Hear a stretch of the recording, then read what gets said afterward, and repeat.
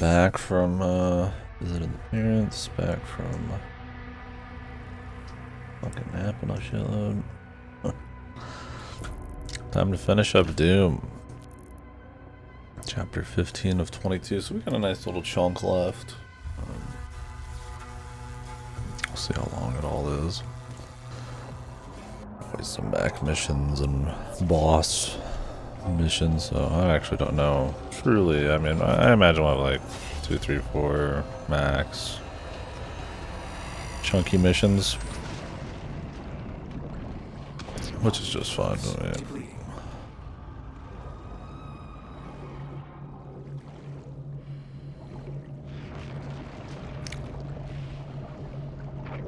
Creedmaker, signal lost. Commander Thera, signal detected.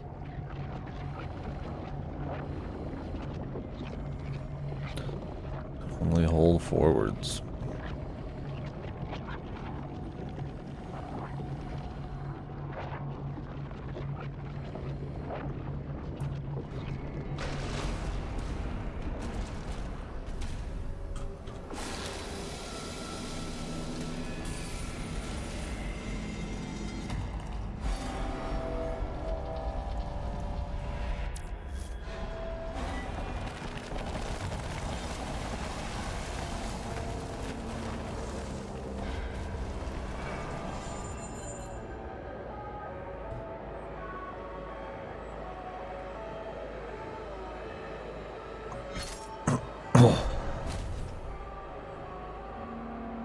Brain Man. It looks like we're opening up with a exploration heavy one.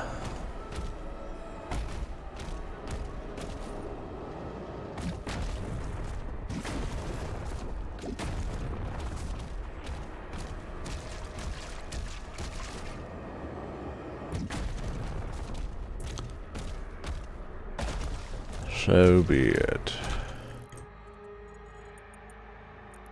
There's all sorts of stuff up high, but I'm not quite sure how we get up there. Passes at least.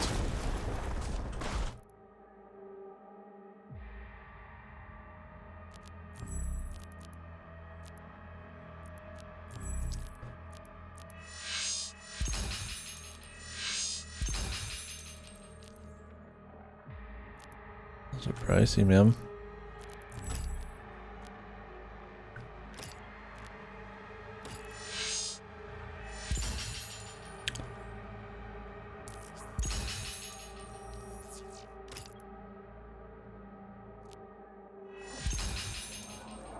I use these, so why not?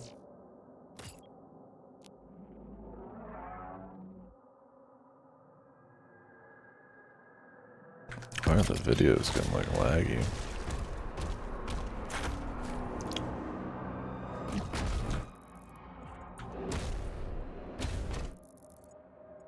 We can't get back there either.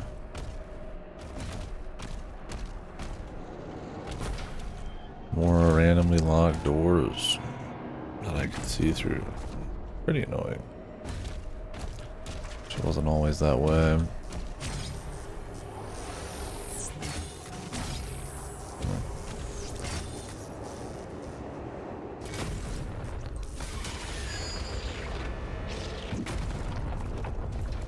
Wow.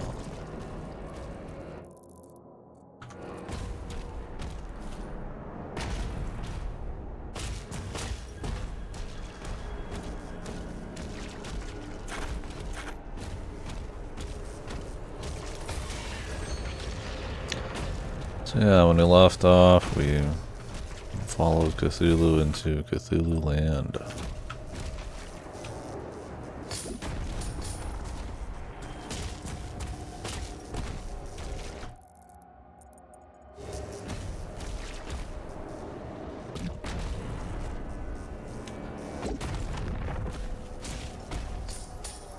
And who cares about the story, man?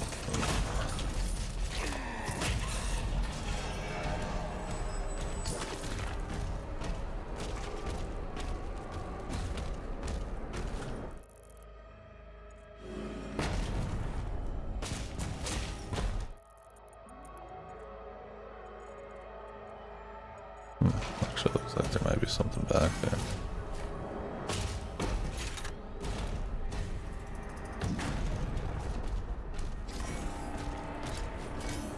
Apologize to him.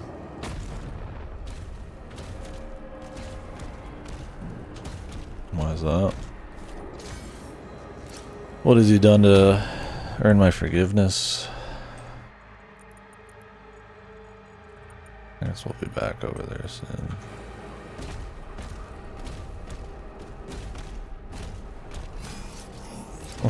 They're calling Starfield boring.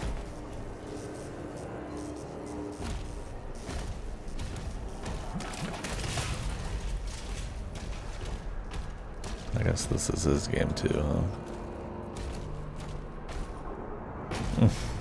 Well, dude. What the? Is that a new Doom spin-off? It sounds boring, man.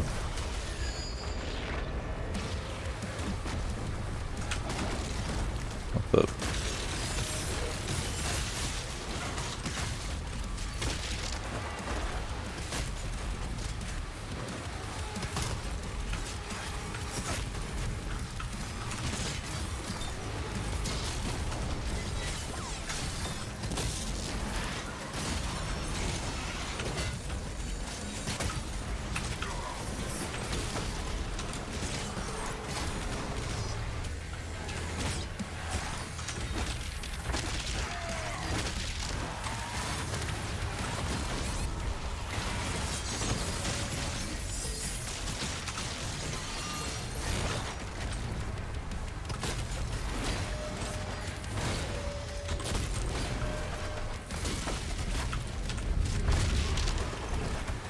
Storm going outside. Yeah, I mean, I'm having, like, I enjoy it, but there's time. Like, when it gets going, it's fun, but it doesn't always get going. It's full of stuff that I think, while maybe cute and kind of like a spectacle campaign, kind of just detracts from something there's not enough of, which is the base gameplay. I think the variety of the base gameplay might be an issue for some people. I think because there's not enough of it, I don't mind it. It doesn't have enough time to really breathe to be like questionable.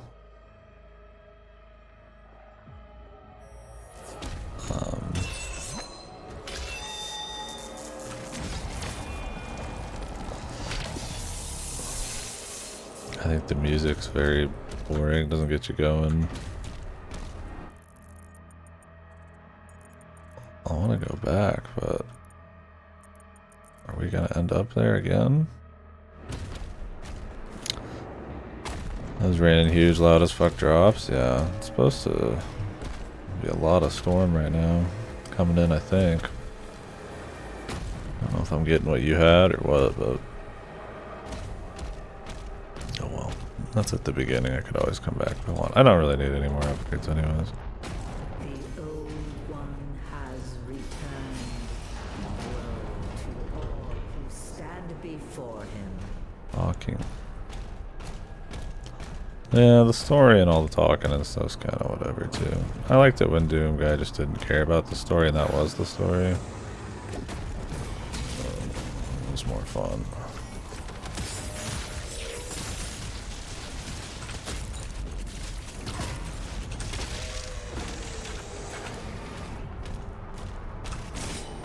Like I said, I respect them for trying some different stuff, and as a AAA game that's actually focused on like raw ass gameplay for the most part, it's really cool, but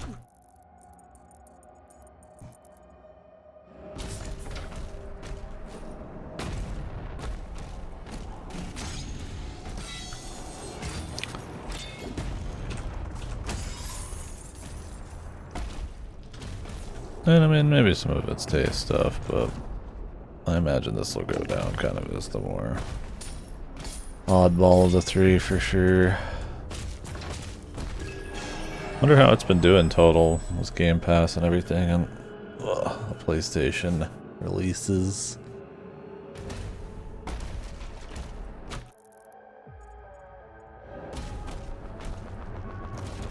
hard to tell with subscription services nowadays.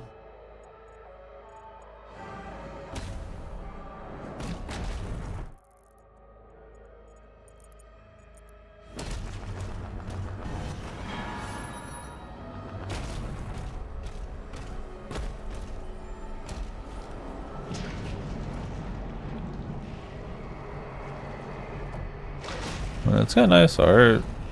Technical level, it's real good. I feel like every time I'm playing it, it's hard for me to like focus. I don't know why. I've had that issue when like my brightness or contrast is weird, I guess. Or FOV, but I think it's just being on the phone. What the hell is this? Back scratcher?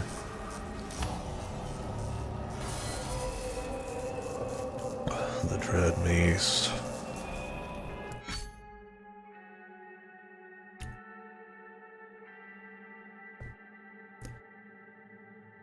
Huh.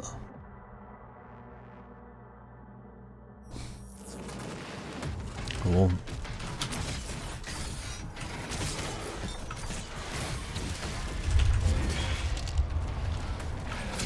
Nice. I'll probably use that one. Nice change of pace instead of just punching a bunch.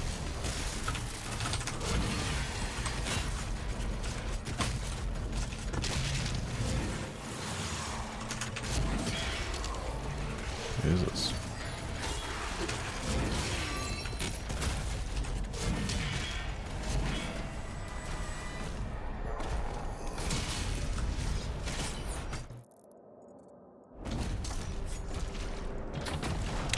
Enough with the locked doors, man. Going down pathways. For fuck's sakes. Supposed to be like an exit? Christ, man. There's always like some story lock or not story lock, and it's hard to tell if there is one or there isn't one. Like, for fuck's sakes, man. I can't some things just be like hidden and we just do them, you know?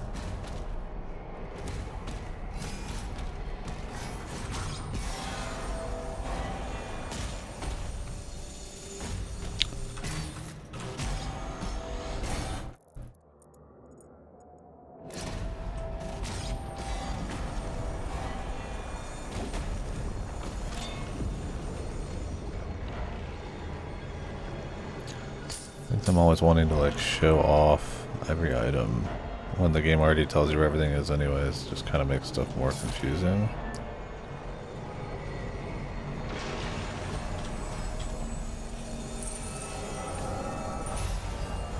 Then you think there's some way to get in the way you're looking at every time. In reality, there's just not.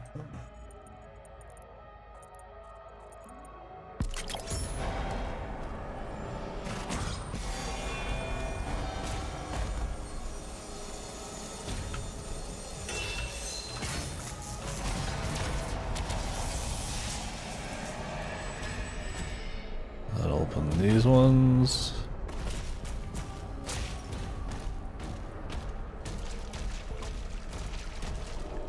Just looking for a different angle.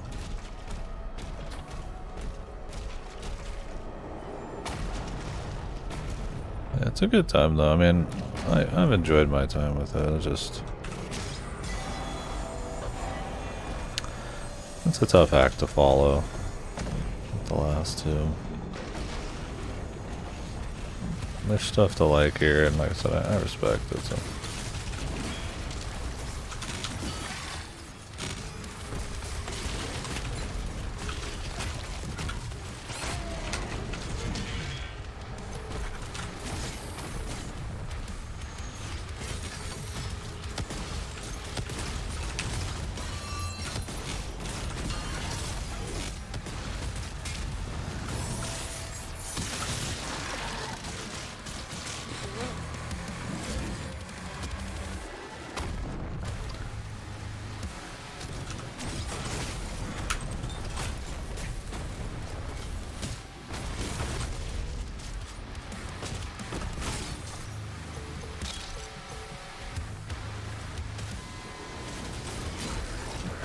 worth it.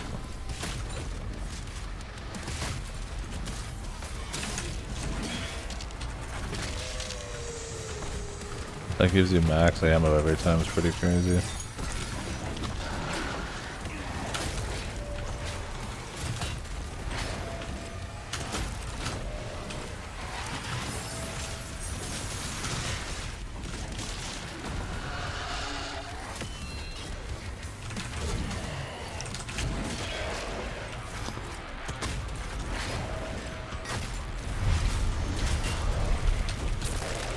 Hopefully my power didn't go out. And when I start the stream finally. We'll probably get to some, unless I decide to do a different game today, some Last Defense Academy and shit, so.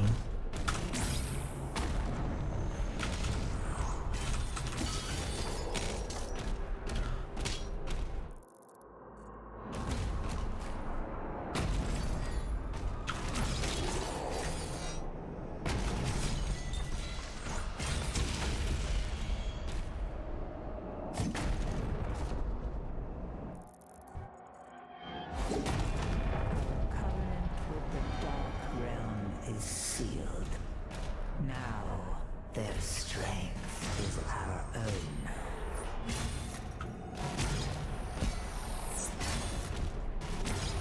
The Dark Realm.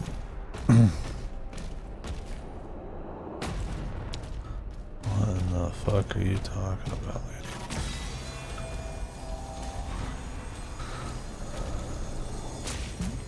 That's my thing, it's like, I mean, is the story like offensively bad?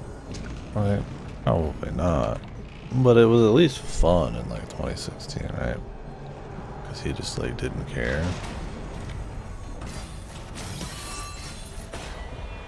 So my thing is more just like, you can ignore it, you can skip it. But it's a shame we can't like have a simple but like fun story. If we're gonna like have one. All the like CBS tier like sci-fi YA vibes or whatever. It's kind of like, it's kind of, they only bring it down really.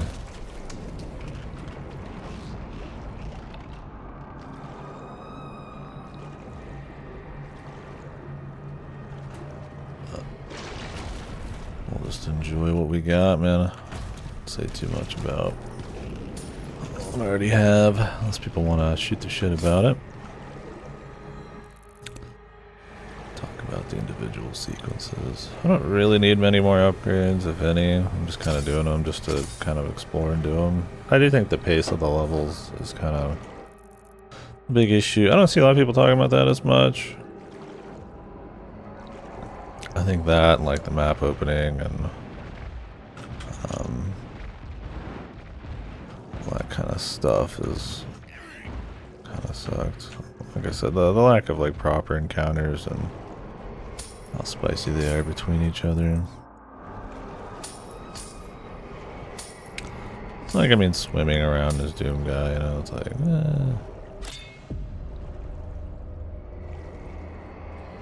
I get that maybe we don't want to always just be like high octane non-stop doing the same exact thing for 10 hours, but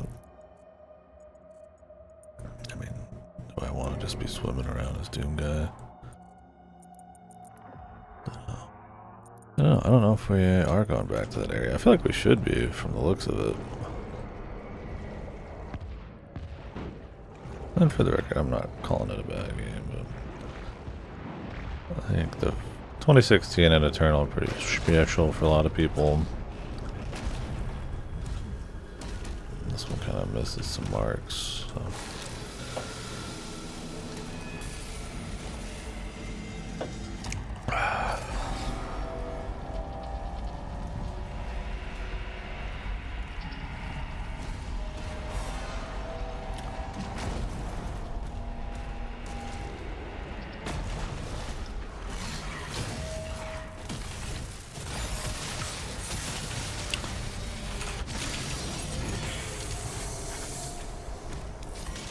That shit fucks, man.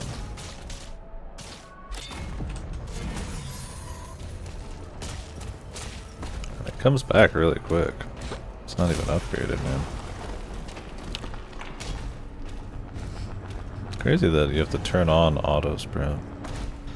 I wonder why they decided to do that. Like I said, I mean, hitting a button that makes you sprint, there is an element of like,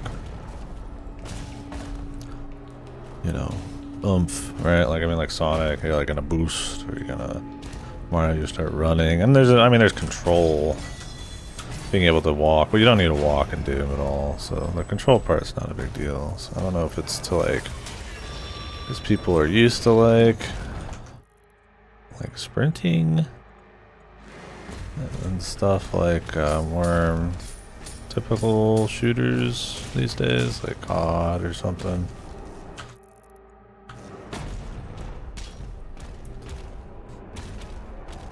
I mean, you can turn it on, but I mean, a lot of people probably never even look at the options, so.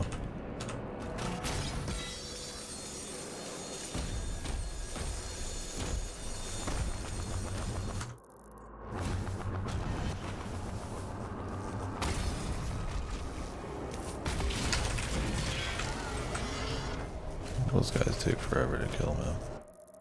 I'm just popping you, brother.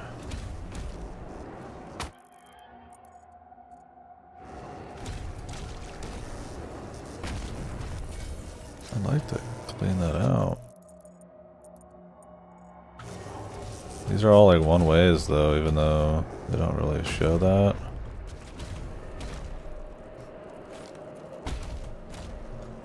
Am I gonna come back?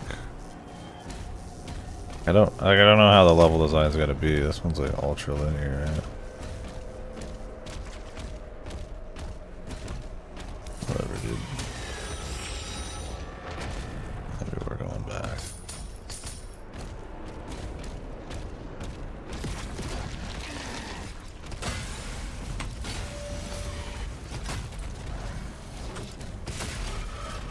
They brought back the Imp Stalkers. Those were, are those just Doom 64?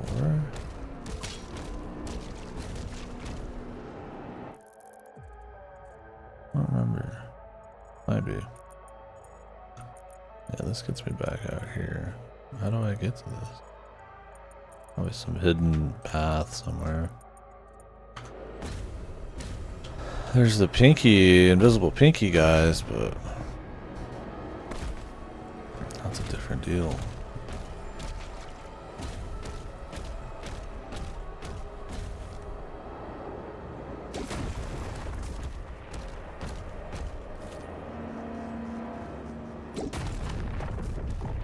Guess we can jump back in.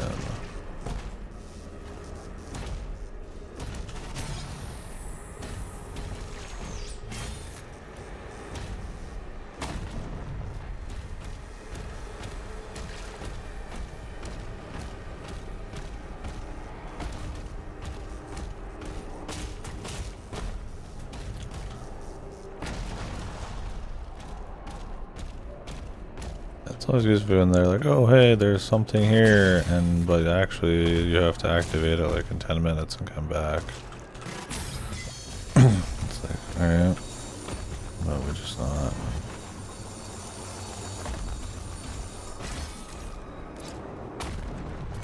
I'll tell you right now, I ain't seeing a way up.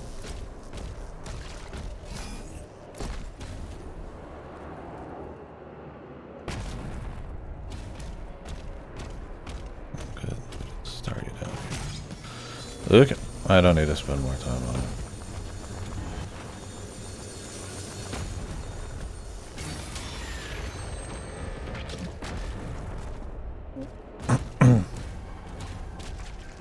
It just looks like loot. And whatever that ends up being. We got the challenges too. What? Parry Caco Demons. Heaven Splitter Storm. Man, I just don't care. Really. I'm kind of tired of like the challenges, bro.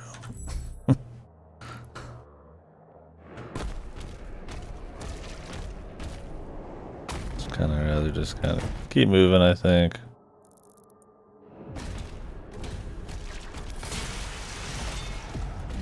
All of the side nonsense is kind of getting there.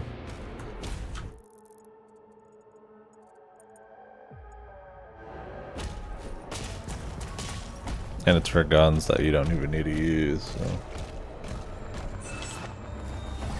I just want to upgrade the mace, and then I'm happy.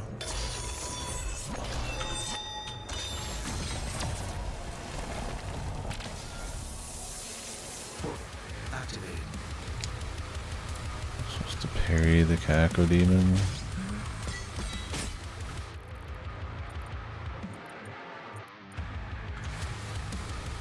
I can't even go back. So if I want to grab this shit, I have to go like way back. Alright, pal.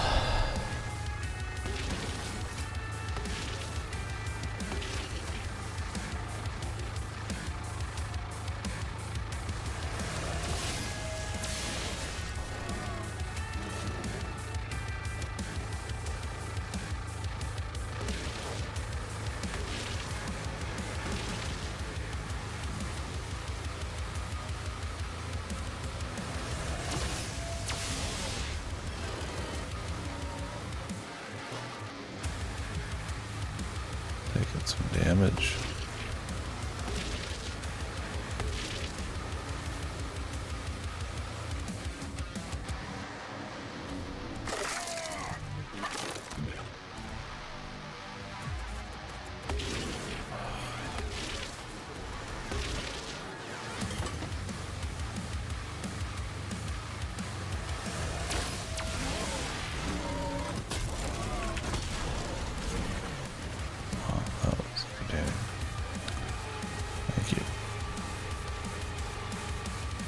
Thank you, Hugo Martin.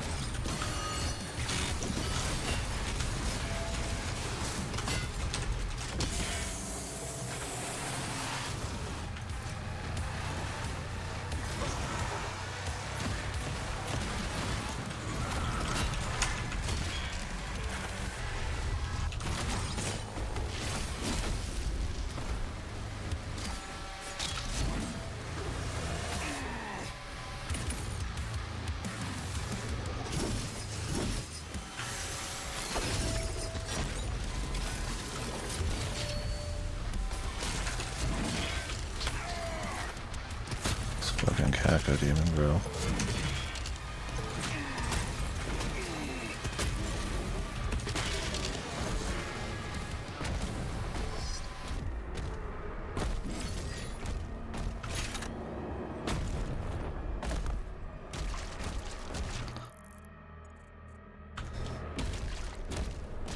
There's stuff up here. I feel like I have to get up that way to do it.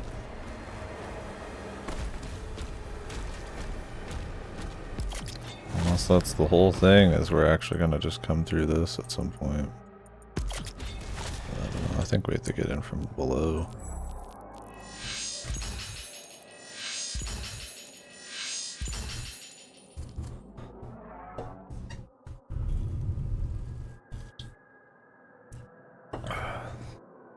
If you parry while you already have a Dread Mace hit, you can just do it again? Okay.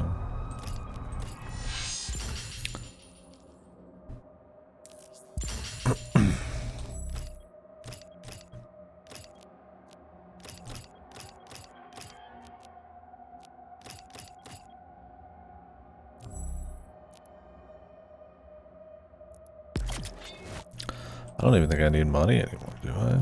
I guess I mean, if I want to just upgrade literally everything, but...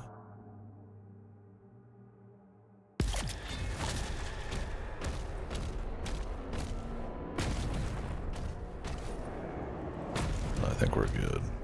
I'm not getting 100% anyways. I've already missed a couple little things.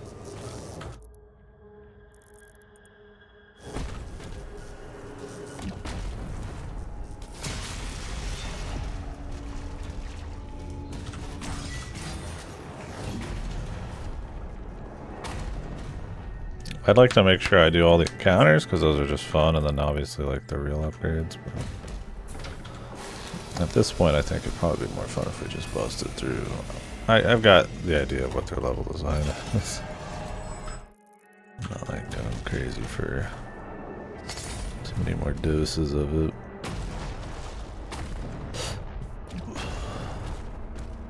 Oh, there's a grab now.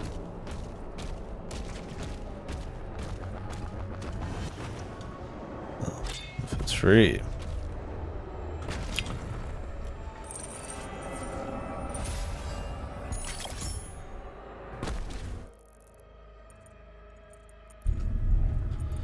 So yeah, there's gold there. I guess we missed that encounter. I don't know if that's... That might be an actual fight.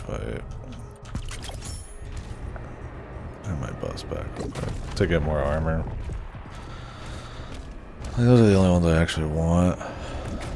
It says it's not the point of no return, but oh, they literally don't let us go back. Okay, cool.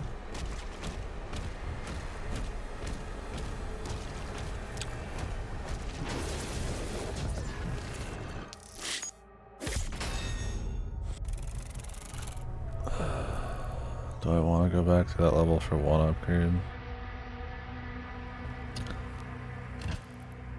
Not in particular, but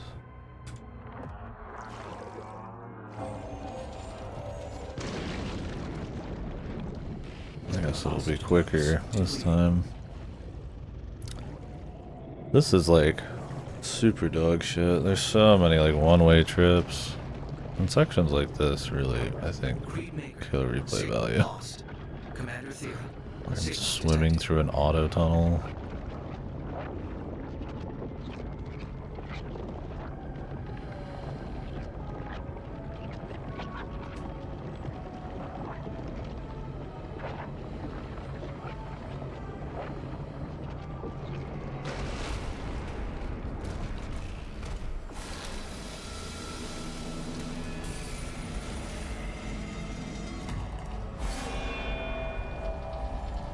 I should be able to start halfway through a level for how long these are.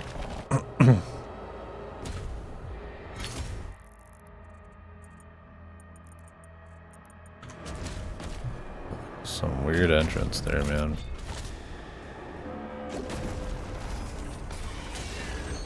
Well, we still be need to kind of just bust through a level and see what that kind of feels like. I mean, we're still trying to get side shit, but...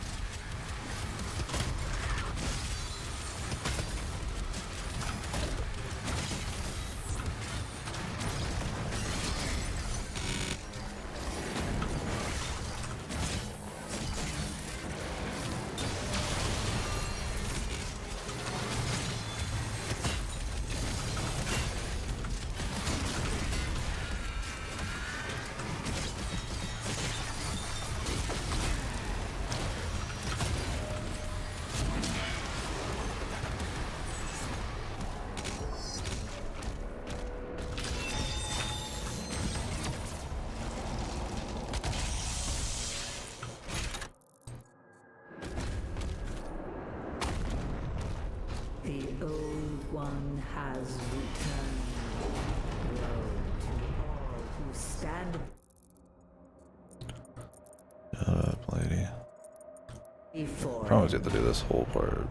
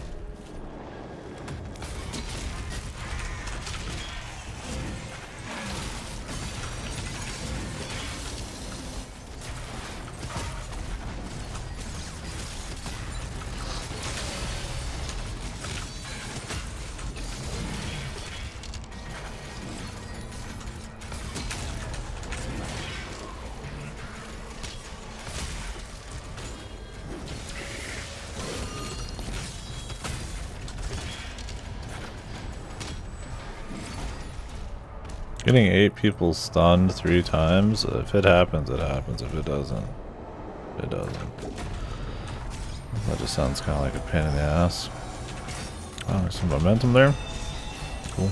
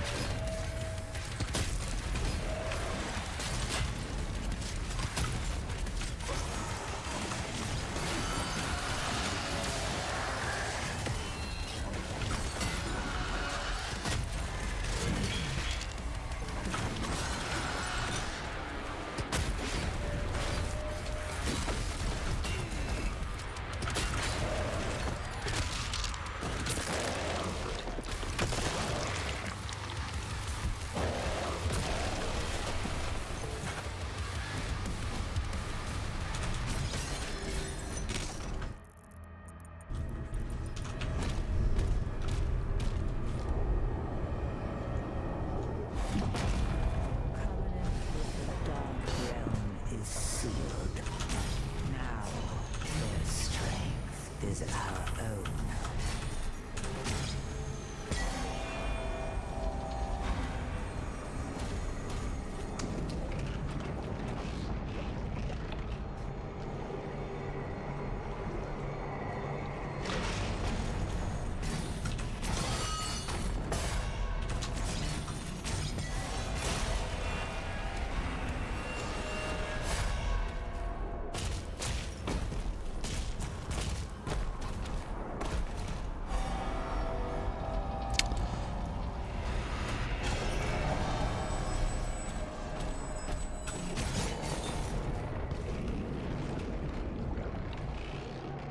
Even just busting through a level, there's a lot of nonsense, man. A lot of like light puzzle platformy shit.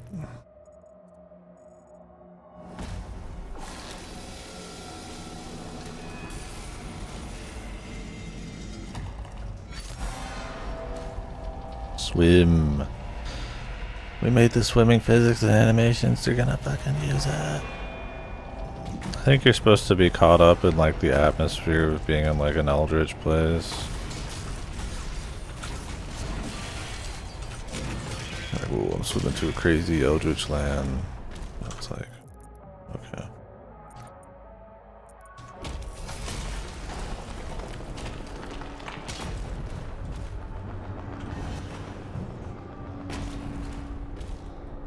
Like, yeah, I mean, it looks nice, but it's also not the series for. So they're marveling at swimming through eldritch water tunnels. So now how do I get to this? This is the whole deal.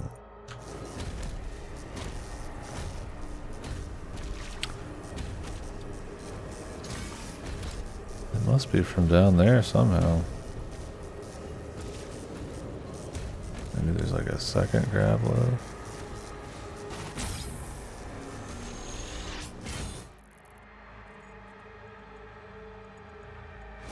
Shows there's something like way high up. Well, the way high up is that, yeah.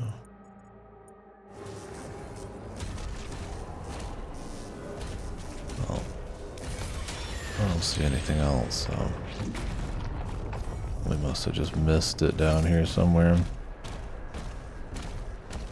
There's some teleporter up somebody's ass I have to fuck with.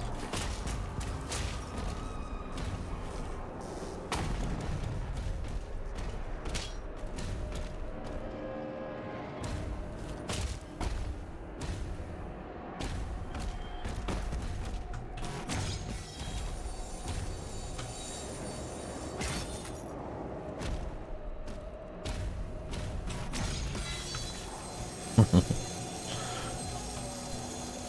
scoring, and that's a fucking shooter, man. My shooter of choice.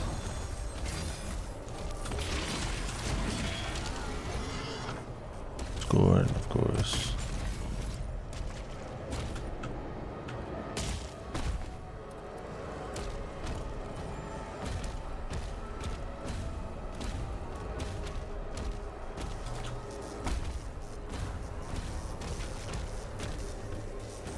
It's supposed to be this. Didn't? I don't like was gonna launch me over there.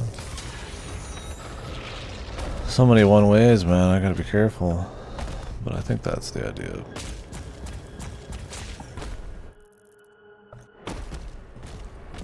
We just couldn't walk back in this room earlier, so.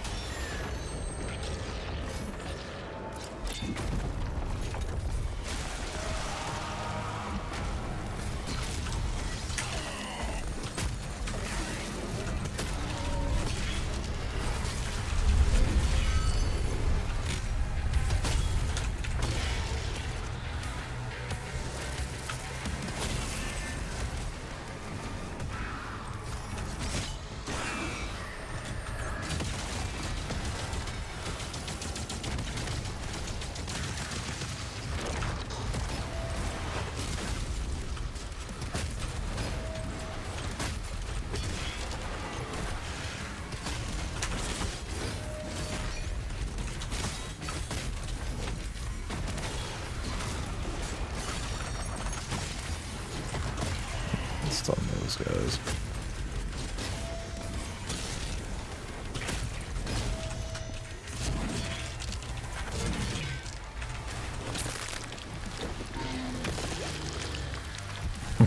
Hit him with the second mesa, but it didn't matter.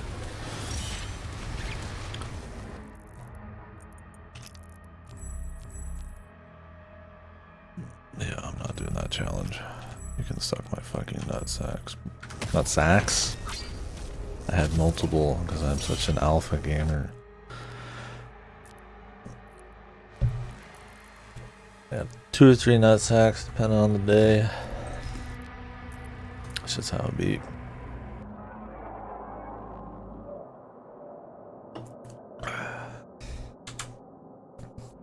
I wonder what the Score devs are up to. Wasn't that game in development for like eons? Oh shit. Linear level followed by open world level? How about a mech level next? Collect both to proceed.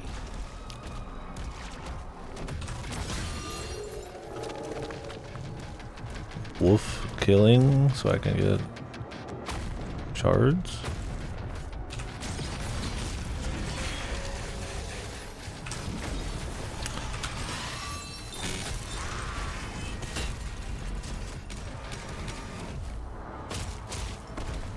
What's up here?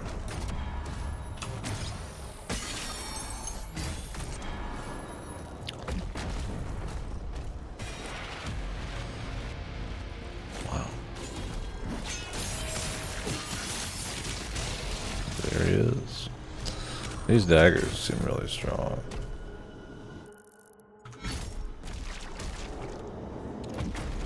That's a big MF from him.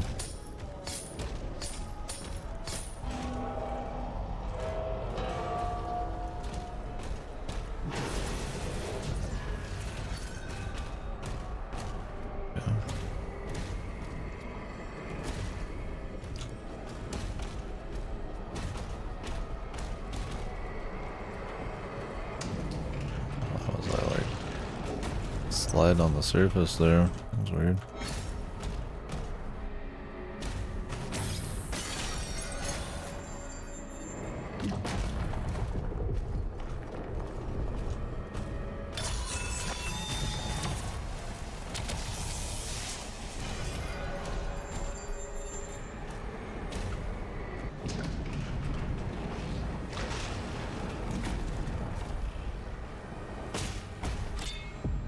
How otherworldly. She surprised me with A room when I wasn't expecting a room.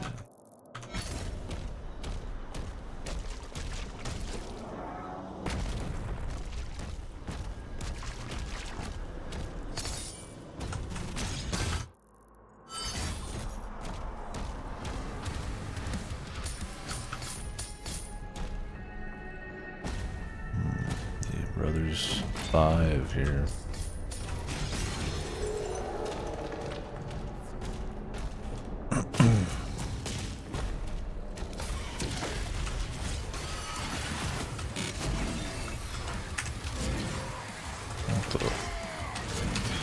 Dodging all my shots, brother.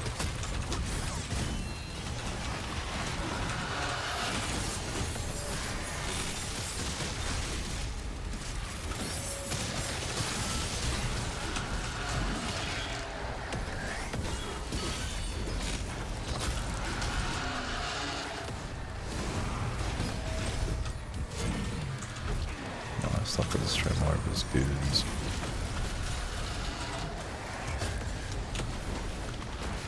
Just can't hurt him in the meantime.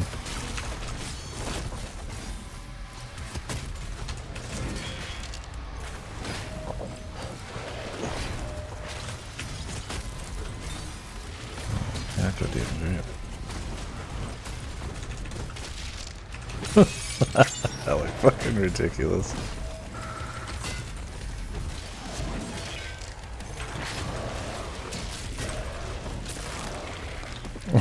So I'm getting pushed back as I'm executing him, so he's like slowly trying to get to him, then I still have to spam it like multiple times. Whatever, man. Funny. Bit funny.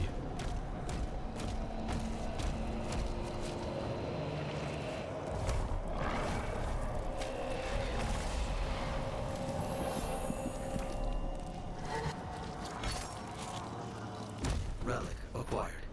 One remaining. MacGuffin required.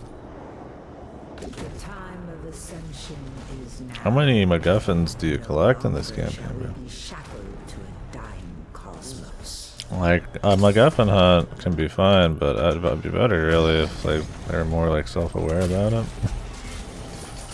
Like they treat it so seriously.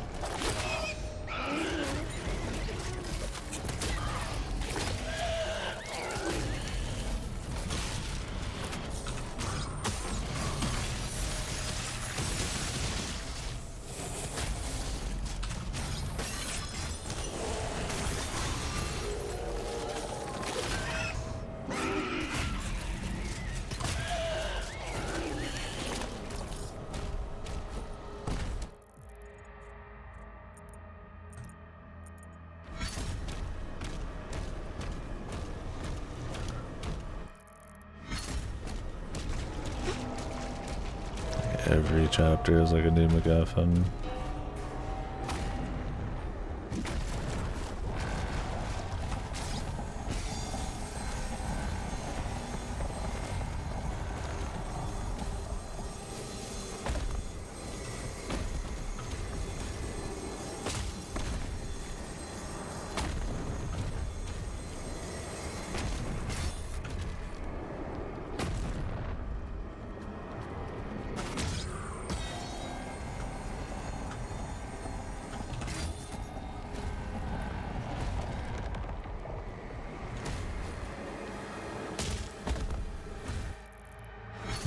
Interesting.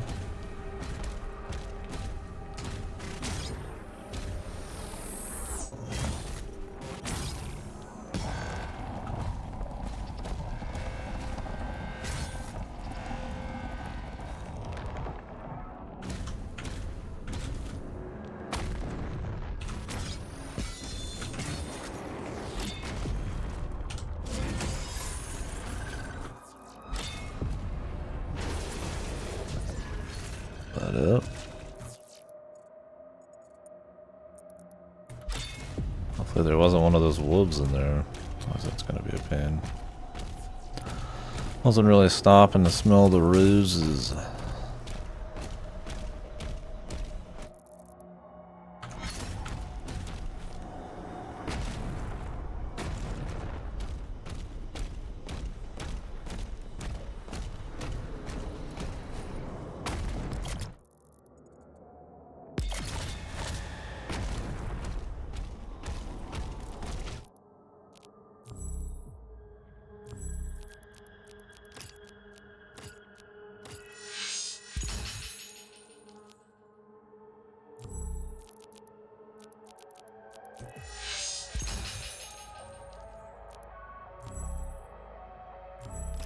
I feel like I'm just fully upgraded, man. I mean, other than like the micro upgrades.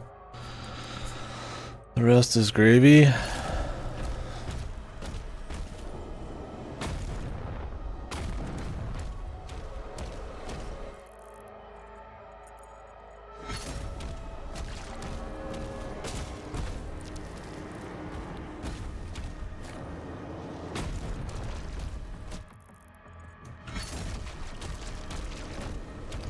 It's weird when they'll do that.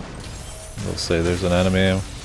It either won't spawn for like 10 years, or it just spawns in like arbitrarily, like way later.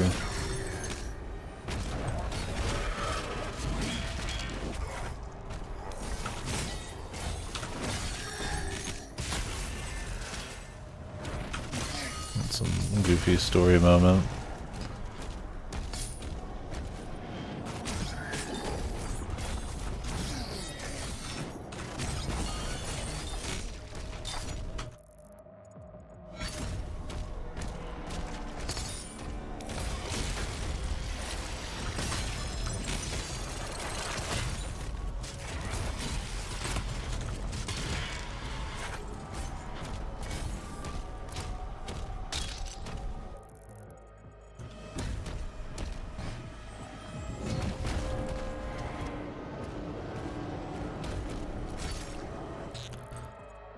Supposed to get there from up there, man. What about all that?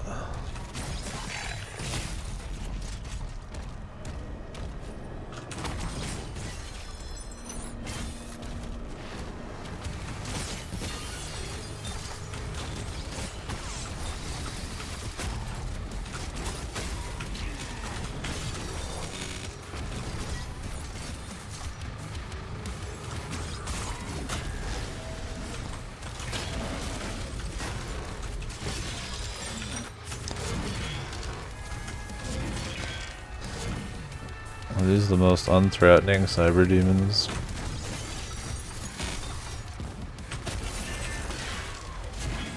They are.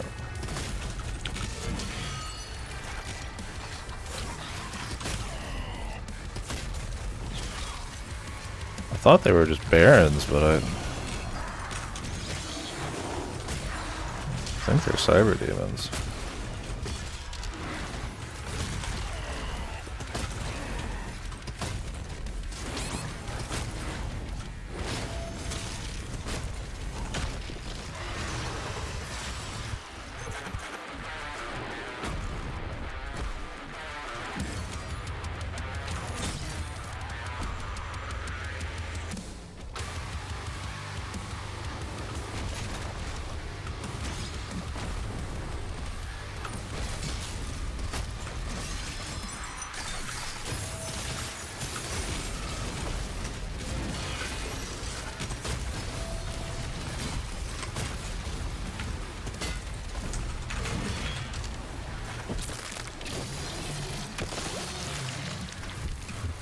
The thing is, multiple melee strikes, like, you don't have iframes or anything, so just one huge hit just seems like way better, man. Especially because it just pops up all the time anyways. Like, why wouldn't I, man?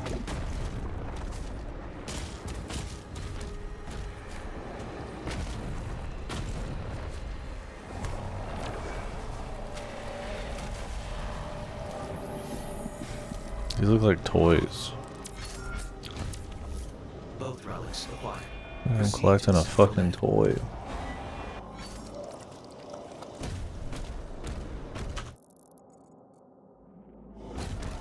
Fucking toy, man.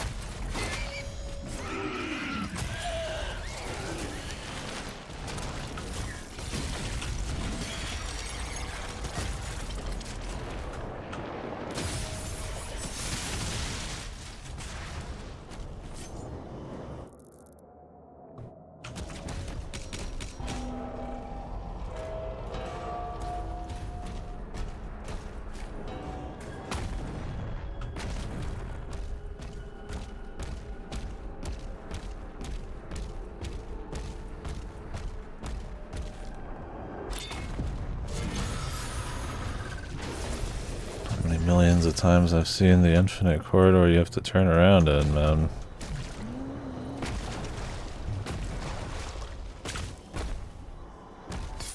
I ain't gonna fucking bother with it for more than 2 seconds, man. How do I open this? It's just money, so I feel like it can't be too buck wild. Around the back, maximum time waste.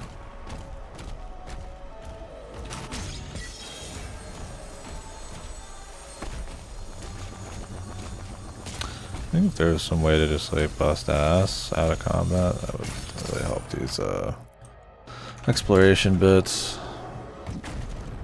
So I couldn't see myself wanting to like replay these kinds of parts.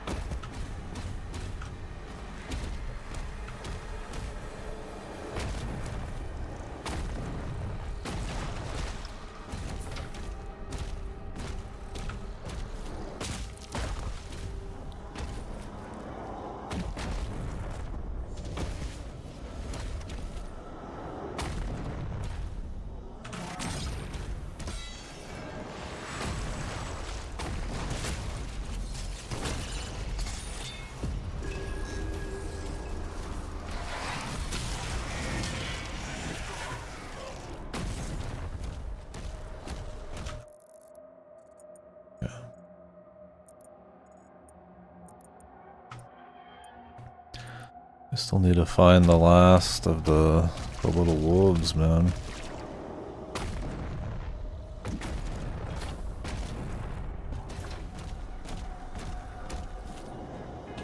And I don't need the crystal, but I mean, I've already done everything else, right? Sunk cost. Gamer cred for 100%.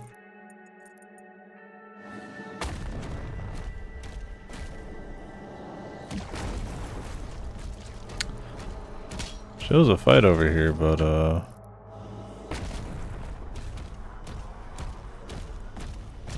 if it's bugged or if it's gonna spawn later.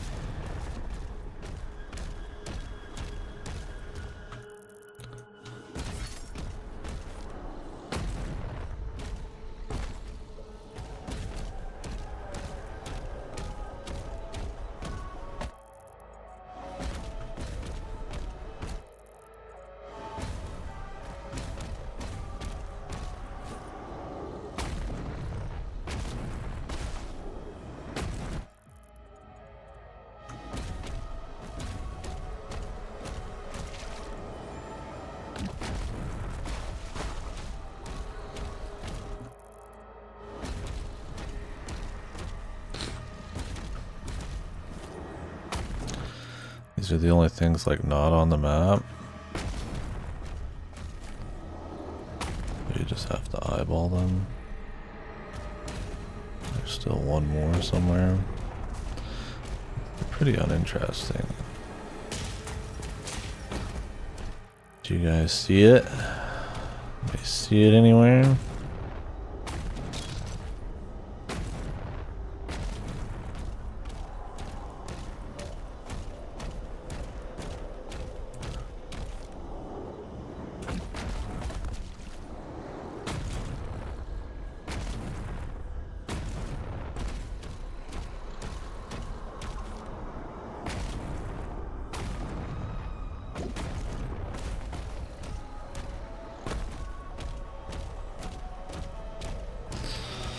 If I don't need the 100%, I'm not going to get the 100% because I've already skipped a few things. I don't need these upgrades.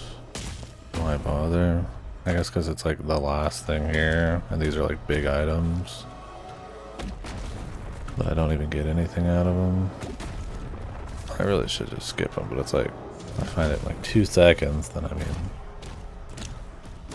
that'd be swell.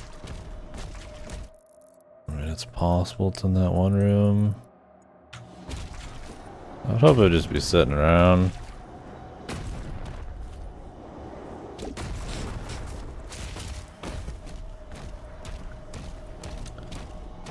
Yeah, this shit kind of adds up. Well, you can't go back into those rooms anyway, so I would hope it wouldn't be missable.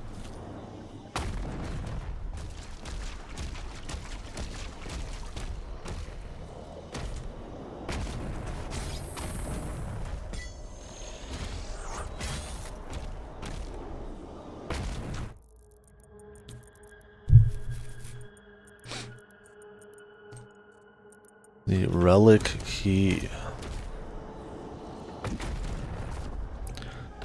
Not even at the MacGuffin proper, just the key.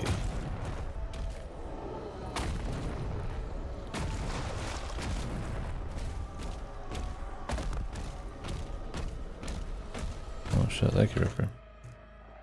My chat eating messages. Watch to earn drops. We're earning drops in here. Drops on, guys. Drops on. Heck in hell, you can get you a fucking Doom guy in a banana hammock drop. That would actually be sick.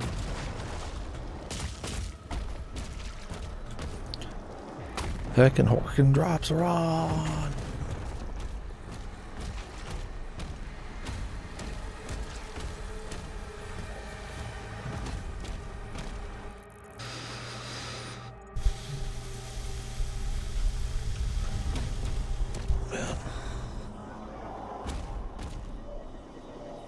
So we got that one.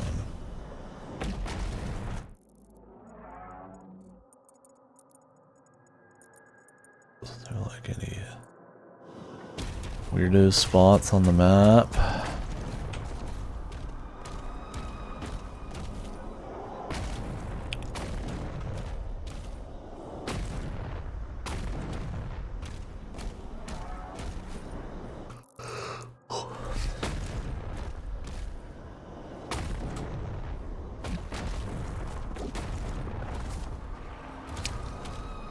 I'm about to say fuck it. You did it? Yeah. I stopped it myself, but I still need to delete some of the stuff I finished up. Oh, there's a challenge too. Kill 20 or more dudes with a single BFC shot. Don't care. I hate the challenges.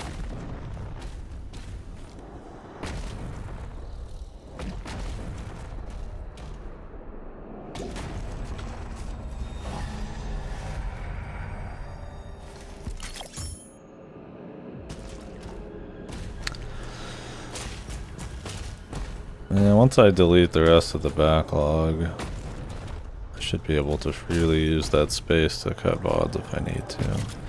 Lately I've been just like stopping the stream before 12 hours and restarting it, or... The stars bleed and the void calls. No, I guess that's it.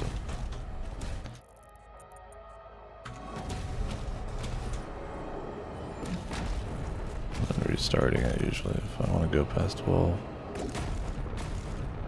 Do I have to use it there?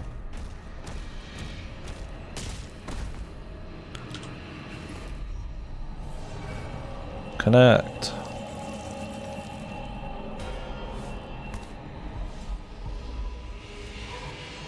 Couldn't we just use like some super glue on that?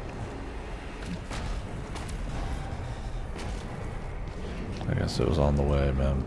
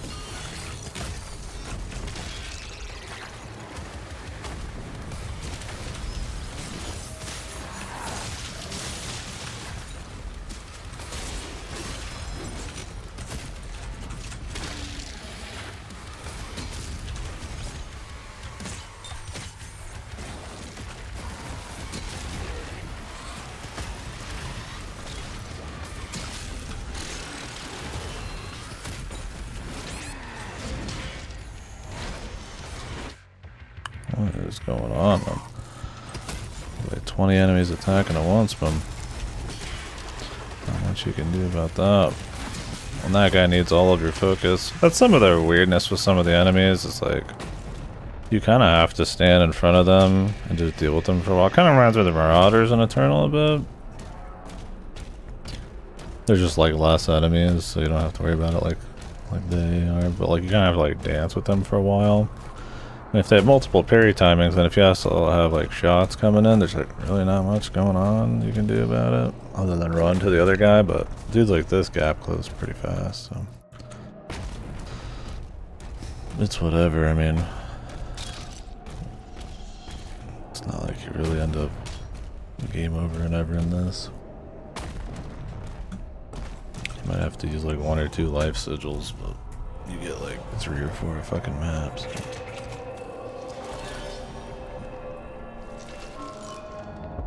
Yeah, I don't know. I'm gonna do like a parry, but it's not like the most wild parry thing. Kind of dance for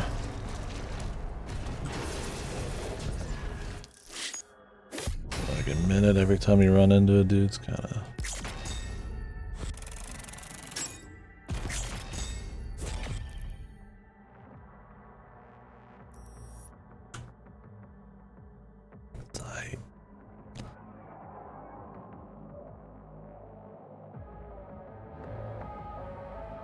It's fun, but it's also like, it's kind of the same every time.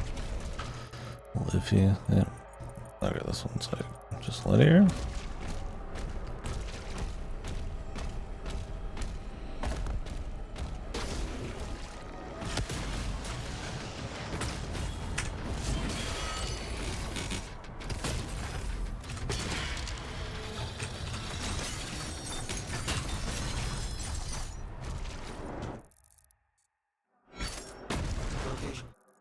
As long as we get this one right here.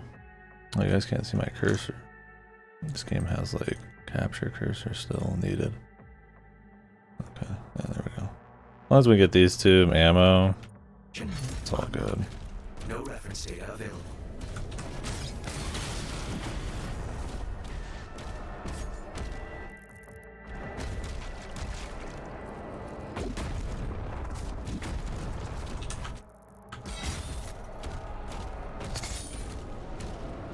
Cool. That is nice visuals and shit for sure. Cannot be denied on that.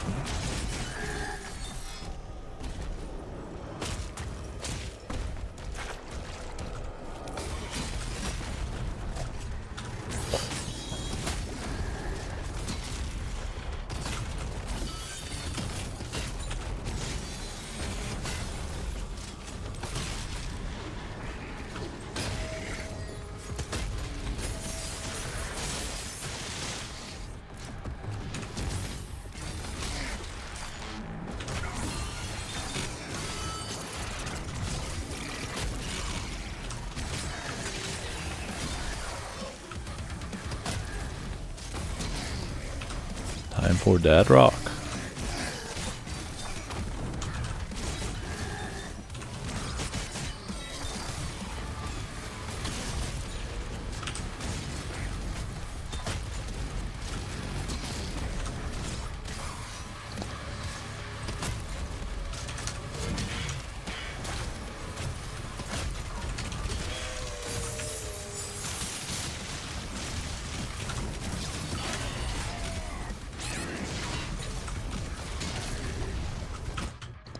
What the? These are like the super high health versions because there's a leader or whatever.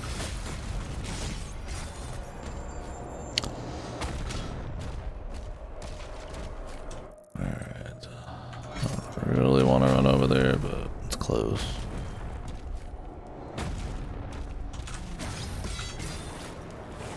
I should switch weapons more, but I don't know. Super Shotgun's fun. Sometimes you just don't feel like it, man. Super Shotgun, it's fun because you're just like weaving through, like doing melee, which is kind of what the game's about. sitting back and like dodging shit's cool, but there's some guys who just have like hit scan shots. They want you to get in there, in and out, and doing shit like that. The only problem is when you start dancing with a big guy like there, you get fucked. So you kind of need to think about that and deal with every little guy first, as they add up. Sure.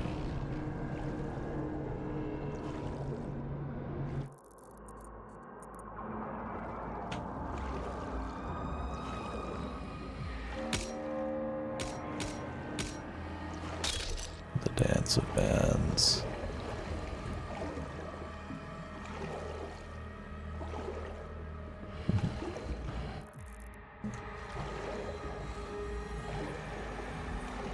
Thank you, fellas.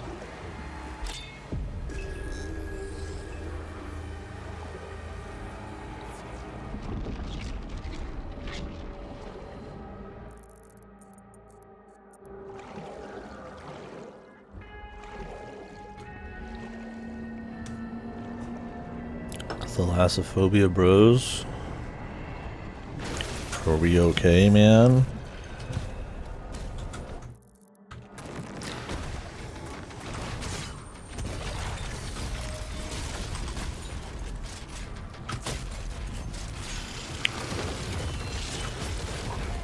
This guy, you block one of his hits too and your shield breaks. Makes it awkward to parry him. He might be a good one to use the bowling ball and all that on. Like, I just don't think I have anything to use anymore. I think this is everything, so.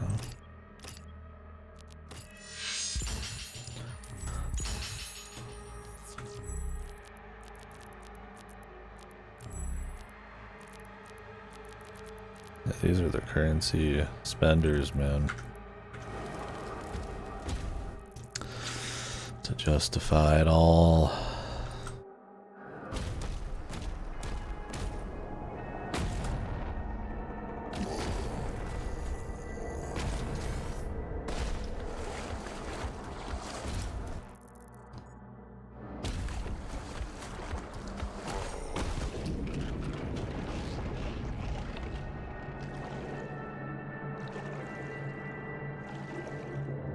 Swimming?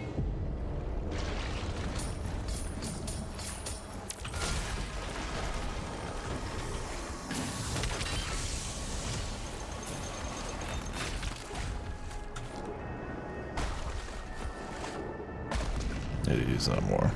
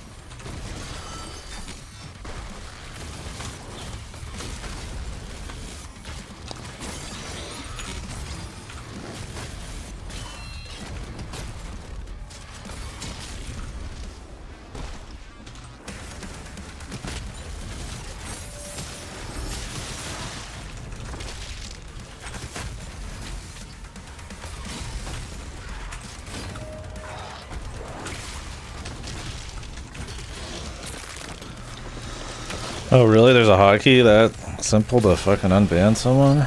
I guess if you're like a power user.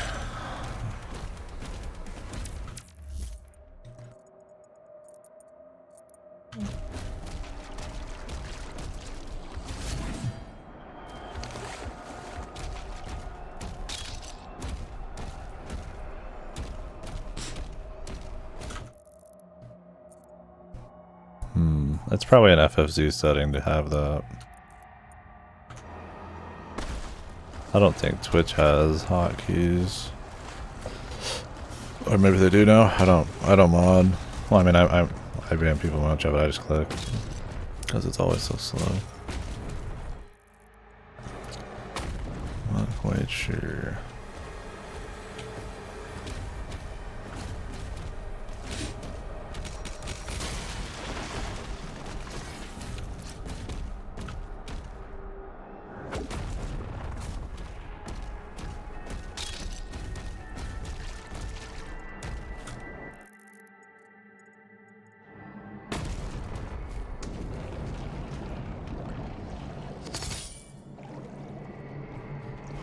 I swapped to CPU streaming.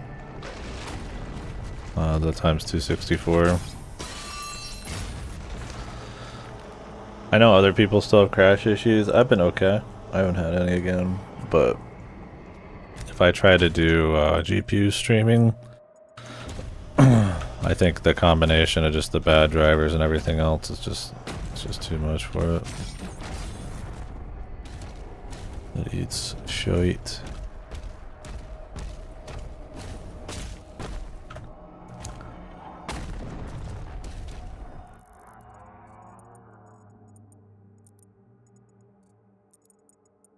The gate.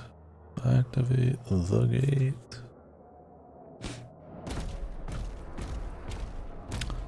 So I need to move this thing out.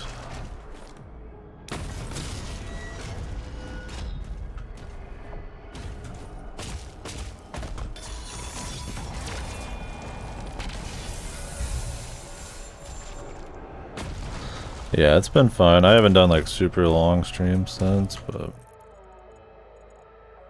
it's been fine with this kind of streaming. Hopefully everything gets fixed, because I mean GPU streaming's probably looks better. I don't know if you guys can even tell, but I mean, then again, it's like for big games that actually use the GPU pretty heavily, it's like regardless of how efficient NVENC is, the NVIDIA shit, it might be more worth pushing it to the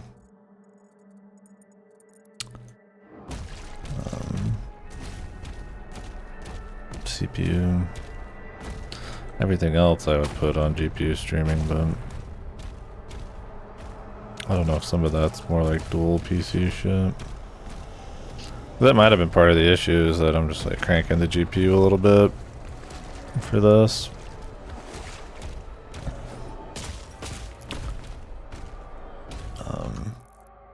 And it just blows up the stream. So if there's like driver issues, which there is, maybe it just doubles is the problem.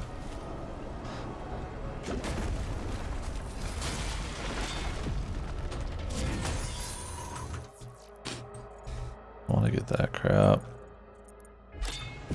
That crap.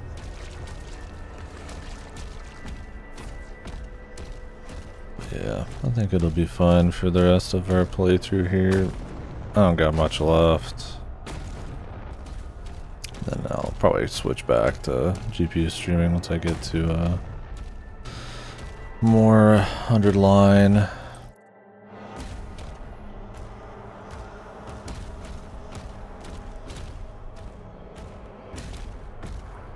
don't know how we get up to this. Unless we go through the gate and it's gonna take us there.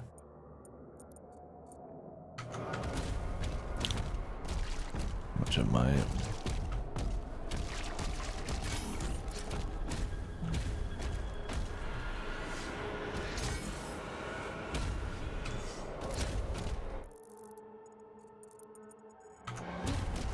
As you can see, that's where we want to be, but I don't need anything. I mean, all I need is this ammo up, and I don't even know if the shotgun has any more ammo upgrades. I don't know where you can tell.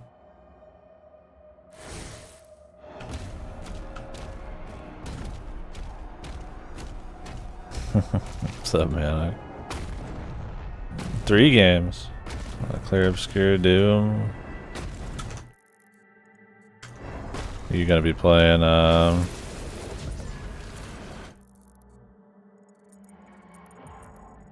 line? Yeah, I guess we just skipped that whole area.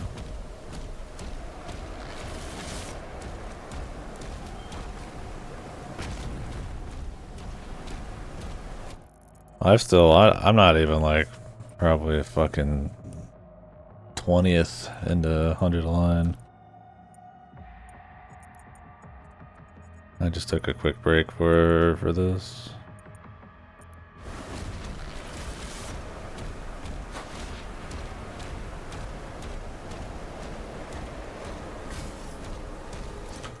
No, this is the same map, just different.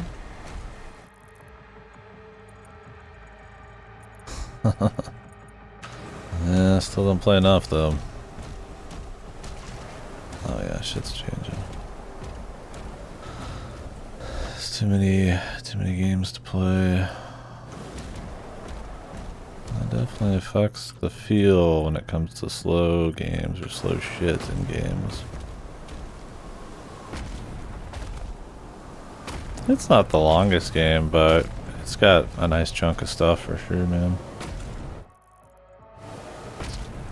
I mean, you're used to playing long stuff. I think you'll be alright.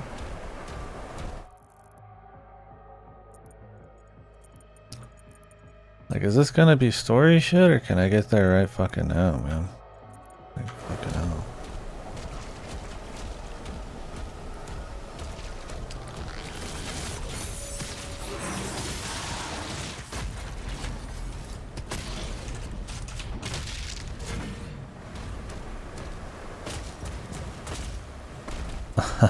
I 100%ed it, and I think I had like 60, 70 hours, and I'm slow, man, so maybe you got less than you think.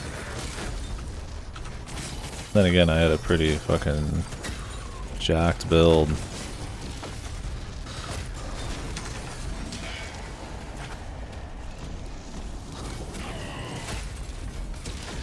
That sped up the last bits.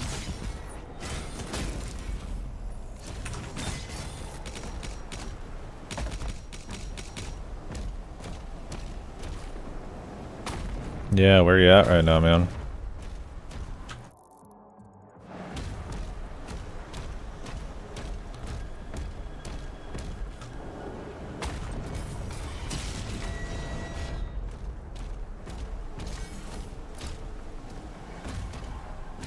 What the fuck? Is this really? Good God, this is backtrack hell. The Endless Tower. Nice. Yeah, I did that. Yeah, that was one of the last things I did, so I cranked through it pretty quick. But on a replay, I'd probably do it, some of it a little sooner for some of the bonuses, and I would do the end of the game up to the right before the last boss, because that shit's super under-leveled. There's a lot of nice pictos from it, but that was the last thing I did, so 'cause I kind of wanted the story to be like the final thing. Yeah, Act 3 has a lot of side shit, man. I spent a good couple streams just going at it, man.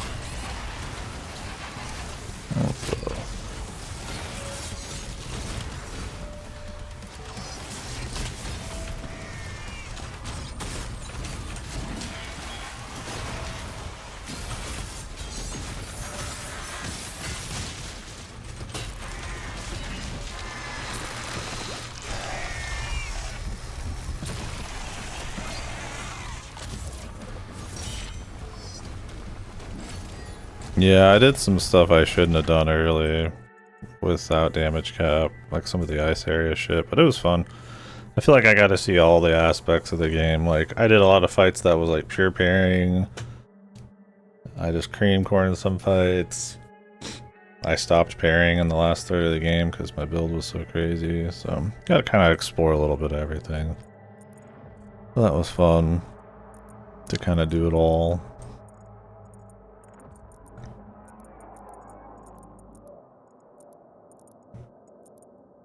Alright, we can just continue the game now. I don't care about these upgrades.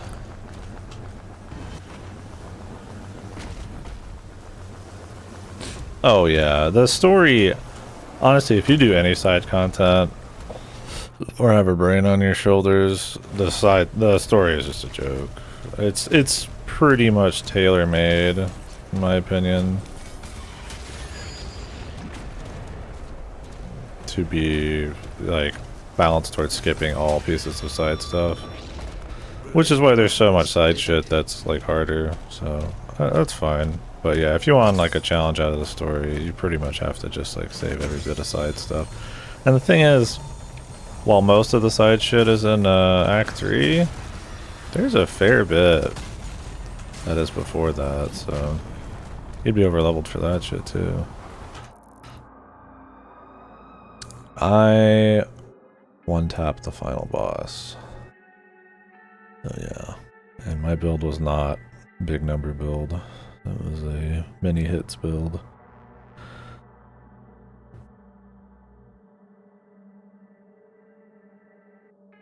Yeah, they patched out one of Male's moves a little bit. Like they balanced it. Because you could, I don't think there's a limit. Yeah, you were doing like 500 something million or some shit. But yeah, you can get as high as you want. I mean, not as you want, as I mean, as you can muster. My build was a multi-hit build.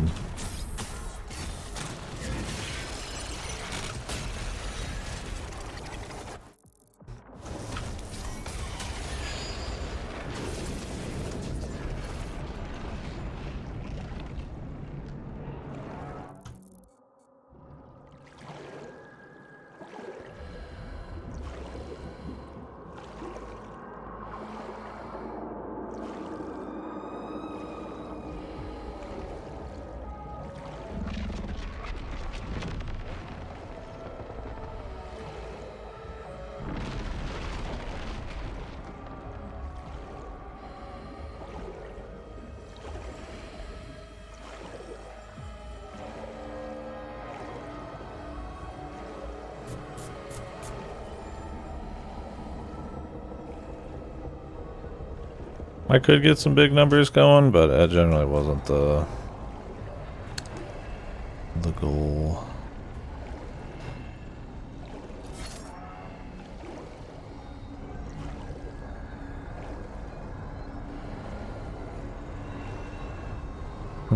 Yeah.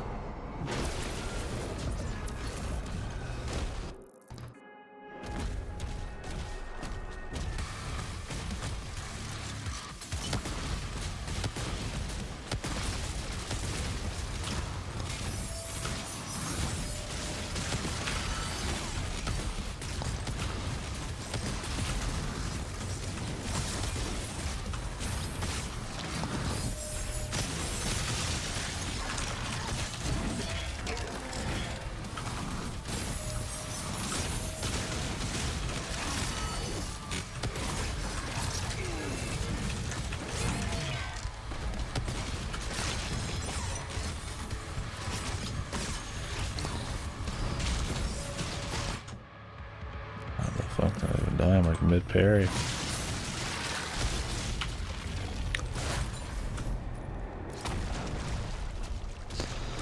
We got life sigils.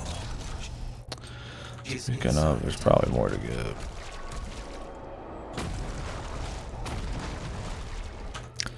Now in this you have like a couple revives you can find at once.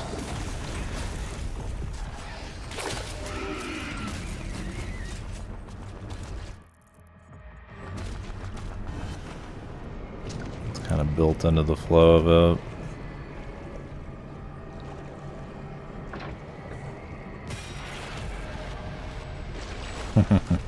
Exactly. Sure, I was right. In context and out of context.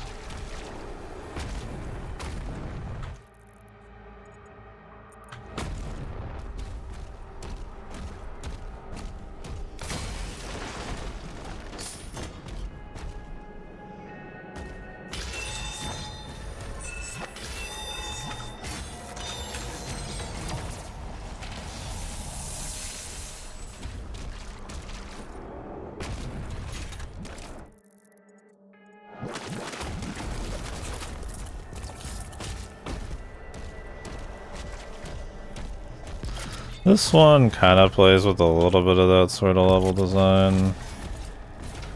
It's not the game's strong points, I will say that. If it was more like that, I guess that'd be fine if they really wanted to take it in that direction, but they don't. It's just kind of a lot of waltzing around.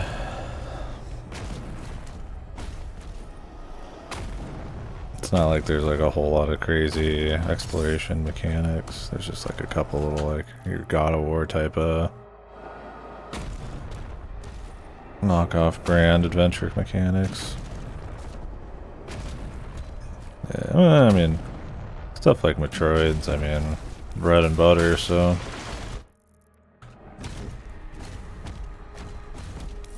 I think anything with some exploration or sci-fi or shooting, I mean, it's probably gonna come across that way.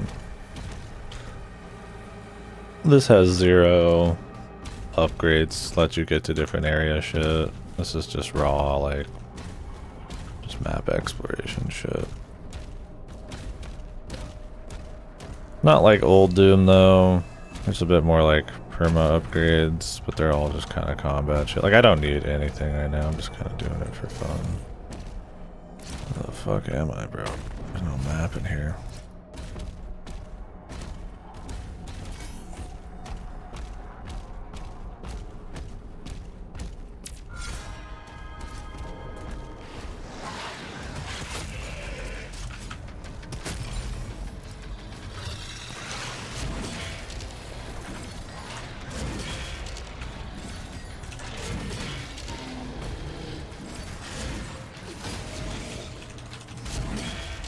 I don't know. I think it's only would feel like Metroid Prime on the surface. And it being like sci-fi. I get what you're saying, but yeah. In practice, they're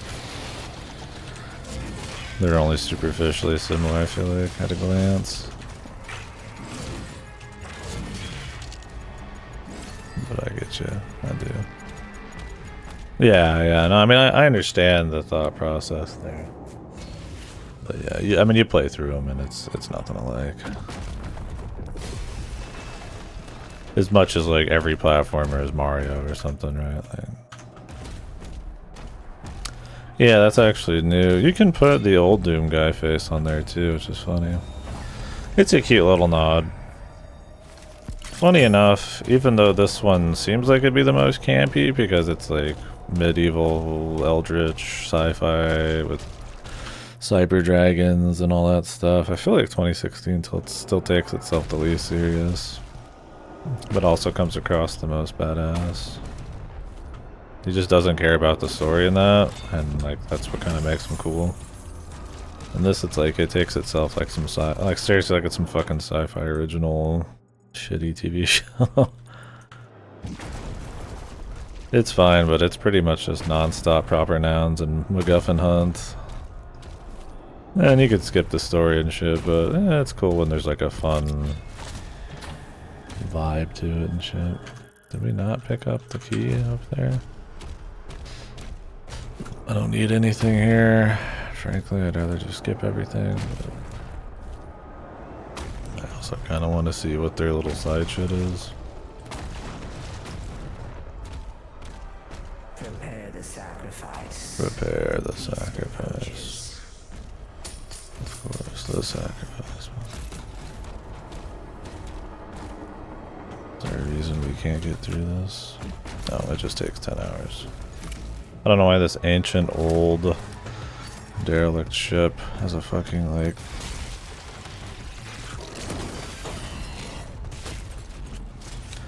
has like a mechanical door that has to open up. It do.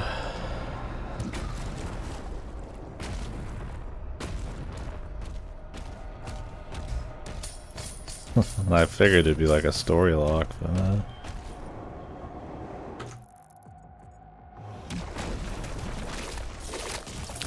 The Beast. Can you guys guess who the Beast is?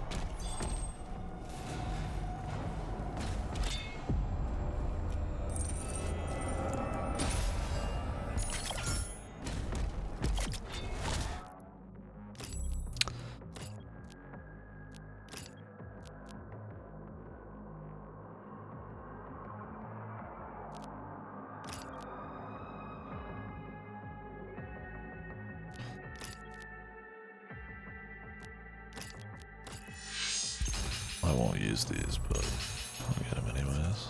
It's whatever.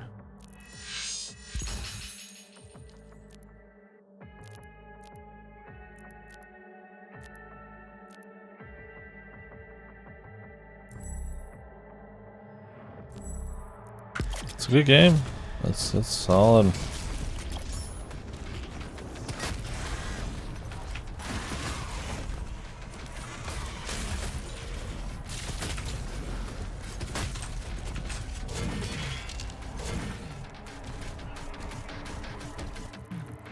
I thoroughly enjoyed it, and I respect it pretty well. So,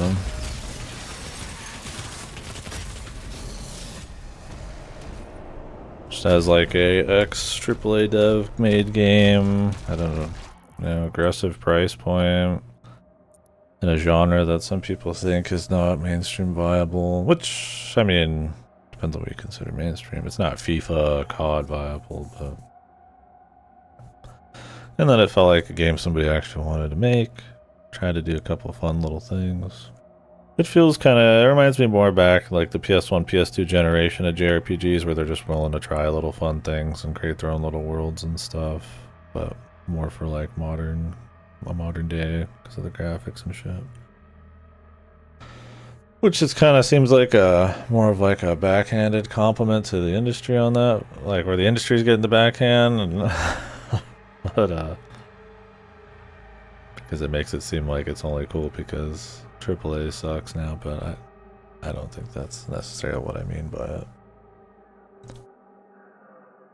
I mean, there's indie games coming out left and right that are super passionate, made by people really cool that are doing things that are not considered big money, but I mean, it's cool seeing any indie dev or something close to it get a success. I think it being bigger budget and stuff probably, I think, tips it for a lot of people. Whew.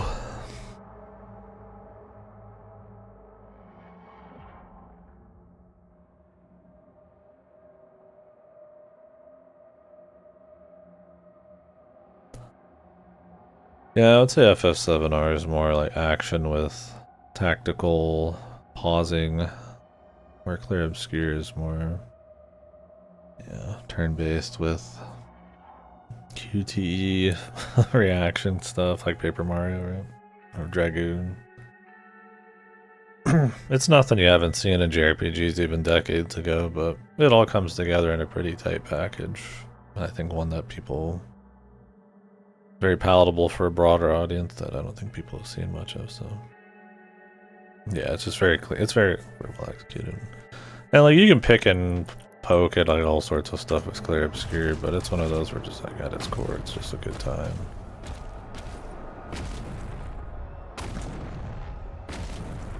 Like old JRPGs, right?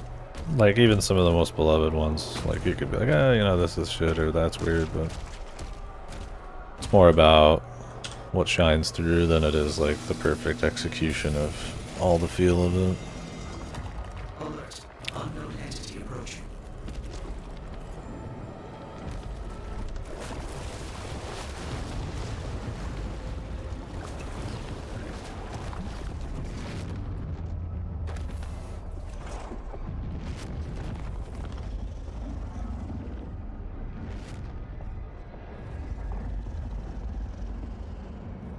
Cthulhu, man.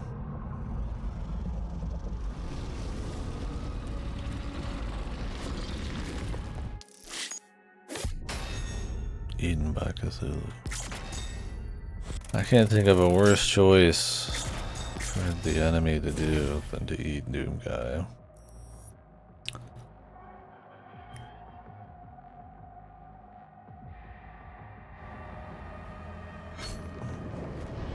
The only place you probably really couldn't handle him. You have been ingested. Vital signs stable.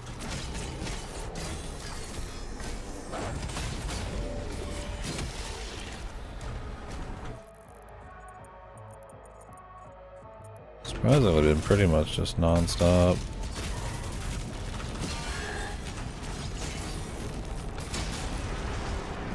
Non-stop, back-to-back exploration zones. Major organ located.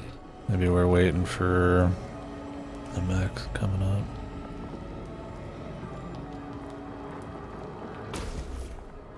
That's how they try to sell them. Greater or less effectiveness. It's at its best when they don't say it like that.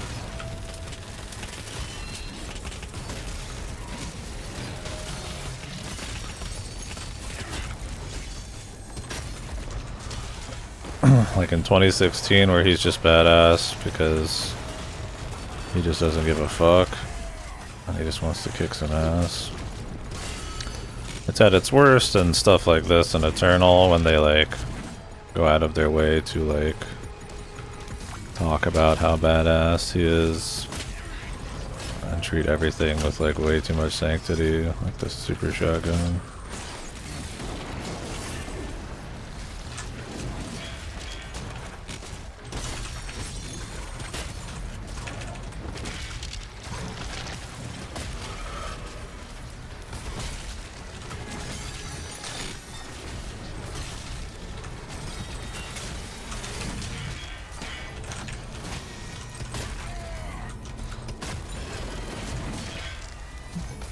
A bit more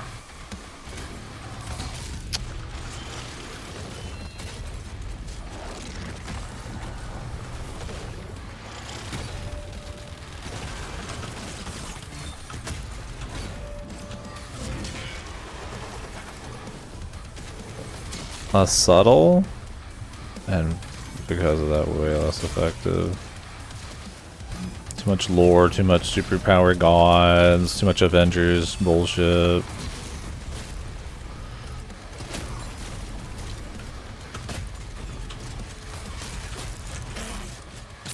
Like he's badass, but they're like, I almost feel like desperately trying to make him badass. When like a Samus or like Doomguy or 2016 Doomguy is probably like the most overt you could be. It's more just like, well, of course he's badass. Look what he's doing, you know.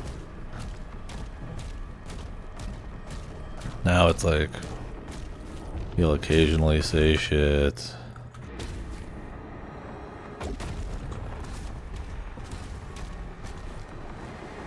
Everybody will treat him as like, I mean, like people would be like spooked by him in 2016, but it's just like how they do it, how in your face it is,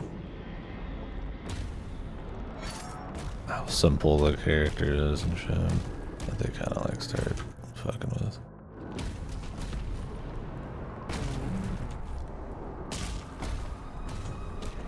I've seen this quote a lot, or this discussion of it. Apparently, like Hugo Martin or whoever the fuck, they wanted Doomguy to be kind of like in like early RoboCop, where RoboCop is like you'd see him, but like there's like scenes where it's like you just hear him, or you see him through like glass, and everybody's like, "Whoa, it's fucking RoboCop! That's crazy." But like it's cool because he's kind of like a myth, legend thing. He's kind of rolling around, so they want to treat it like that. But then, like, as you go through the RoboCop series, it's like way more like blatant fan servicey RoboCop wankery, and that's kind of where this one's at. Like instead of like kind of having that like subtle, kind of like I would say like old Metroid compared to like Dread. Dread does it fine enough, but kind of like that where it's like way more in your face, like swagger and like sucking it off a bit, but like times 1,000, right?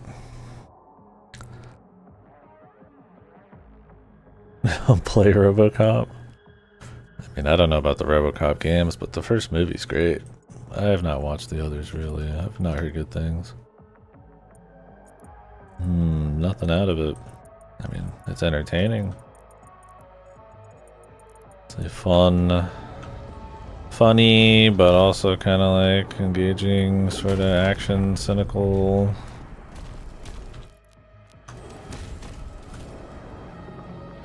Kind of movie. It's really good. I watched RoboCop for the first time like 5 years ago, and I really liked it. I've watched it quite a bit since.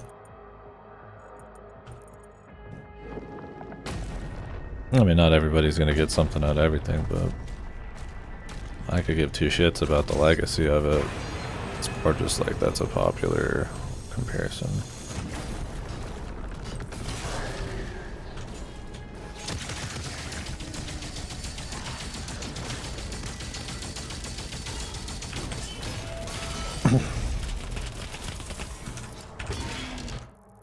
I do feel like this is actually way better.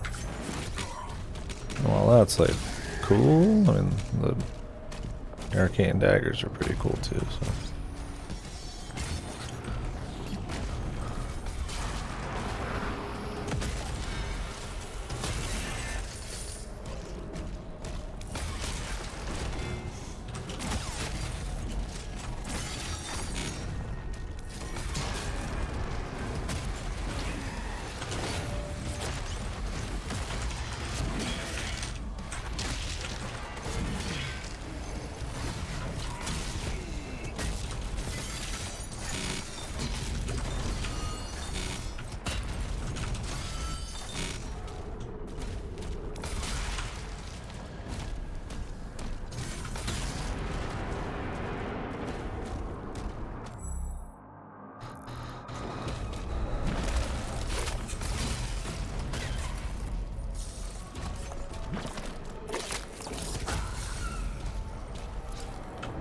Yeah, I mean, I would already say it kind of is in a lot of ways. I mean, think about over the years. I mean, sure, gaming's just gotten bigger in general, so I mean, AAA games are just gonna sell more. But the AAA, like the super like big budget AAA stuff, well, it still comes out like this and stuff, and it's cool. There's a lot of them that fail, and a lot of IPs that aren't catching. A lot of like Concords. Marathons exploding now because they stole a bunch of art. Like, what big IPs does Sony like really have? Like they're cranking out that aren't like, you know, like Spider-Man or something. It's like, and I think a lot of that is like, well, one, price, two, the unviability of like $400 million games to a certain extent. And you're gonna have your outliers like GTA and stuff, but just think about the amount of indies that have how big the indie scene's gotten and how much more relevant it's been. And it's like, I'm not saying things would infinitely grow for the indie scene, but it's more prevalent than it's ever been. You know, games like Hollow Knight are, you know, a lot of people come out for. And I mean, your average dude bro doesn't give a fuck, right? You know, some kid playing Fortnite probably doesn't give a shit. You know, some COD guy or, you know, FIFA guy doesn't care, but you know, the big amount of people that are kind of into not even gaming as a whole, but just like popular gaming. I think indies have gotten bigger in that sense. Now, I guess more to your point, like, how does that actually change AAA and stuff? I don't know. I don't know if you see more investment in smaller stuff. I don't know if you see more ballsy shit. I don't know if you see just doubling down on price hikes, monetization, platforms, publishing, like Microsoft, right? You know, they've pivoted to being a publisher. I don't know. A lot of people are saying right now it's gaming is saturated, so you're going to see companies move to trying to nickel and dime the current consumer base more. Which, like I've seen some people say, do it at your own peril, man, because there's a point where it's like the quality you're getting out of a big game. I mean, unless you're just like a visuals slut, I mean, only it can take you so far, right? In the face of all this other stuff that comes out. Now, I mean, you could say as a whole, maybe, depending on the times, indies might be affected, but we'll see. I mean, in a simple way, something like Clair Obscur getting a shitload of sales, while it might not change everything at its core, there's definitely going to be influence.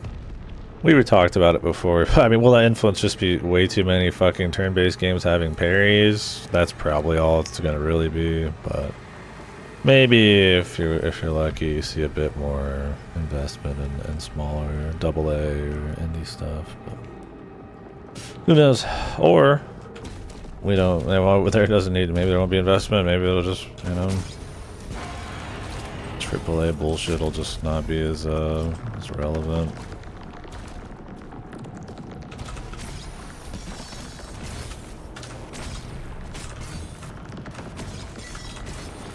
I don't know. We'll see. I was already playing, but I kind of want this fun. We're getting a high gear. I didn't hear how fun. It was already a game nobody's waiting for. Yeah, I mean, I think Bungie's fucked at this point, sadly. The people working there. It's been nothing, apparently, but horrible times for them right now.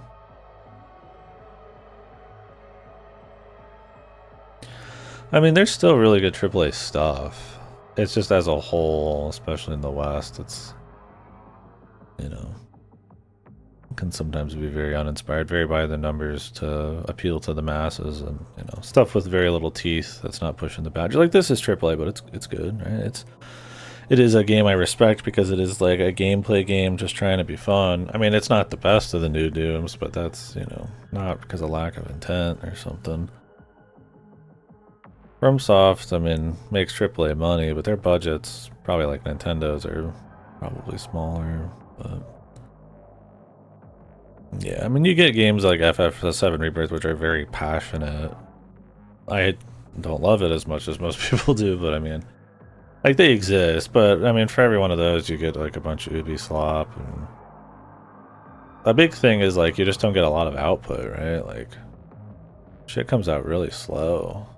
So there's a point where it's just like, how much people care? I mean, I don't know. I think a big thing that you've seen some of these people pivot to is like, yeah, like remakes and remasters and shit to try to make up for stuff. Living in the glory days, but I mean, I don't know. How long can you like squeeze IP, right? I mean, look at like the Star Wars these days. Like, it probably still makes money, but that IP has like dwindled from being squeezed way too long with either shitty spin-offs or too many like, or any, I mean, like Jurassic Park and stuff. And in video games, it's remakes. Like, stuff like Doom's cool because it's just kind of like trying to do something new every time and trying to put out something solid, but yeah. I mean, if you want to play remakes, that's not wrong with it, right? I mean, like, Oblivion did really great for them, but like, there's a point where it's like, you can't just play remake. You can't just do remakes. I mean, you can't just play remakes, but like, I mean, something has to be able to be remade, right? I mean, I don't know. You just keep remaking the same game over and over again. I don't know. Some people have said it's like, well, nowadays it's like the backlogs are insane or whatever, and you know, that's a big thing, right? You know, everybody can just play all these old games and stuff, and I think that's kind of a iffy point. People want new shit. They want to get hype on stuff. I think the biggest thing about that is not that people will just get caught up in their backlogs, like a heavier gamer like you or I or something. It's that there are games that just exist forever, like Fortnite, right? Like, yeah, that's an old game, but it's still relevant, right? And I think that's a big thing that's changed, right? You'll see people talk about it, but it's not just a battle between games anymore. And Xbox, I think Phil Spencer said this, it's a battle of attention. It's a battle between games versus social media versus like TV versus, you know, your phones and shit. And as far as like big AAA kind of wanting to get the medium bigger or some shit, right? I mean, gaming would never ever die, right? I mean, there's too much passion, and honestly, would it be a bad place if it was just like crazy indies? Like, probably not. But I mean, having more people into games does create more options for money to get around and indies to get funded and stuff. So I mean, you don't want games to like become super niche, but yeah, it's complicated for sure. So you'll see a lot of people try to kind of like ascribe something to what's going on, right? Like there's no doubt that AAA consoles especially are having a moment for sure. But there's still big successes. There's still, you know, like your Indiana Joneses or Dooms or stuff that's like more budget, like Yakuza. Like that's maybe considered AAA, but it's probably like a Nintendo AA kind of budget, right?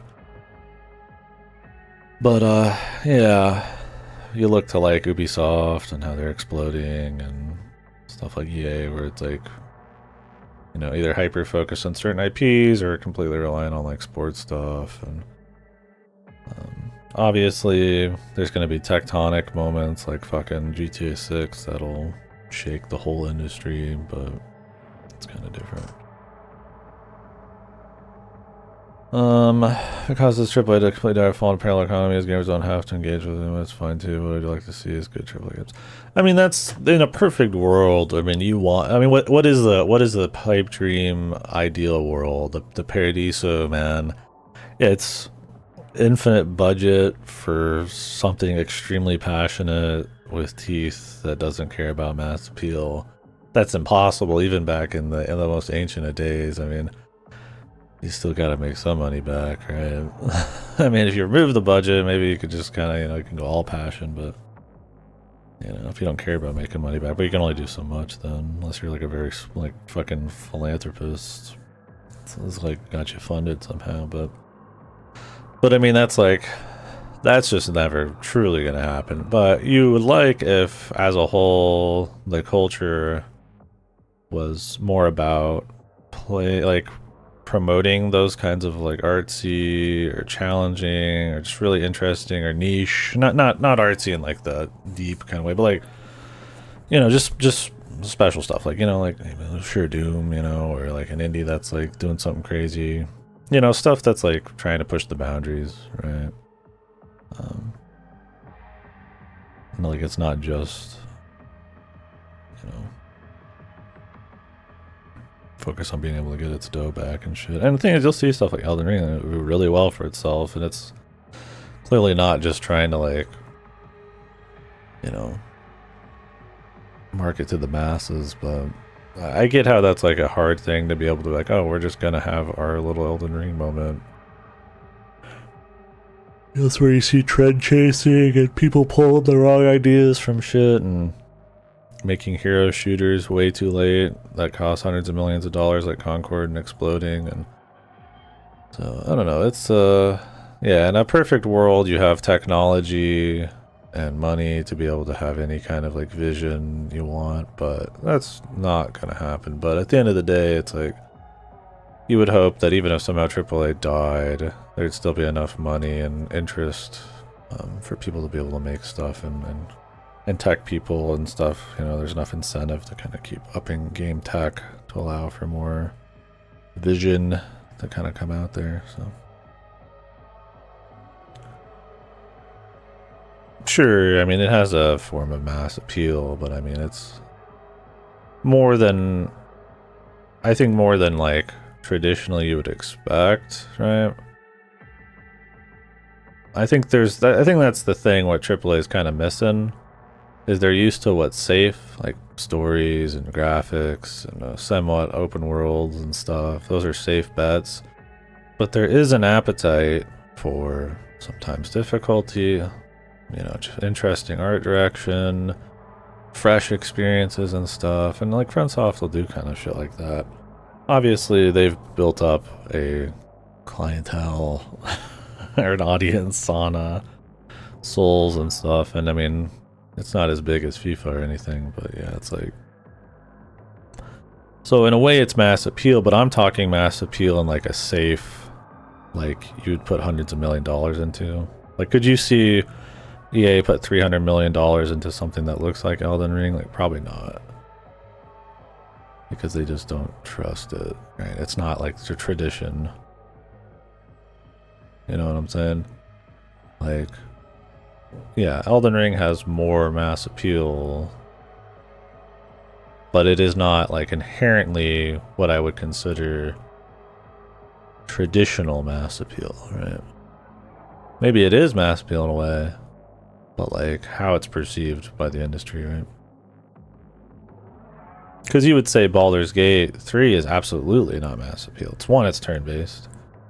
It's got a lot of systems and loot management, and it's long, but it did really well because of the quality and because people, I think, discover, like with Clair Obscur, that they actually maybe do want experiences like that and they just don't know. And that's kind of what I mean. There's a lot of like ignorant people who don't like try shit, and you know, so eventually you get these games that are just such big things that people will like force themselves to go like try shit and be like, oh, you know, I really like this or something. And I'm not saying everybody's secretly going to become Drakengard or Yume enjoyers or some shit like that. Like, you know, like my mom's gonna start playing Least of the Painful or something, but I think like big like media and like big companies and stuff can kind of control in a way what people play based on advertising and the hype and, you know, people's limited time and kind of more superficial shit like the graphics and all that. And there's moments that come out that kind of can challenge some of that, but if you only play like 3 or 4 games a year, I mean, you know, you're probably gonna be in on the big stuff, right? You're probably not like, ooh, you know, my one game this year, yeah, it's Artificial Dream in Arcadia. You know, like it's like obviously not, right? Like I mean, maybe that might be mine, but that's kind of what I mean. And it's like they're gonna market towards the person who plays 3 or 4 games a year because guys like me and you might still play that on top of the person who plays 3 or 4, right? I mean, I love Drakengard 1. That's one of my favorites. Like, it's like super. I mean, I think liking Drakengard is like one of those you play like way too many fucking games type of enjoyments because it's just got a certain bite to it that other shit just doesn't have. I mean, there's other stuff that is like just as good or interesting, but yeah, it's one of those where it's like extremely crude, but there's just something about the music and how raw the fucking story is and like just the psychotic vibe of it that like you just don't see super often. I mean, in indies you do, but I mean, there's so much in indies. Right? Yeah, I'm super burnt out on FF14. I don't think FF14 is like in the throes of death, but I do think FF14 is in trouble as Square Enix's cash cow. Dawnguard was, or whatever the fuck it was not a good expansion. And I mean, if you're still diehard, yeah, they're still fun to be had. There's still raids, there's still gear, there's still things to do, but I feel like the classes have been the worst they've ever been. The story had such a great like send-off that coming back in with a shitty one is not good. I think the formula is something that people notice more now being really boring because there's nothing really awesome to fall back on, right? Like it was always extremely formulaic and repetitive with like the patches, but like because the presentation and the story and all that, you were all in, it didn't matter, right? But now it's like, well, if those parts suck, then you just notice some of the shittier parts. I feel like the class homogenization and shit. I think they need to do something big, and this was their chance, and they really fucked it up, so hopefully the next expansion's better on that front. And I've just played a lot of it. I mean, it's not just that, but it's just like I've just played a lot. I'd like to come back and do some therapeutic leveling again, but my backlog is insane right now. I have so much shit I want to play. And when I get to like boring parts in Doom or 100 Line, it hurts more than it's hurt in a bit. Because I just have a lot I want to be getting to. So It's tough to justify the 14 grind for me right now.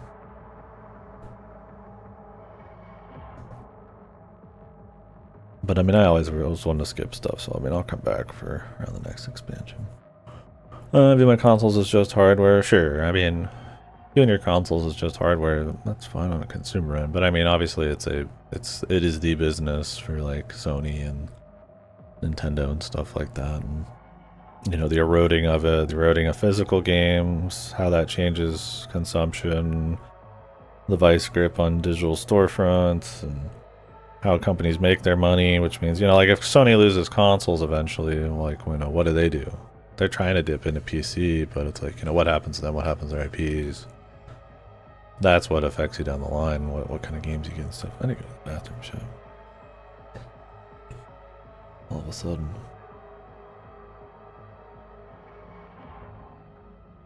I'm not saying Sony's like a dead. I mean, their gaming is their biggest thing, but if they have to drastically change their business, then what you are going to be playing from Sony and their influence is going to change things too, right?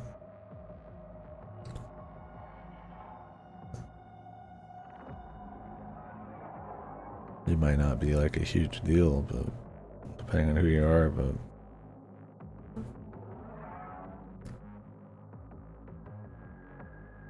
I don't think PlayStation would die. No. Like I said, it would change. I think eventually the PlayStation console dies or changes shape, but I would imagine Sony would end up like Microsoft is right now with their publisher. We'll see. Stop resenting gotchas for existing. I haven't. I mean, I think you could play whatever you want, right? You know, as long as you understand how predatory and shitty most gotchas are, you know, enjoy yourself, whatever, right? I'll enjoy keeping up with some of them and some of the fan service and shit, but I think it is a kind of, I wouldn't even call it a genre, a kind of video game pricing model that inherently is fucked that some people have made decent games out of. It is not because it's a gacha, it is despite being a gacha. And I think people don't get that.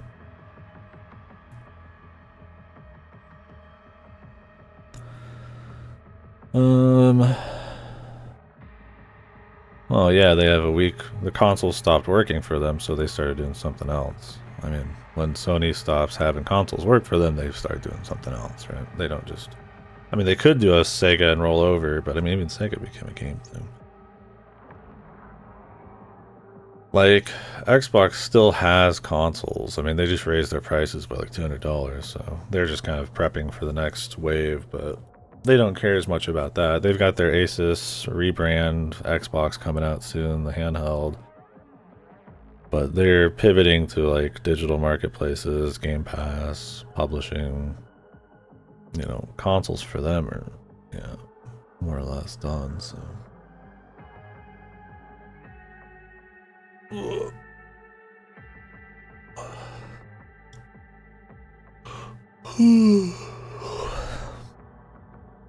Genshin clones. I mean, there's definitely been a lot more Genshin clones. I don't think gachas in general are just Genshin clones, but there's a lot of them that do just copy that. And a lot of, because of how successful it is. And I mean, a lot of the most popular ones are clones like this. I need to go to the bathroom. I'll be in the chat a little bit, but, I need to get some water too, so I'll be back. I appreciate the convo. I'll continue if you're still here, but otherwise I might be a bit, so.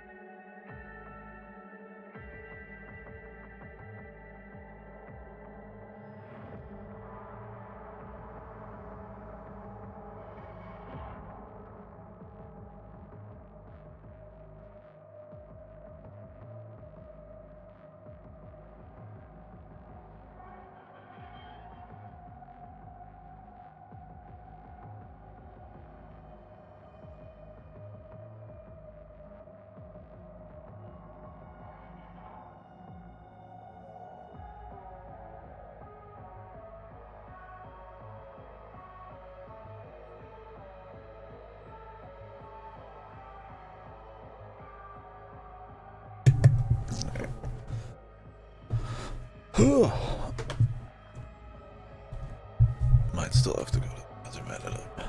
Just getting a drink.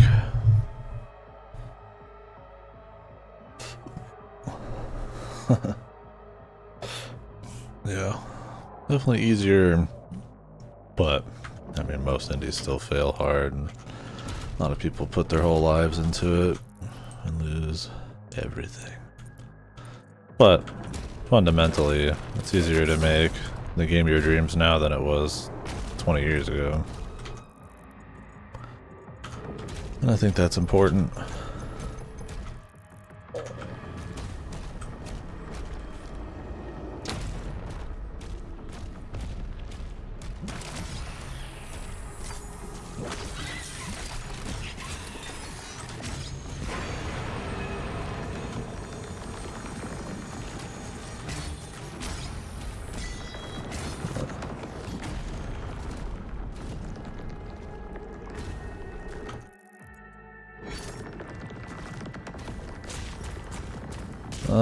Yeah, we've talked about that. I think his son is in line to kind of like take over it. I mean, I don't know what his principles and shit are, but you would hope, considering how successful they are, like whoever follows up wouldn't just be like sell it public and make a few billion, trillion dollars and just back to business. But I mean, you never know, right?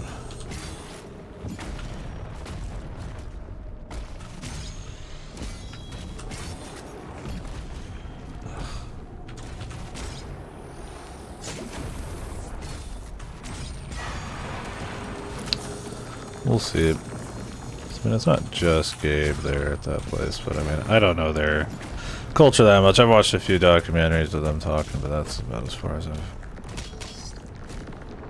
know on any kind of deep level.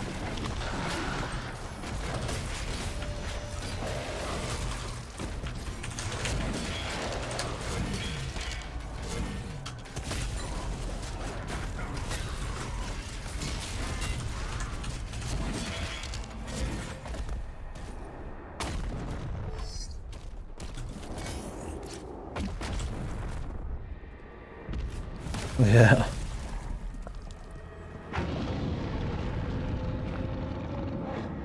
I think the thing with Steam is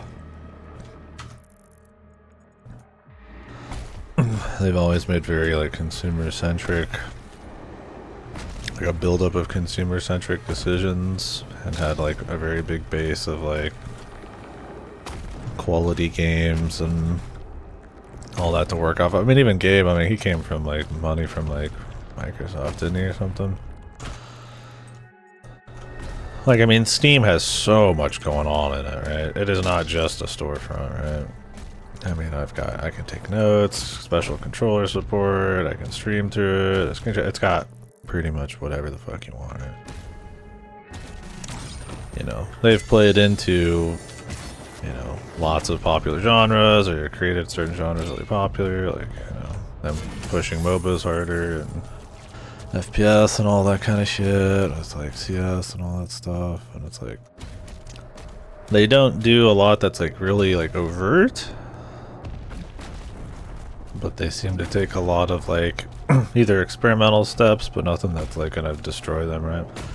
Like, you know, Steam PCs, did that work out? Now they're doing Steam OS, and it's like, you know, some of that shit didn't work out. I mean, stuff like Steam Deck seemed to do pretty cool. Seemed to work well enough.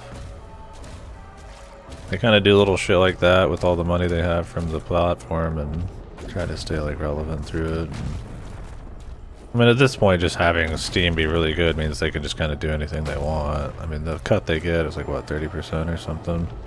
I think it kind of slides depending on how successful the game is, but... Proton, yeah. And I know Steam OS is going to be finished soon, or they're going to like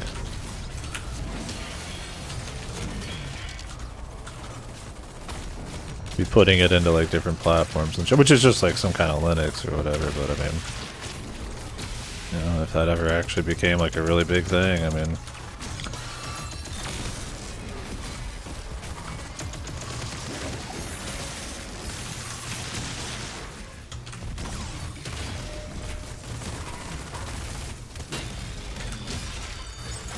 You never know, right?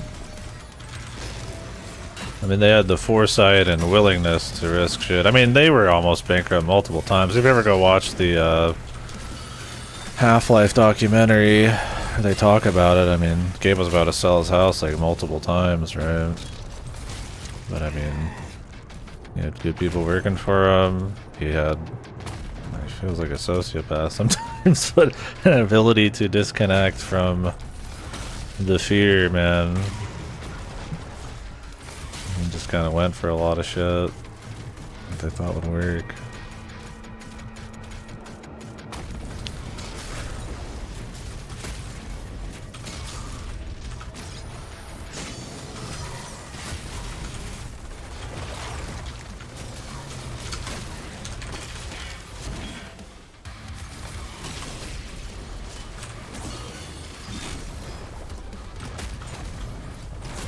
Well, spend it wisely, probably, at least.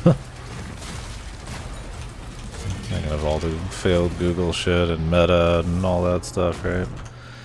It's no excuse for being a complete drooling fuck, but right, I mean, I get what you mean.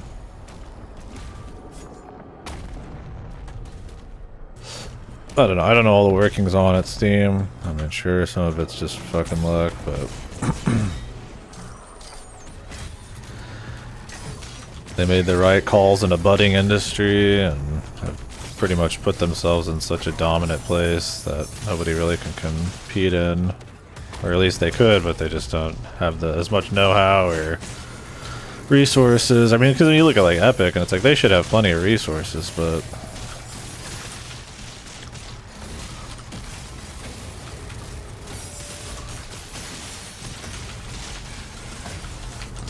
their storefront's fucking horrible, right? Because they just don't have the know-how or the desire or the same goals.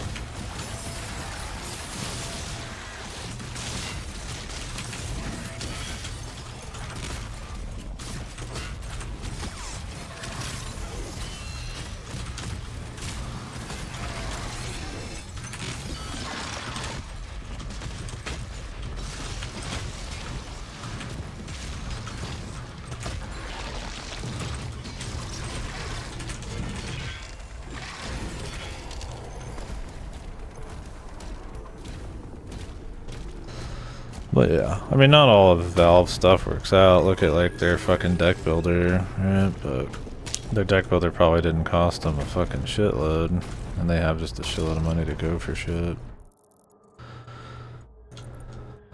And you watch some of the interviews, and they're pretty gung-ho about always trying to do something like innovative, which is why Half-Life 3 hasn't existed yet, but might.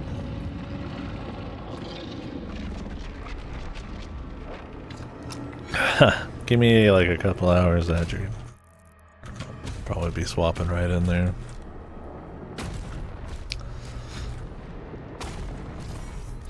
You already finished up, huh?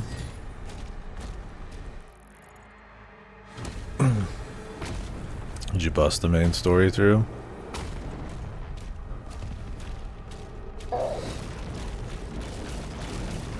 It's balanced towards the main story being very just bustable.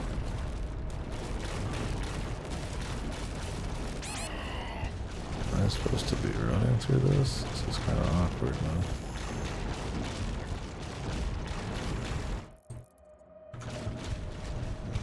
Like no health now either.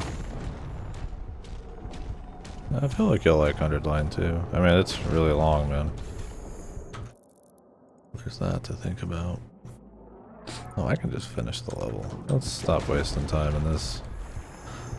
I'm enjoying it, but I'm not like losing my mind over this one. I really like 2016 and Eternal, but since I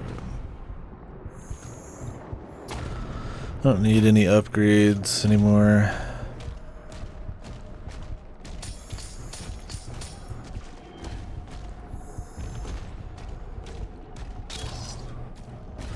Well, how'd you enjoy it by the end? If you want to talk spoilers, just let me know. This Manok hasn't finished it. I don't mind, but I'm just gonna warn people if that's the case. And I'm getting a bad storm outside. Very, very good. Nice. Yeah, it's a lot of fun. There's some side stuff that's definitely worth doing.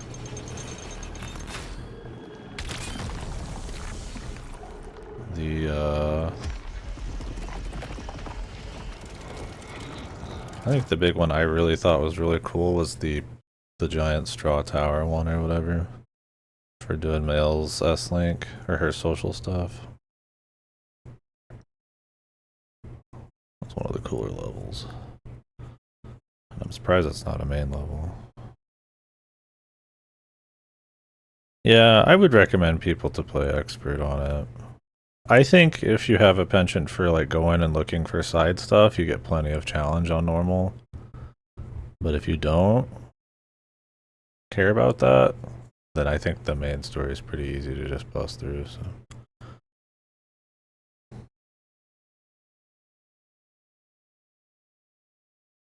I just went with their intended, but like I said, I'm willing to kind of go out and do shit that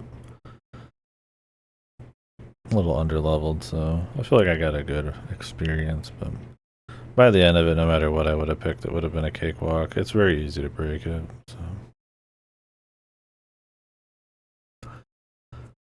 Yeah.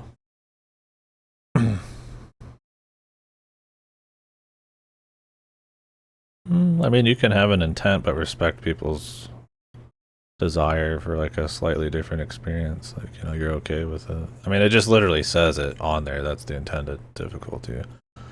So I just feel like it's the most, probably the most rounded, most thought about, most balanced difficulty. And I mean, maybe their intent is to have your grandma be able to play it, and I just don't know that, right? So, since I like to shoot the shit about that kind of thing a lot, I usually err on the side of caution, depending on the series. Yeah, my thing with that game is even if you're not doing crazy builds, there's just like, it's very easy to just like, for some characters to just press one button, then press another button and just destroy shit. And how strong and dominant parries are. If you can do any parrying, it's like super easy. So.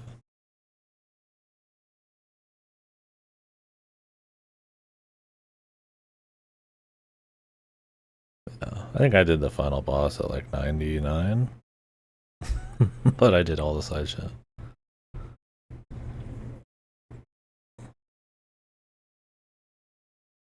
But I killed the final boss in one touch, so didn't get much out of the fights. Didn't even see most of the phases.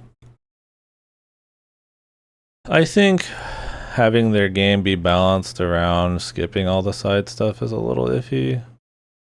Because there is a lot of side stuff and a lot of it's really fucking cool. But I was fine with it. Like I said, I got my challenge. I got my reward for Buildcraft. It's something in JRPGs I don't mind being like OP, as long as that OP came from my decisions. It's when it's like that way by default that's kind of lame. Like I said, I did some fights where one attempt would take me an hour and a half just because I didn't have the damage cap thing and I was doing side shit I shouldn't. So it's like, I don't know. I think it kind of depends on how you do it, but it is balanced towards essentially like just bum rushing the story, which I think has worked out for them because a lot of people do just kind of bum rush it, but it does make it kind of weird if you do a lot of side shit. Skip as many roaming fights as possible not to end up busted. Yeah. The thing is, you do like one or two like side bosses and you end up like overjuiced for everything. If you even slightly have like a game plan and fights. And your game plan can be as easy as like Elemental Mayhem with like Elemental Genesis or whatever the fuck every other turn and just cream corn stuff. I didn't do that after a while, but that was something I did for most of the game that was just like super simple. Because even with damage cap, that ability has like 9 hits, so it's like, or 8 hits, so it ends up still being really good. I do think playing the game solo could be pretty easy too, because there's so many solo pictos that make you super strong, like solo male or something, where you just start in virtuoso mode. I think, or just the weapon where you get um,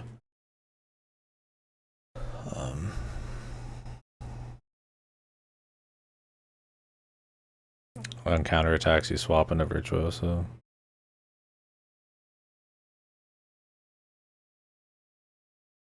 Overhype it. I mean, I walked into every fight with it, used the AoE, and pretty much instantly skipped every single fight in the game, so. Until later on when I turn Verso into a psychotic god of OP. The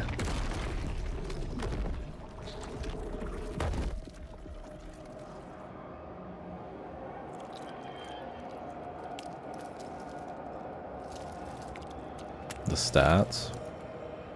What do you mean? All you do is equip it and use the ability once. That's the problem with the game, is it's like mindlessly easy to like bust it.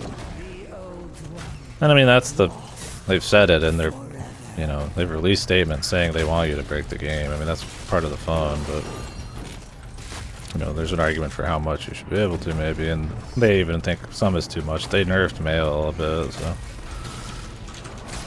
I guess they didn't plan on nerfing much, so.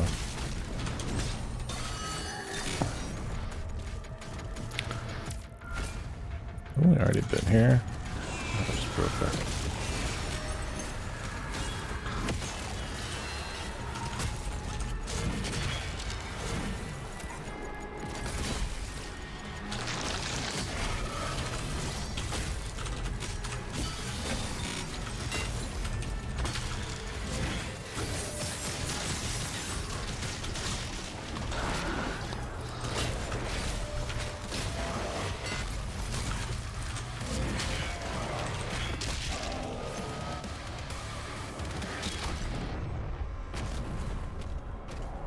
Caution. Theorist signal is surrounded by enemy targets. Oh, the Coliseum with her.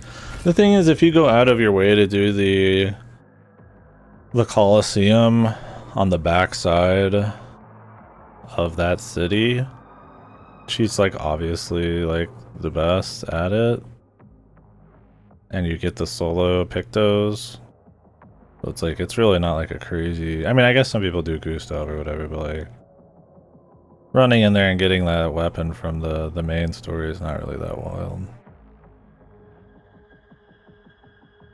But yeah, I don't know. I don't know how people talk about it, man.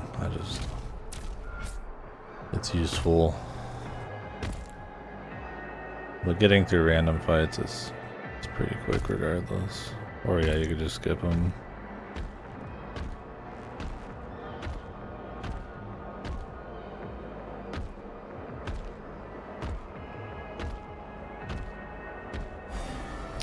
I was happy that they let you walk up to bosses like extremely underleveled inside stuff though. That was nice. Like I said, the main story was always a joke, but I don't mind.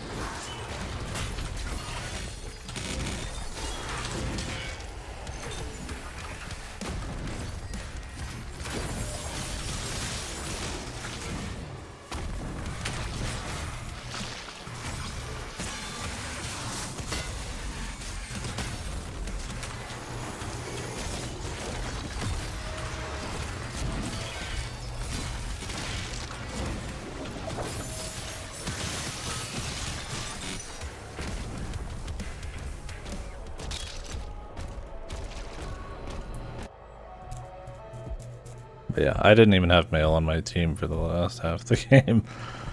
That's not... I keep losing my chat. Like, I miss most of it. Yeah, he does the same little movements. I think when he gets his ass kicked, he looks this kind of similar too.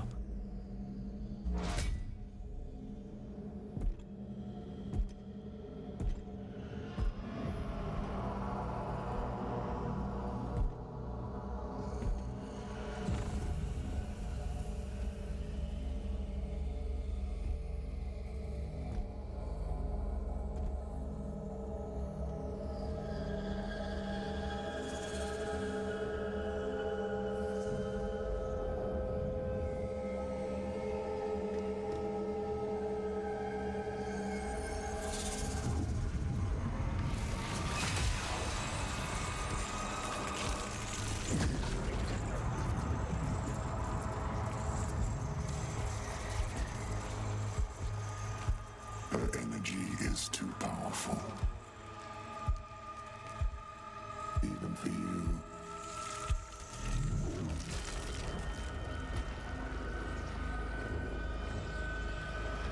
The Sentinels know so little about themselves.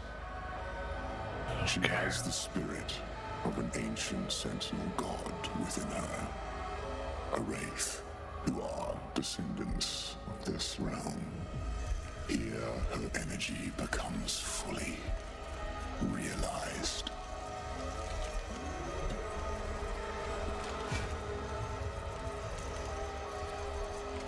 And it can be harnessed.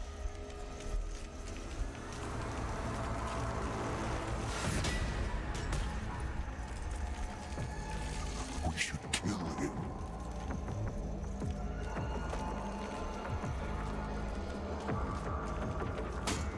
We'll need something more permanent.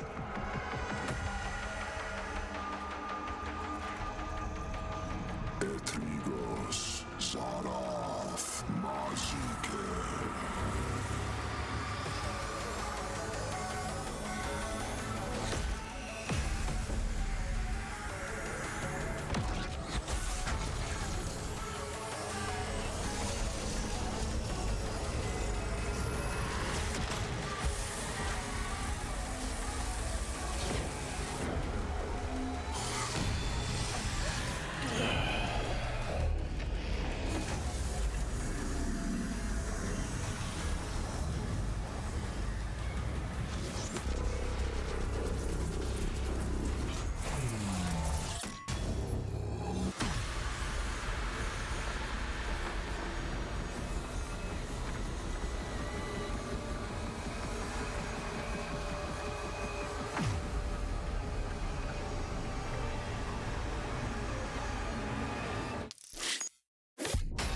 Okay.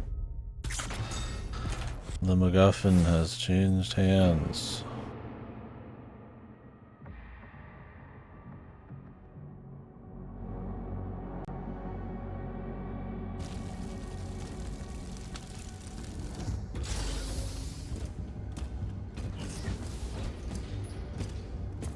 The Creed came back, alone. And the Slayer. Nothing. Get him on.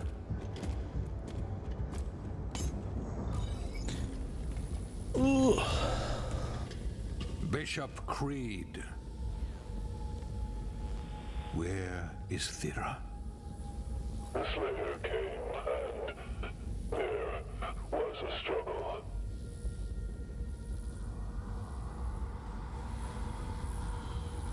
We should leave. Now.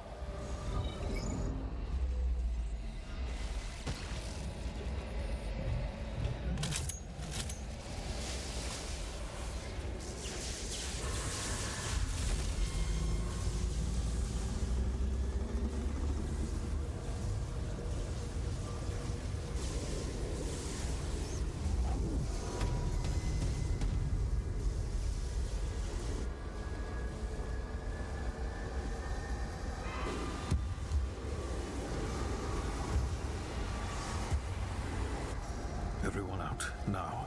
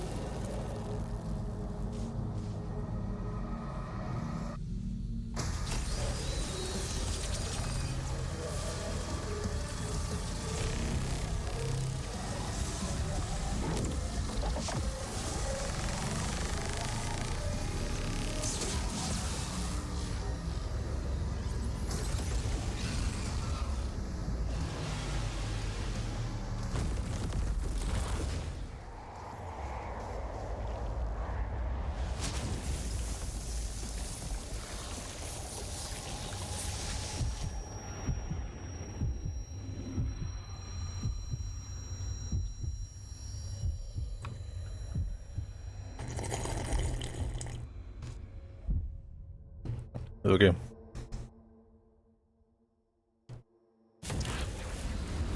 They are rage, brutal, without mercy. But you will be worse. Rip and tear until it is done.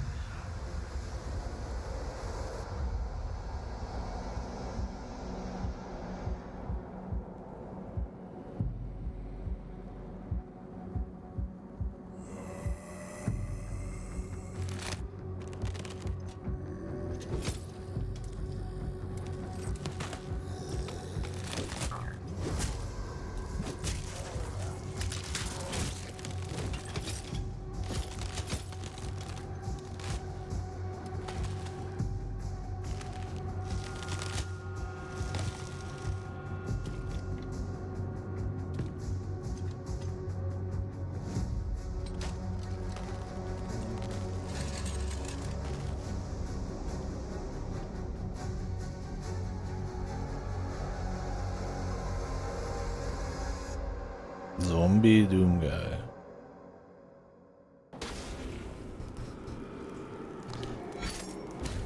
Time to become an unzombie.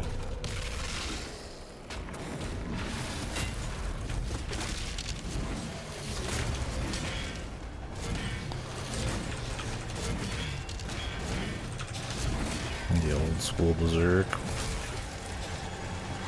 Old school berserk, you're just like fucking punching, but I've got the mace. So.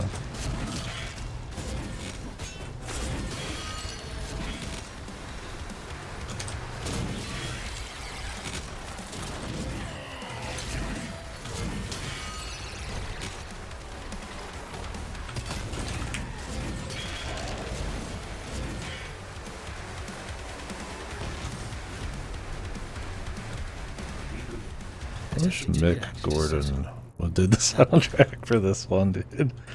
Oh, this is a big level.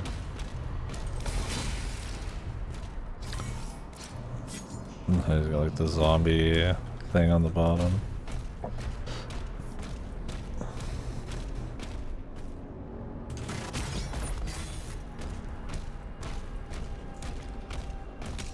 Thought we were gonna haul some ass, but now we're doing some fucking puzzling. Great. Let's doom the Dark Ages for you, man.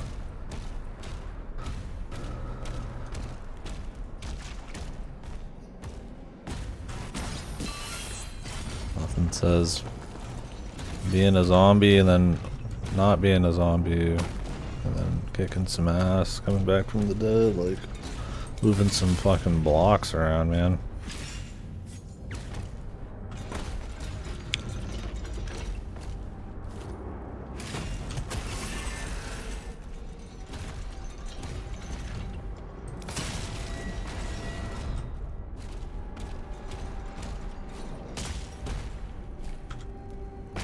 Hello.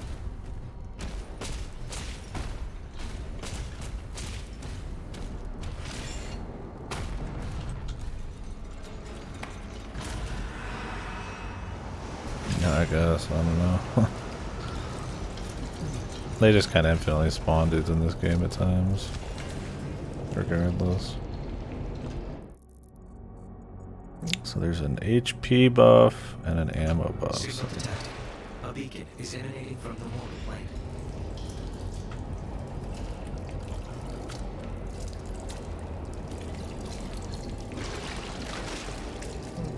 Okay, what are we? What's with this momentum? I'm like circling the drain here, man. Like I'm a fucking turd.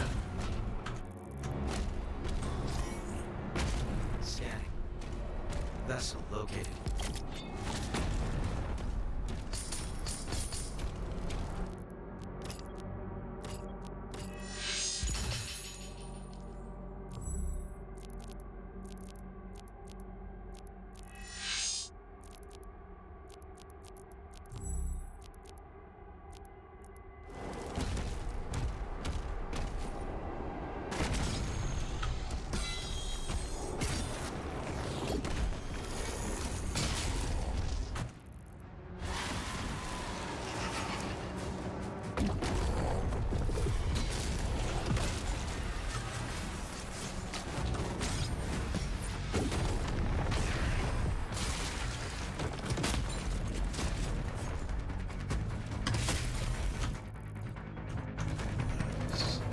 Blue skull.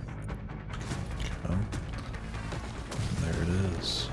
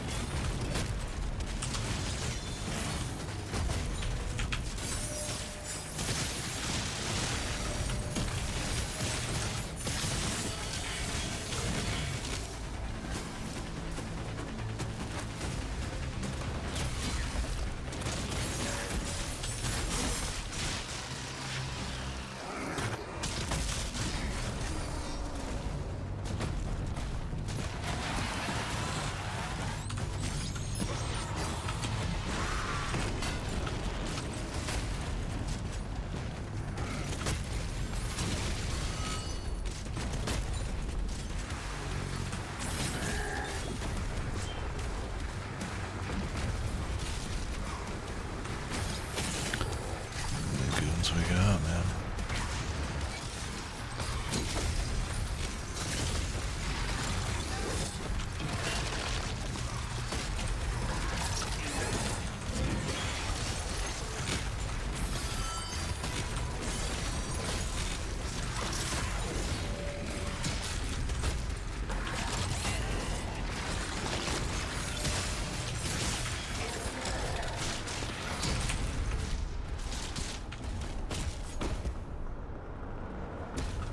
Stuck on this bush.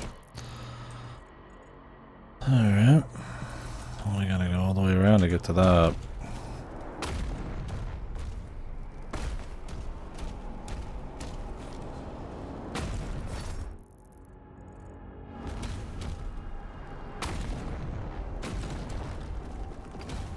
So that's just to get a bobblehead? Oh, I don't care about that. As long as I'm doing optional fights to get the power-ups, that's all I really care about.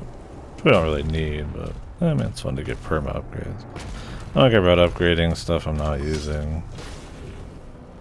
Later, buddy. Enjoy the rest of Claire Obscure.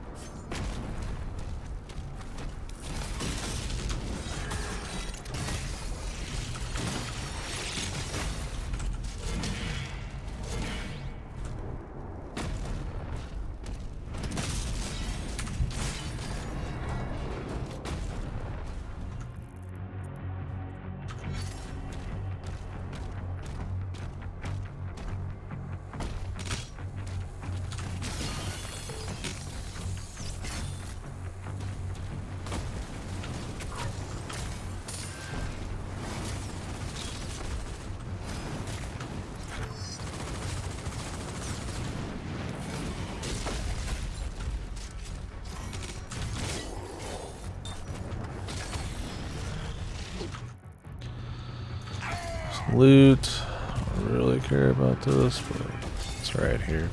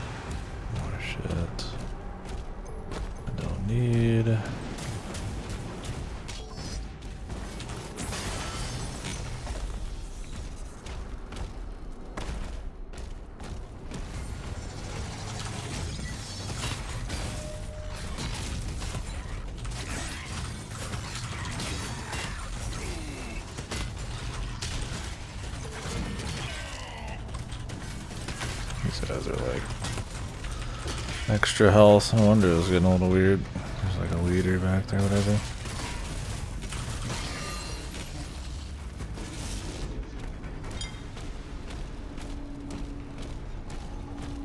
This just cannot keep the energy going like the previous two. This would be the perfect time, man. I mean, I wasn't into all the show and doing guy goofing off shit, but I mean, at least him coming back from the dead for some reason and just going ham would have been probably a choice spot to probably have the most like get up and go energy, right?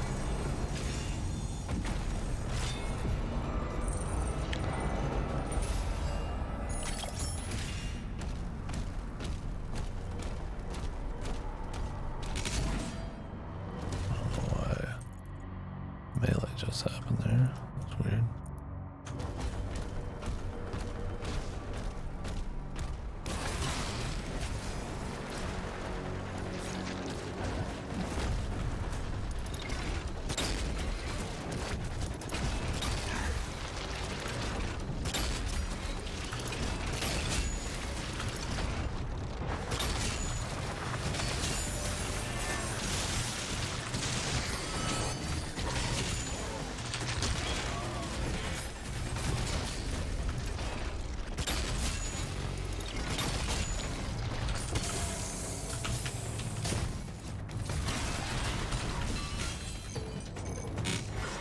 Luckily, don't take any fall damage.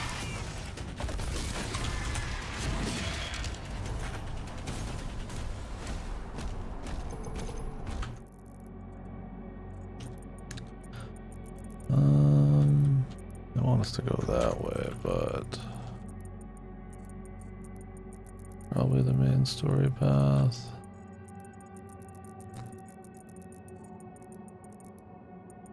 So I'm not needing to like see everything this time. I think I'm just cool just busting ass. It would literally just be for checklists, and I'm already not getting 100%. So,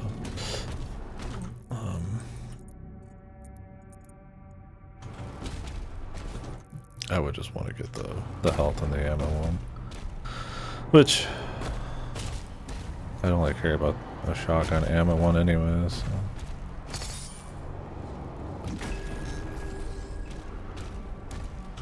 The health, that would be cool. And then we're kind of at the end of the game, so. I mean, I'll grab shit if it's right there, but I'm not gonna go buck wild.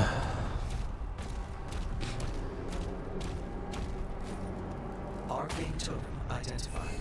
Rerouting to next objective.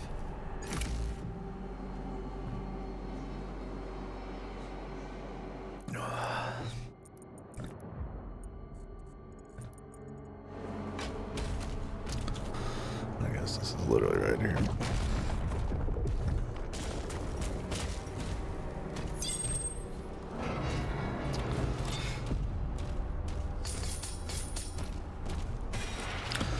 So I've already skipped a bunch of side objectives and stuff. 100% at the first two, but this one I don't care as much.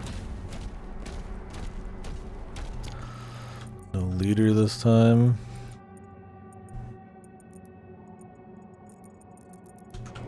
Probably have to like go back through areas.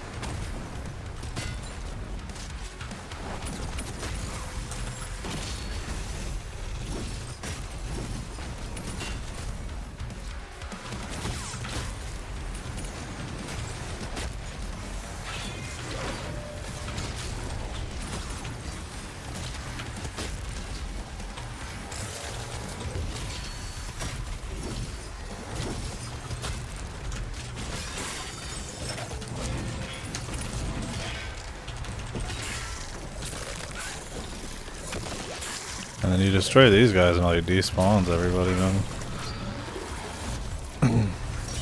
That's why they have the leader types, probably, is you have to kill everybody else, but in these instances, like if you kill those guys first, you do even less fighting. Mowalkin.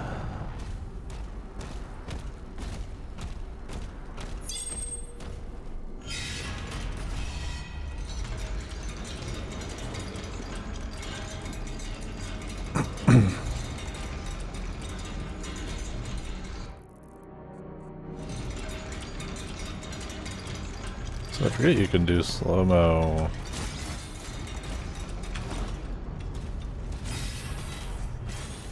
Shield throw. Don't really need it though. There's enough little slow-mo bits.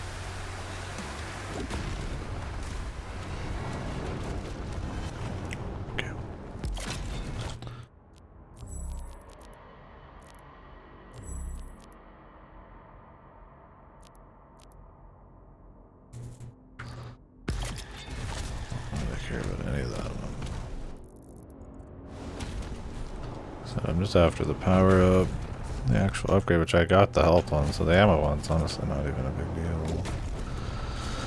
Unless it's for the super shotgun, which is like the only thing I use anymore. That's whatever, man.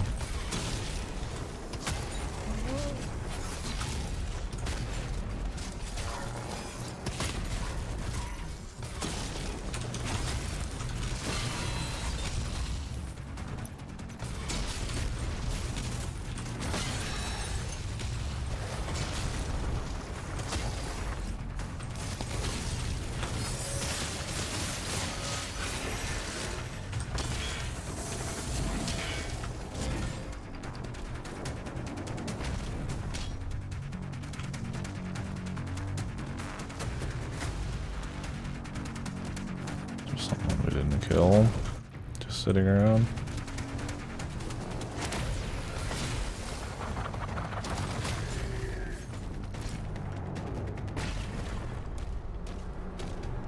Okay.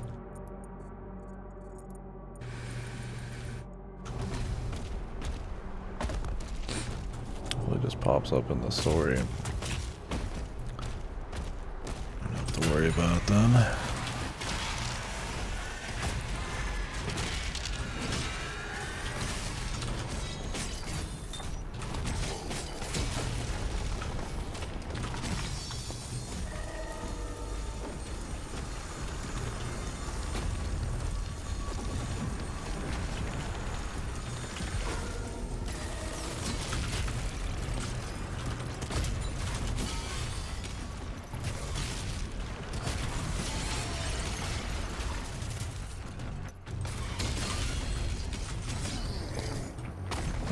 Chain gunners.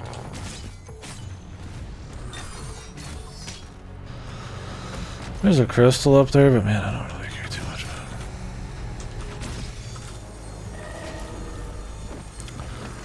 right here, so fuck it.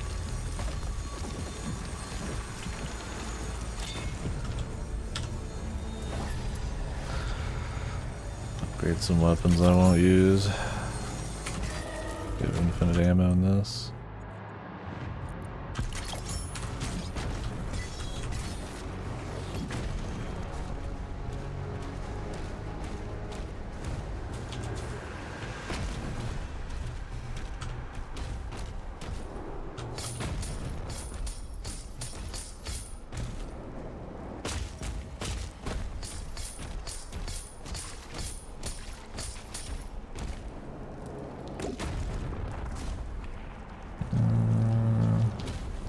Not barely been using that. I should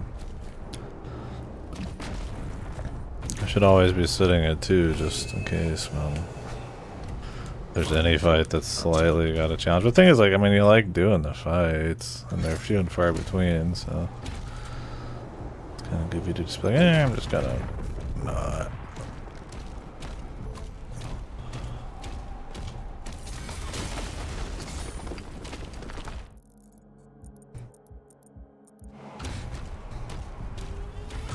Okay, I'll do it. Wow. Where is?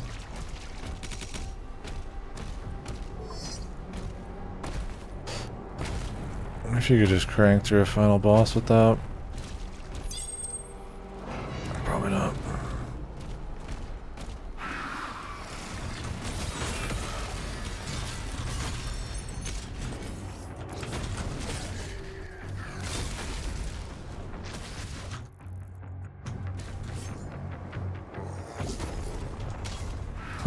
Such a gentle fall for how much death.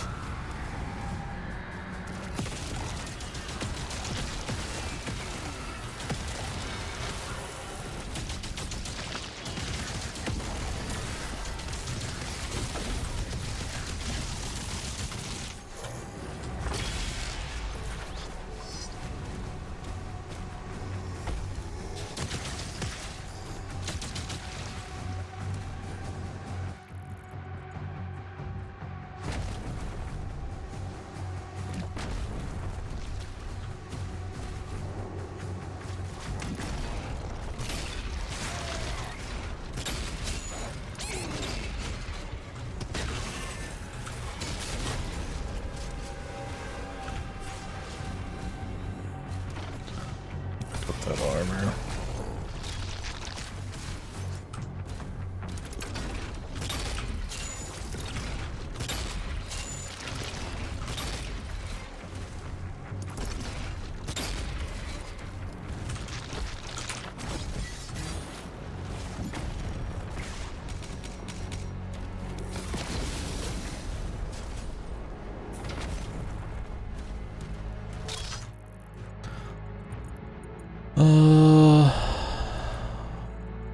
We're still missing one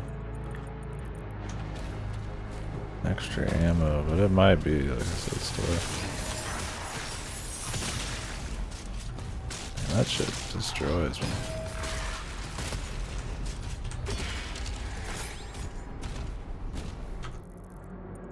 So an ammo power up too is not a huge deal. Like, I'm willing to miss it.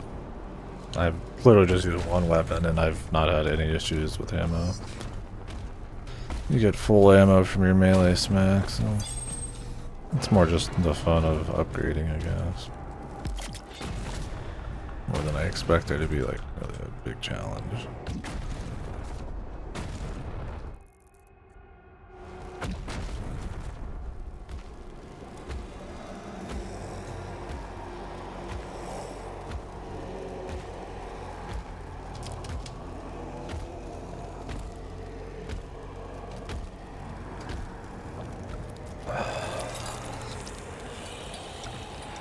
Payment required. That was the first fun, like, 2016-esque thing. The whole story should just be a couple moments like that. And that's it, man. I'd be just fine Scan. with it. Routing to bridge.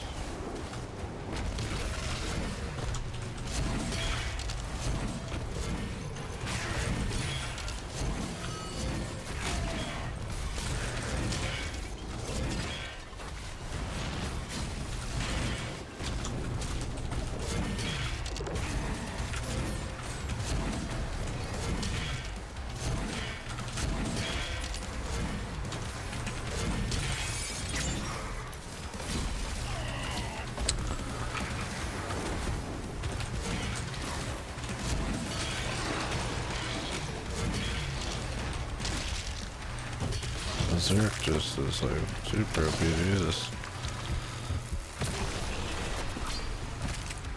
Skull ammo.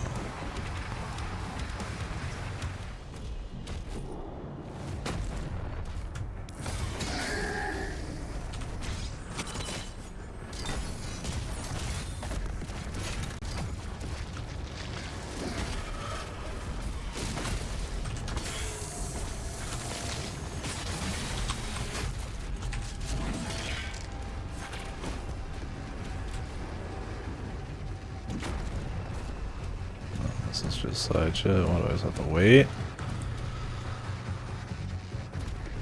Oh my god. You can't go quick even if you fucking try to, man. There's just shit like that built in. We can all jump down here. Maybe it's like a shortcut in, man.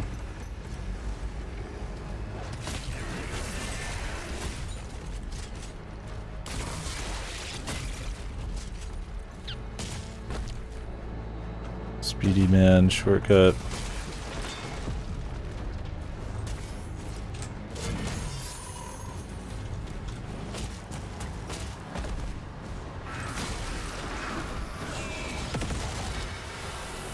Oh, those are one-shotable. Damn, I don't even need to use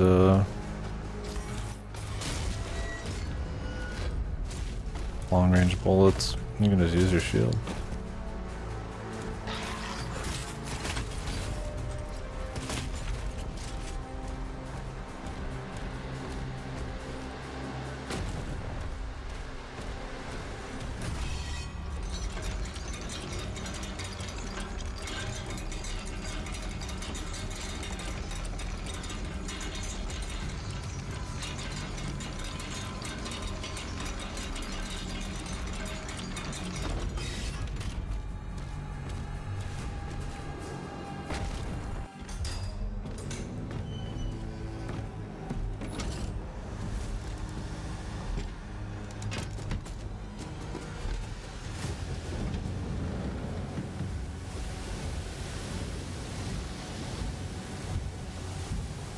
Dude, guy just knows what everything does, man. Intrinsically.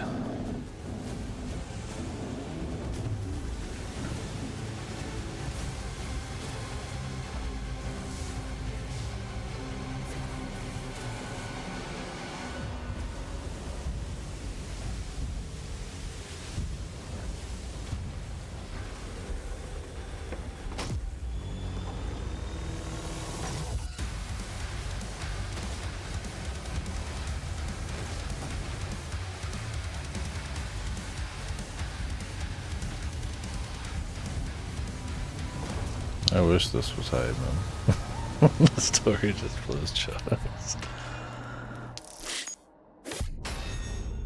The soundtrack just ain't there, man. You give me something that's just like really like built up super well. They handled them just nice enough, right? Where you just kind of like still feel super badass, but not just like because we're memeing it. That'd be sick. I don't know why it kicked me out there.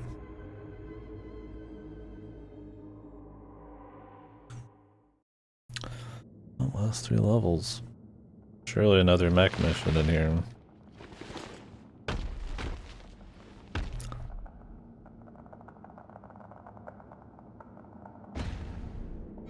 God, this better not be some... Oh, there's a lot of fucking shit in this level.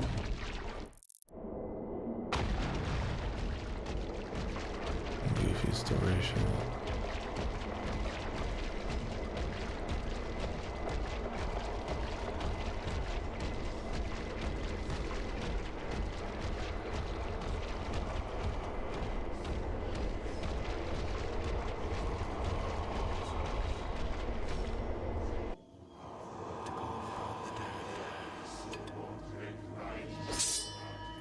By blood right, we invoke the dark powers to call upon the damned.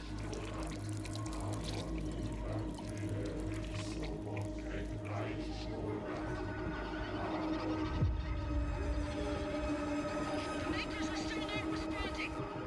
Defenses about to be breached.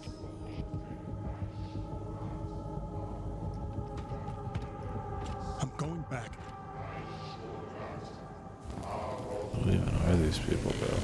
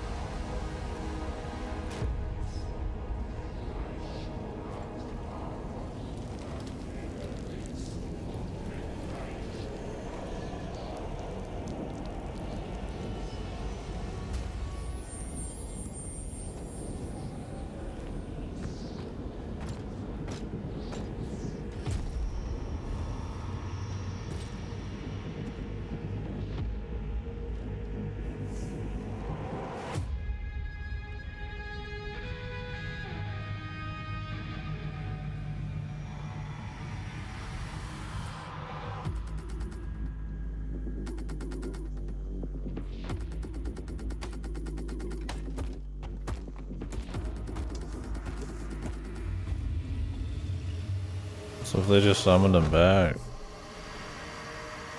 what was the point of all that other shit we did?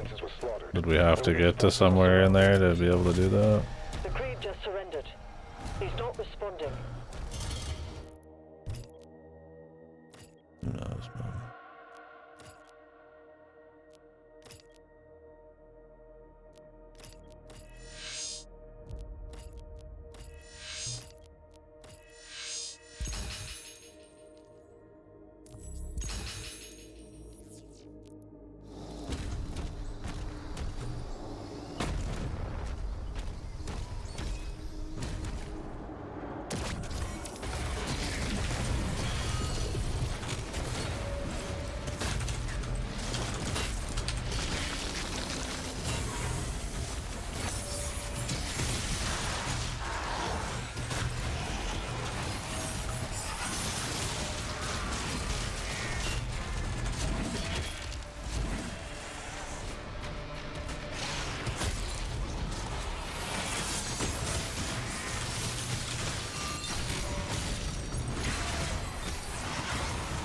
I got a bleeder over here.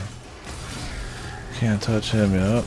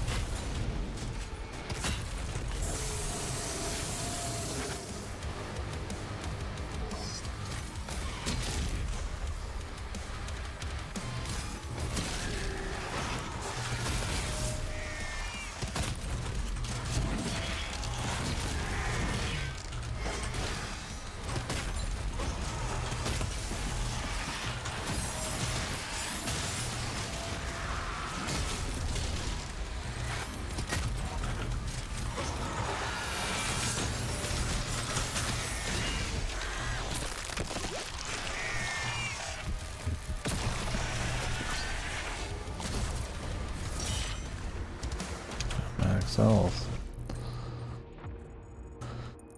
There's another armor.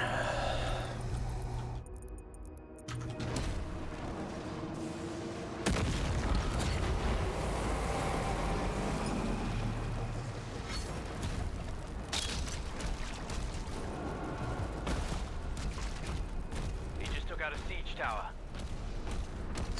Good work, Novik.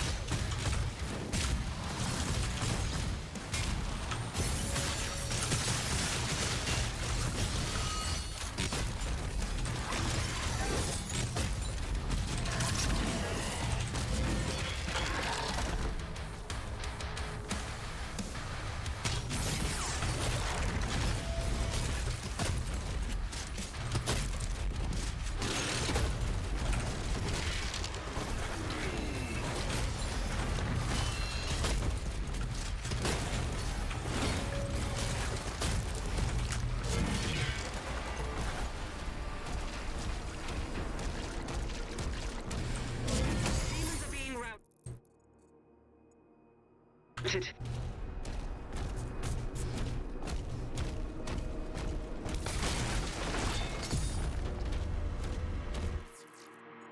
Like Doom guy gets his ass kicked a lot in this game.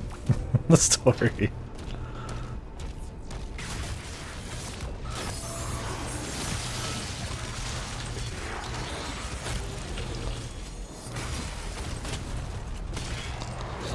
Just to, I guess, try to make it seem spicy, but like he died from just touching some chick's fucking arm, bro. I guess you wouldn't want him to lose in a fair fight. And he'd seem like, huh? You a good pussy, man.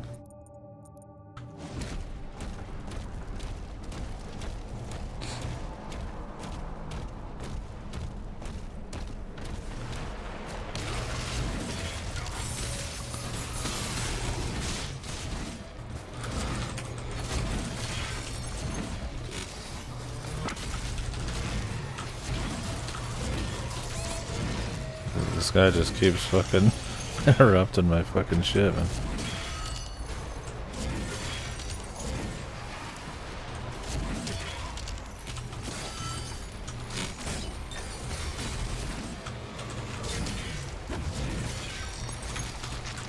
That's some good shields.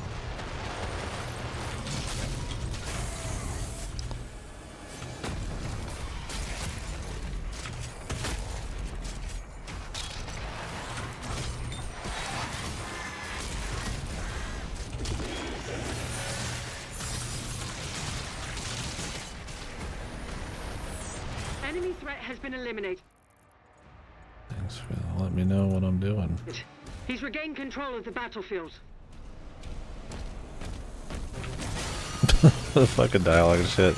The lack of like any interesting music. It's just like the most like lame he's back from the dead time to kick ass moment like ever. That's a shame.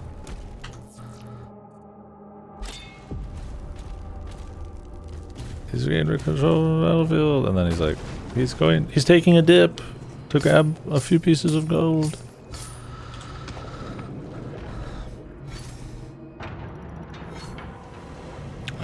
I know where it is.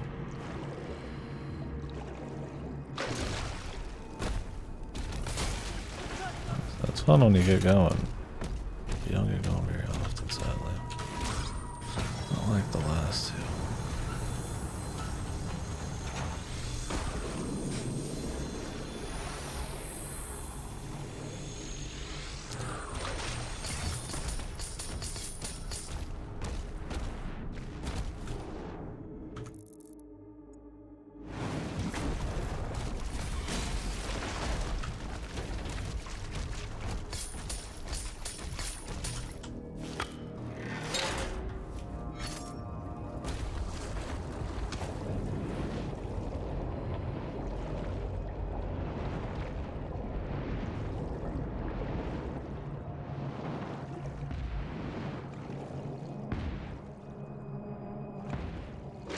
It's weird they have him just like confused looking at like, ooh, I got summoned back from the dead. It would have been cooler. I mean, he's already like fought his way out of hell before. It would be cool if he just fought his way back to being alive.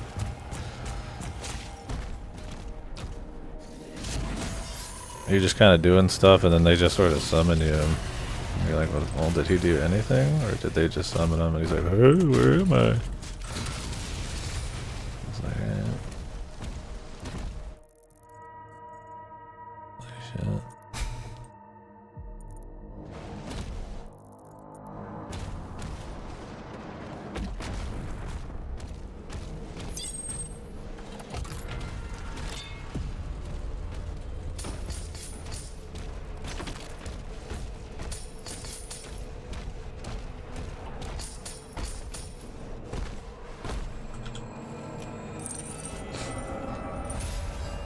Have anything to use these on anymore? Maybe there's something, I don't know.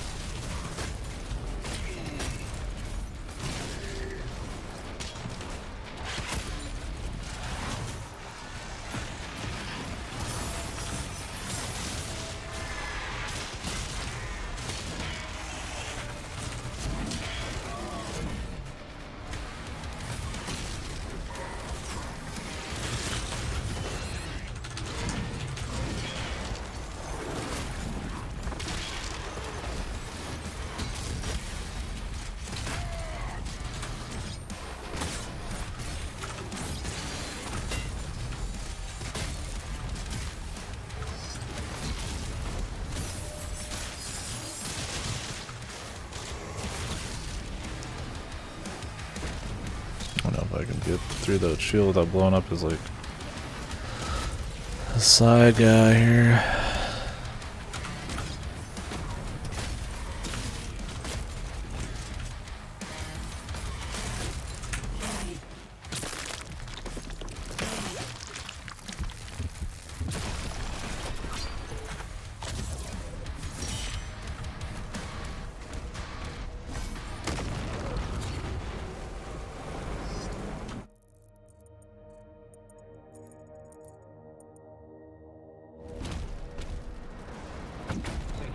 Down.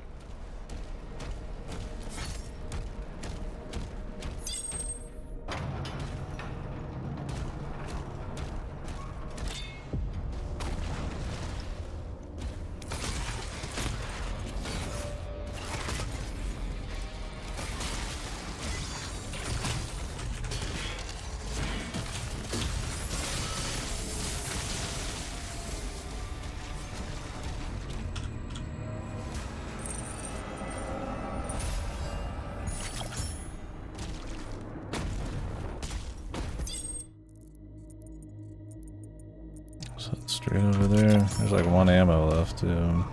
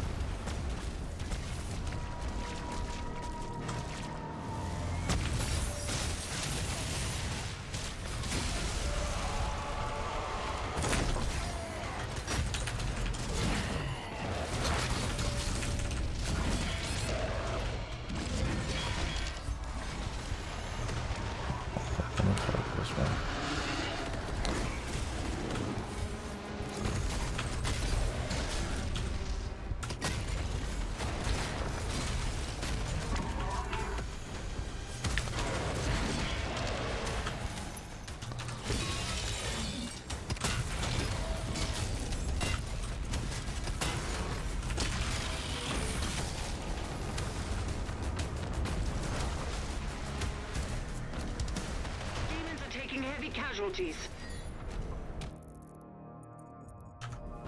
That's why they're doing it. Like, whoa, they've never like said that before when he's killing dudes. It's like, oh, he's back, man. Hallelujah, he's back. Yeah, might as well just do that. This guy's fucking badass. Just say this. Keep fucking being as lame as possible.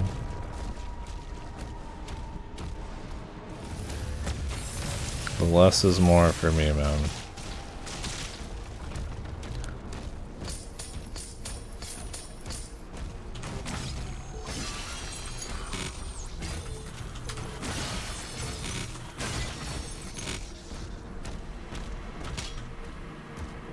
This guy's heckin' orkin' badass, man.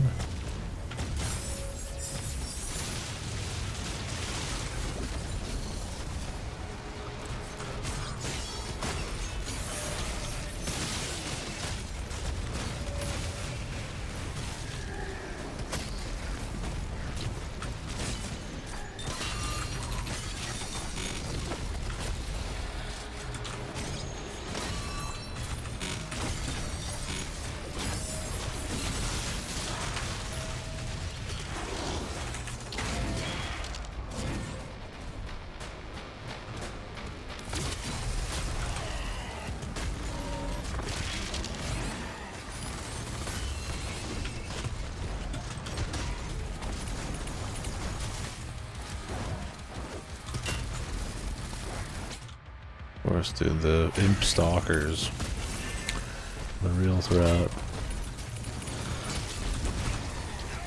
What is going on, dude? I'm like, I'm like dashing into a guy, then it flies me past him. Need to clear the rabble.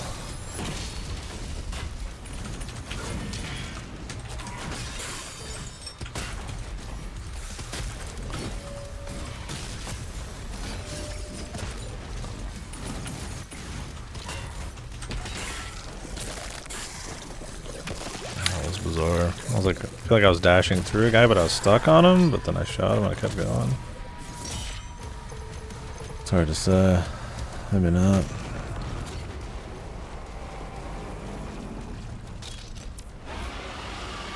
Oh god. Targets destroyed.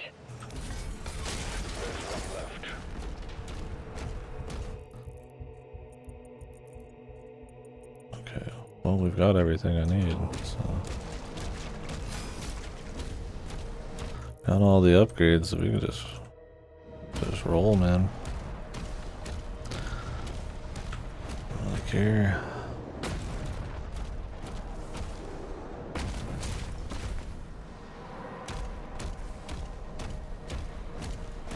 I think I'm good, man. To the end. I mean, I guess we could try to get another life.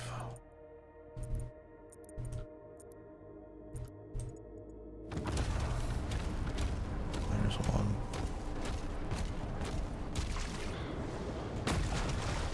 Well, that's not one at all.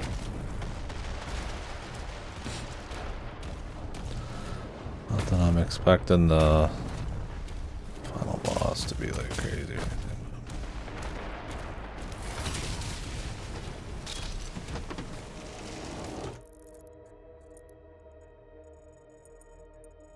We kind of needed the key for anything, but we'll see.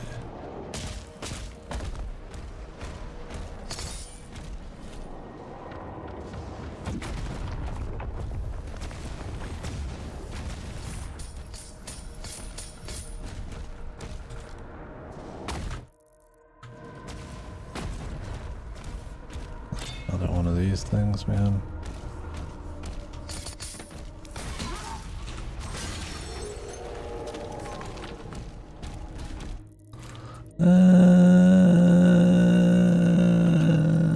Nah. I'll at least like look around the level to areas I haven't been to, but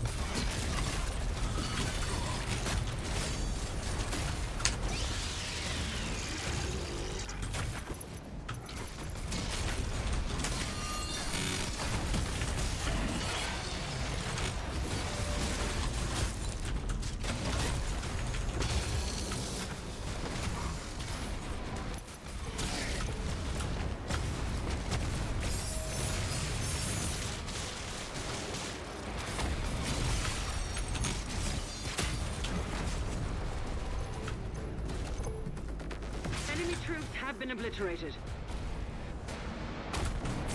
Obliterated.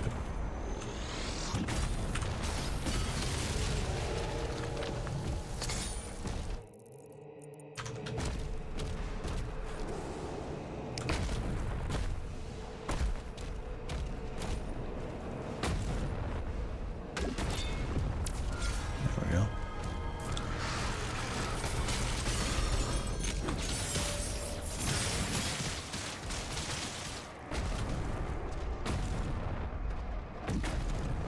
Let's get the hell out of here.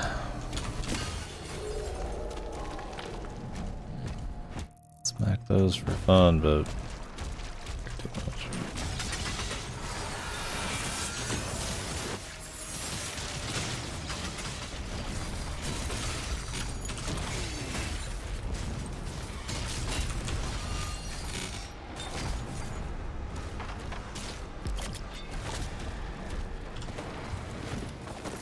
Wowzers. Creed's ship is powering up. The Makers won't allow this. The Slayer will decide his fate.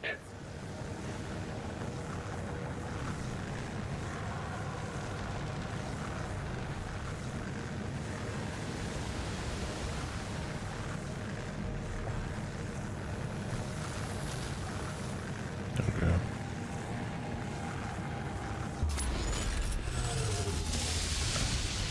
Looks like no music. I feel like they're like afraid of the soundtrack a little bit. Like it's not very great compared to the energy you got from the Mick Gordon ship. But it's like super undermixed on top of all that.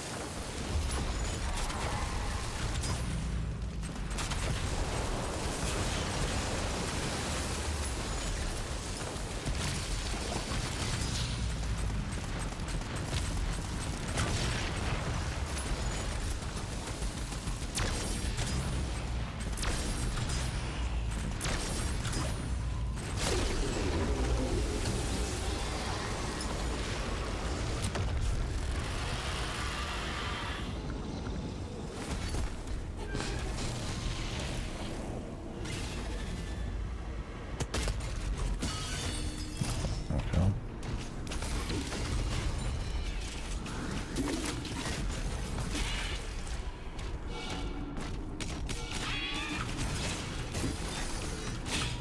It is your duty to protect your creed.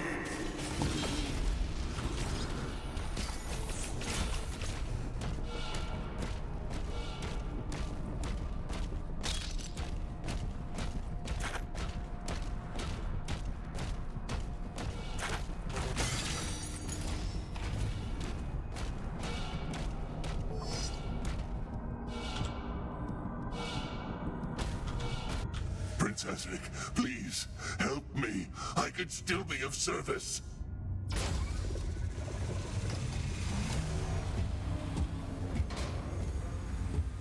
Fat.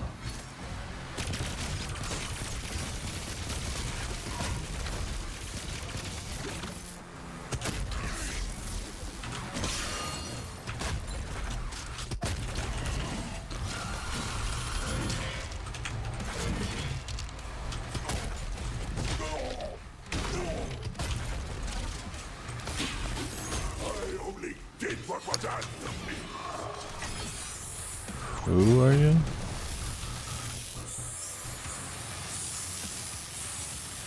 Can I shoot him right now, or am I just surviving?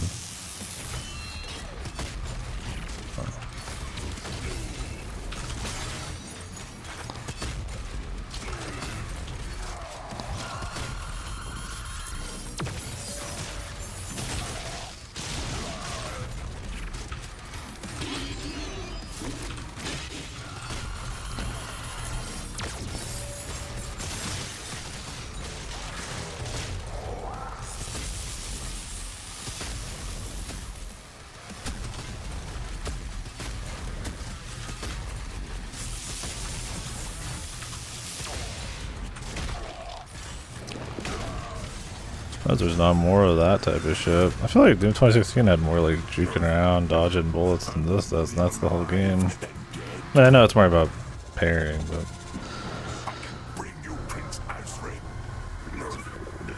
there's not a mix.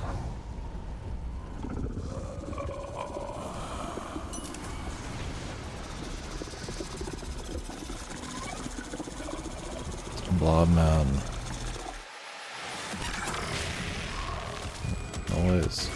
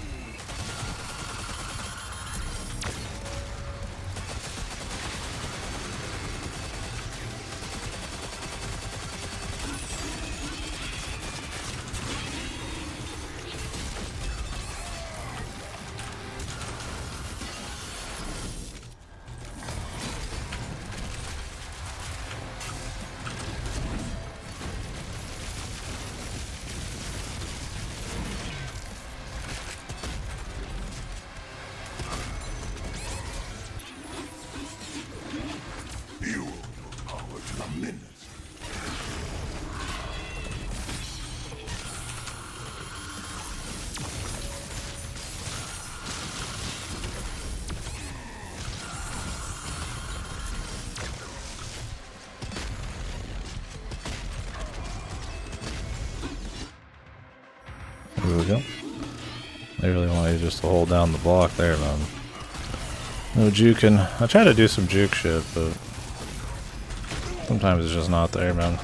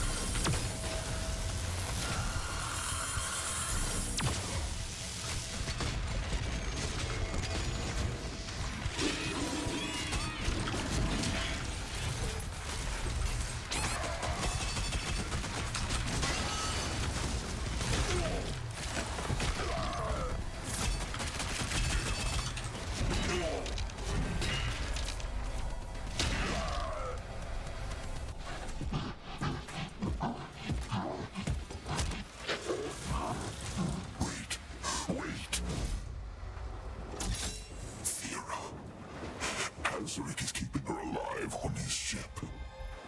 If she dies, his power would die with her. I can take you to her.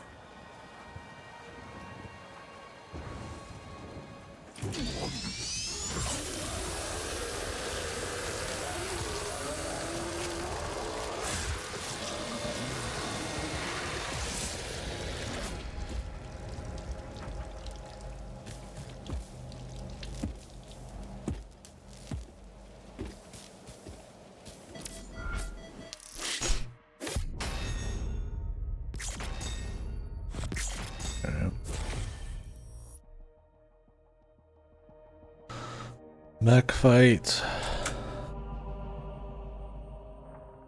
And then probably just boss fight or something. We'll see.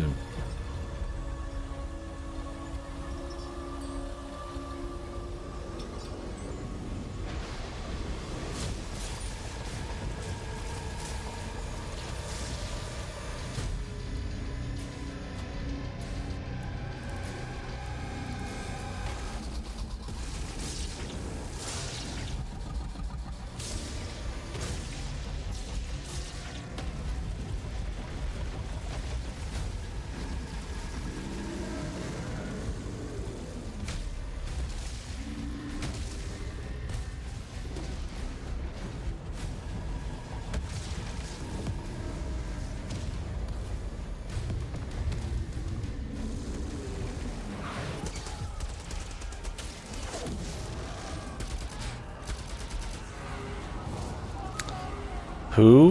Who are these people?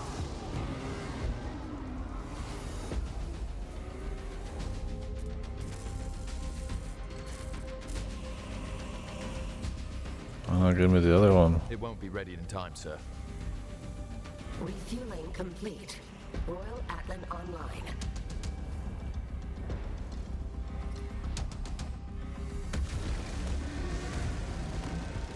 What were these people doing the whole time, man?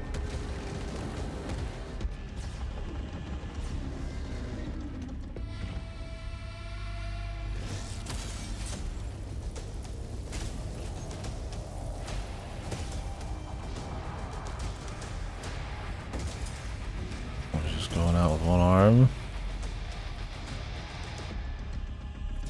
Alright, the king's got the shitty one, I guess.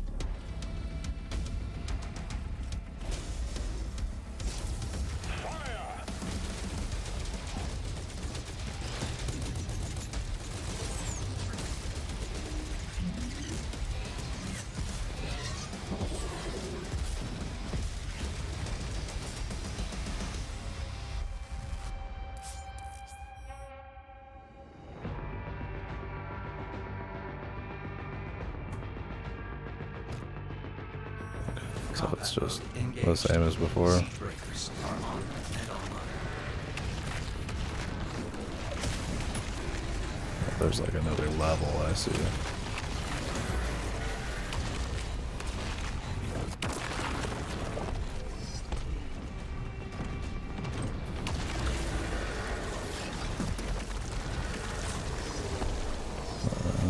Choose to use it. I just did the palm crusher.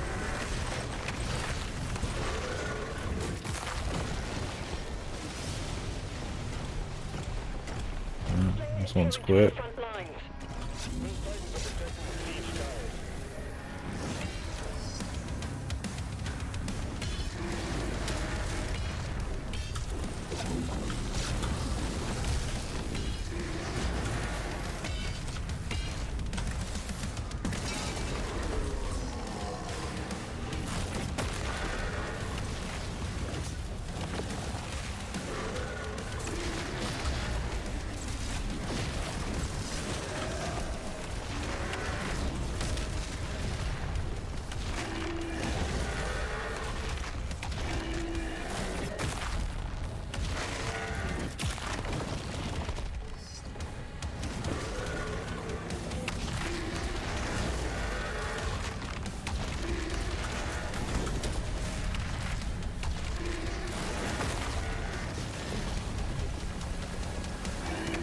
Hello. I thought he was like gonna zip a little bit. Oh, I have to hit use. Really, I could just punch it myself.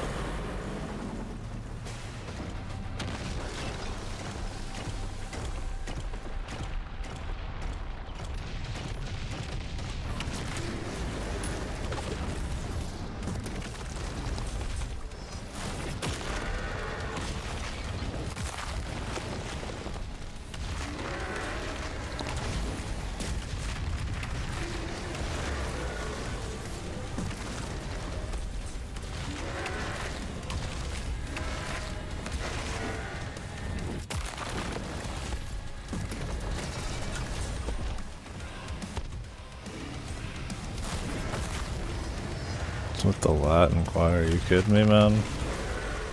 Jesus, dude. Doom OST is made by AI. That's me to the people who made it.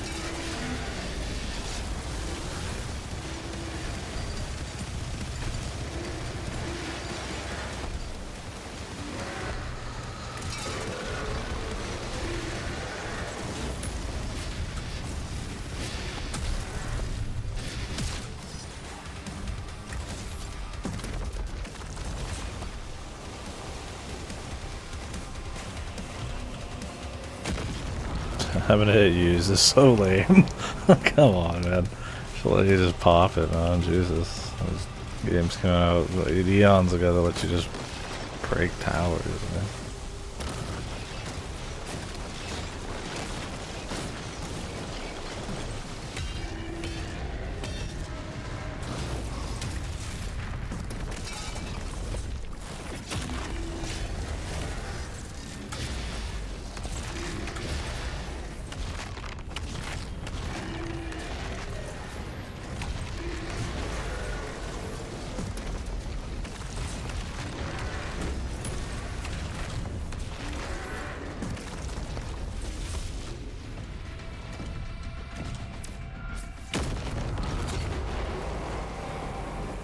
It's not like the animation to blow up's even that good.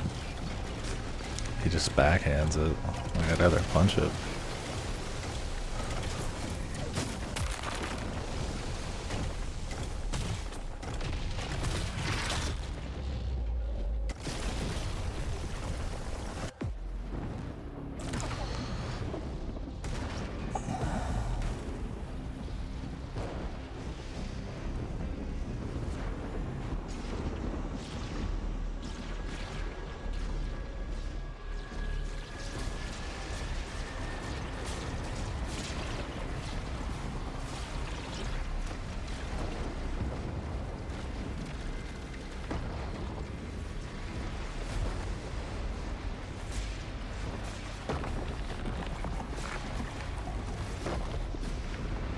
Cthulhu enslaved.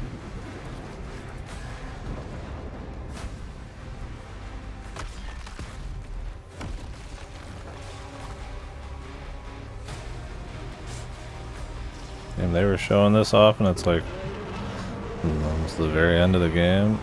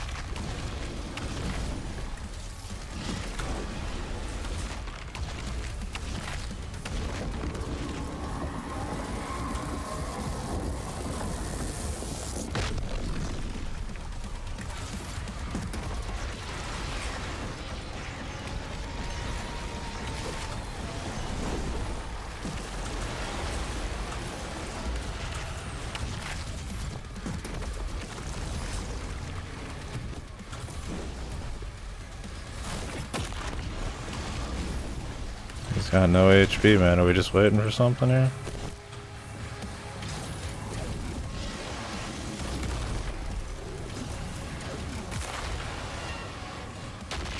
Guess so.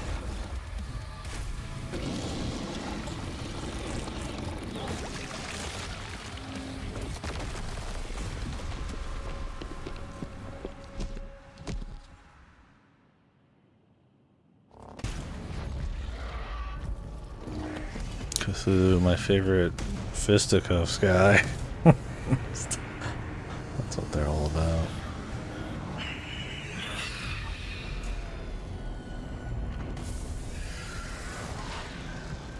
Why don't you just stay in the back? Clearly better.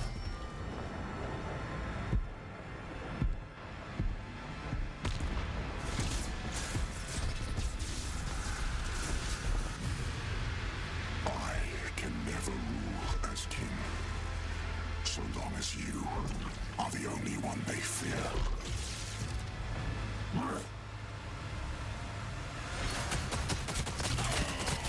Oh yeah, I'm not in the back anymore.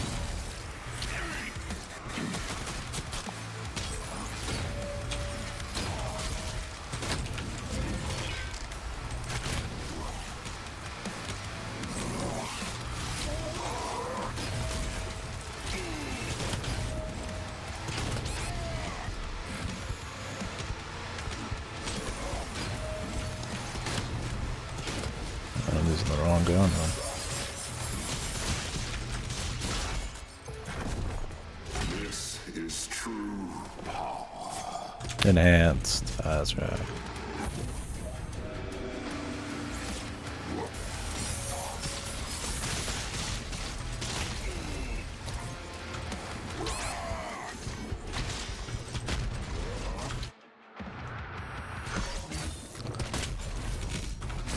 This guy's got like actual fast attacks.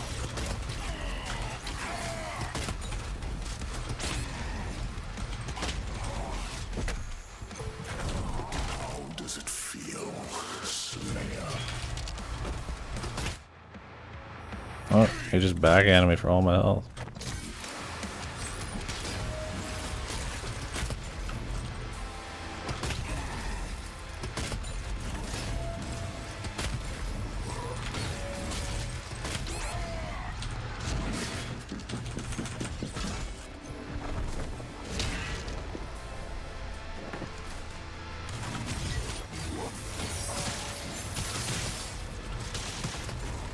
Kind of like counter some of the like melee shit.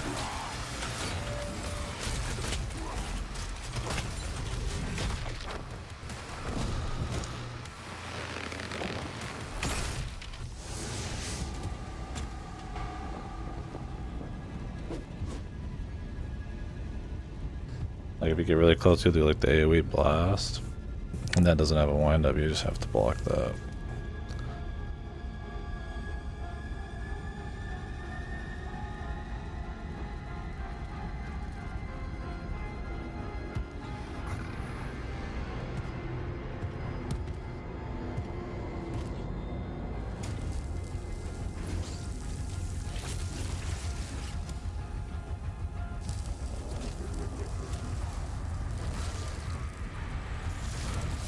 The Eisman.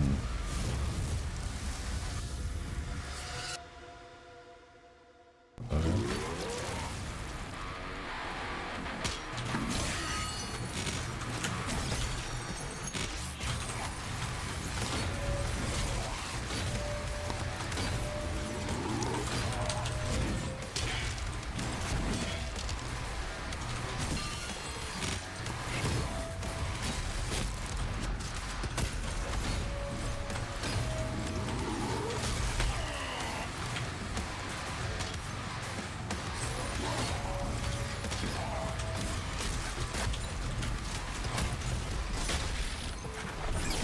I forget that if you have one charge, you get a free charge on parries.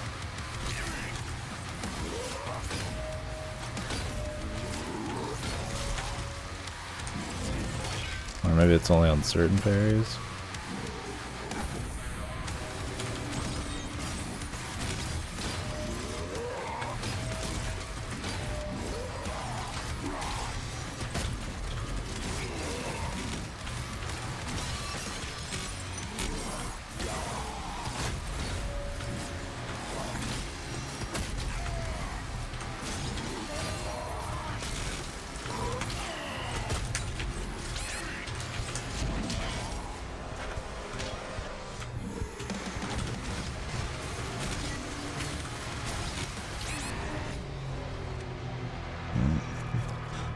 Trying to get to him, man.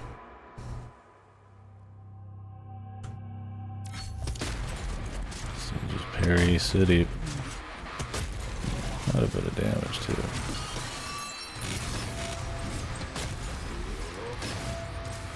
Maybe we should just work on the parries, man. Fuck the health, ends up just getting me fucked. Well, that shit's what fucking sucks.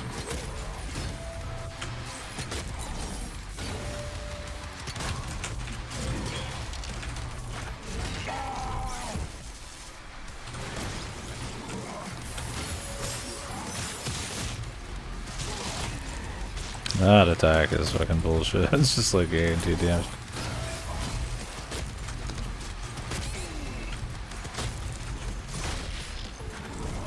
Enough of this!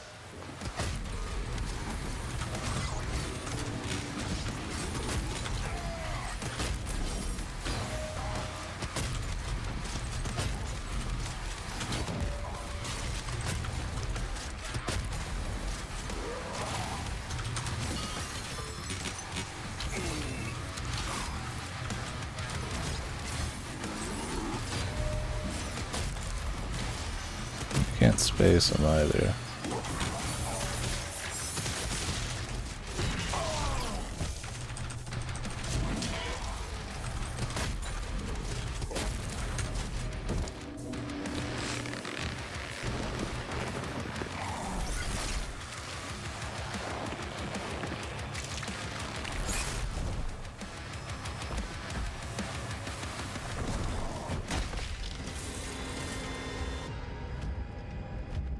Getting his ass kicked again.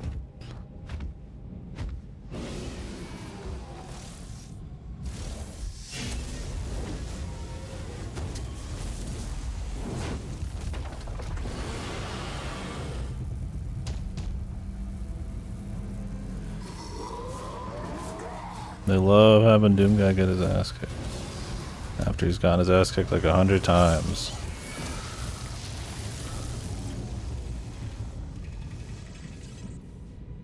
Oh no, I'm feeling bad about my Cyber Dragon.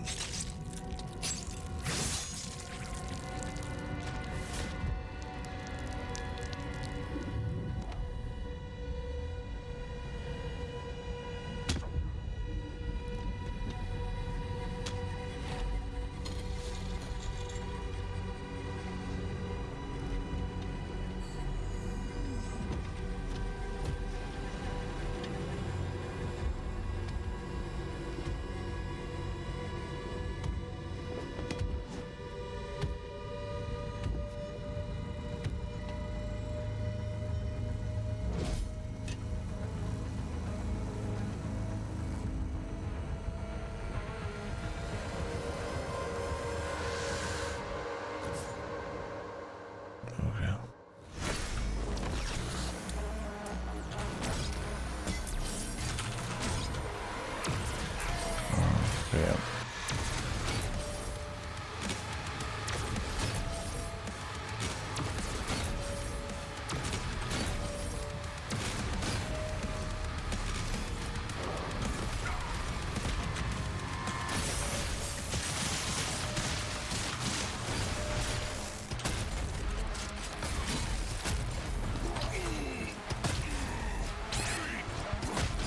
God, these attacks, just attack, bro. I hate all these wind-ups, man. They're there to like help you, but they're like goofy as fuck. He just like holds it and then lets it go. So just attack, man. You already got the green, bro. Fucking cheese ball, man.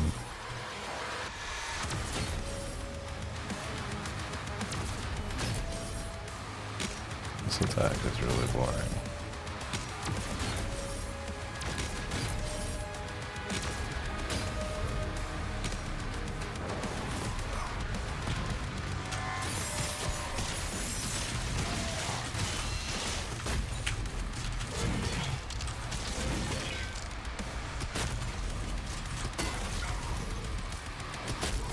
In this fight, using shit that like burns him to get you armor would probably be like the pick.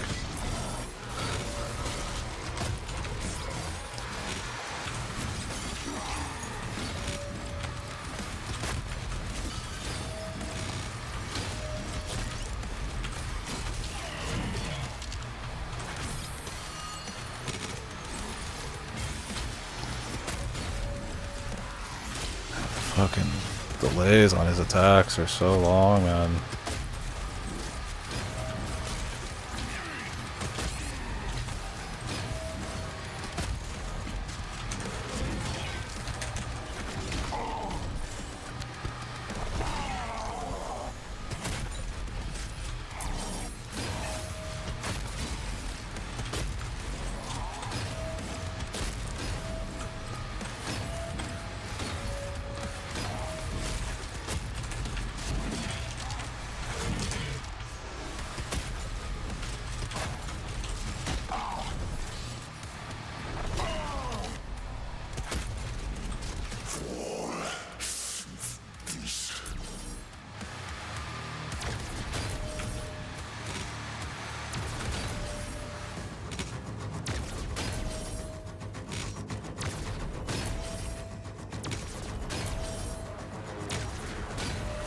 Okay.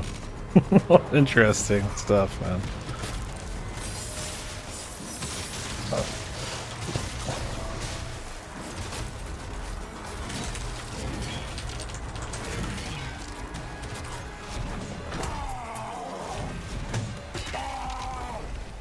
Oh, cutscene. Wasn't most of Doom 2016 all like in game? I barely remember any cutscenes. It's all like your perspective. Why wouldn't he finish him here?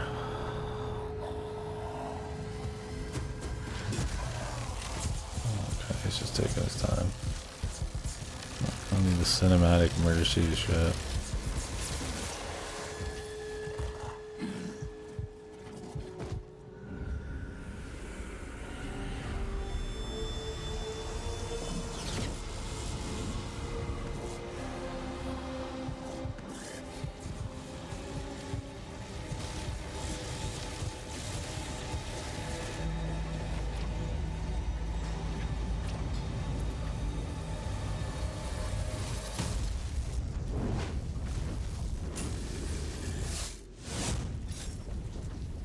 Azric's life signal is still active.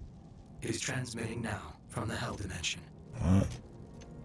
Why didn't he just finish him?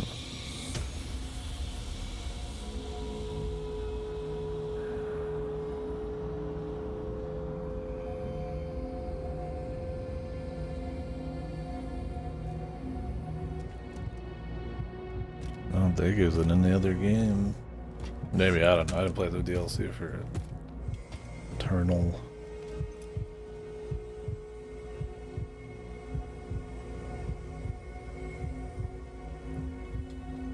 I just don't think I need another level. I think it's kind of worn its welcome, man. It's a cute fight, but yeah, some of the parry time was really goofy.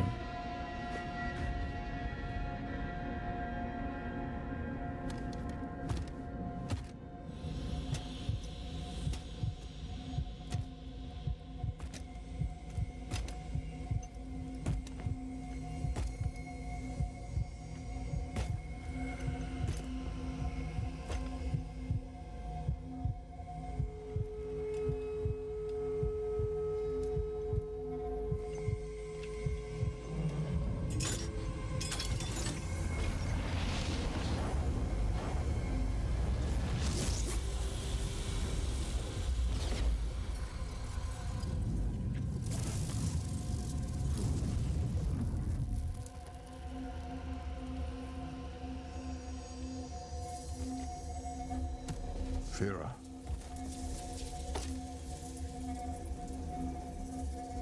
Are you all right? Okay. I am.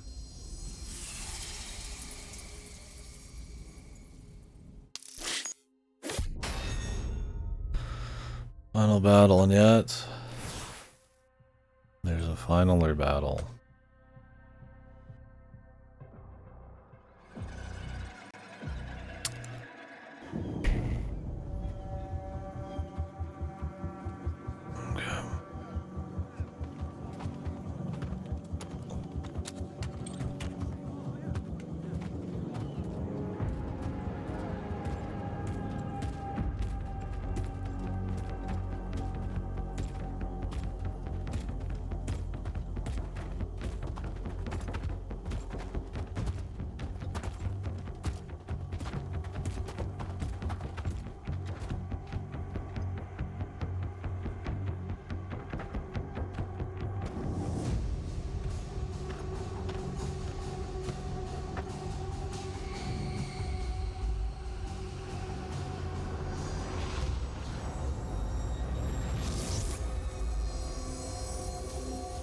Who is this Mohawk guy? I think he's in one of the other games or something.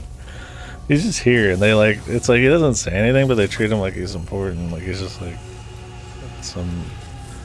he's just in like every scene just hanging out.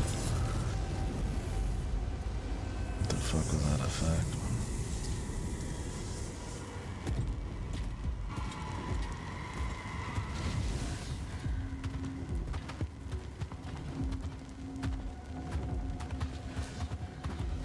Everybody looks like a Gears of War, like fucking knockoff Brandon Gears character.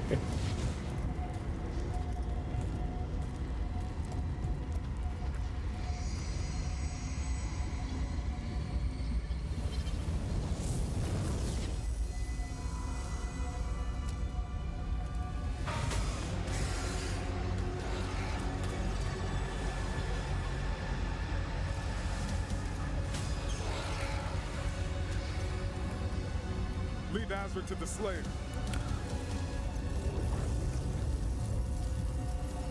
Okay. Draw the horde to us.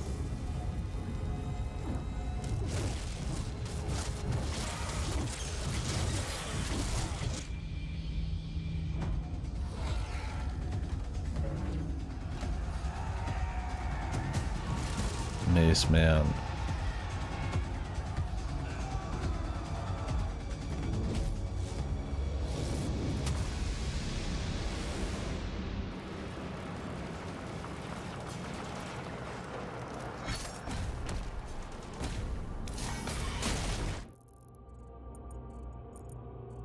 Oh, this is a big old level, but it's just ammo. Buy him as much time as I mean, I guess I wouldn't mind some lives. They don't matter that much. I mean, just restart a little checky point.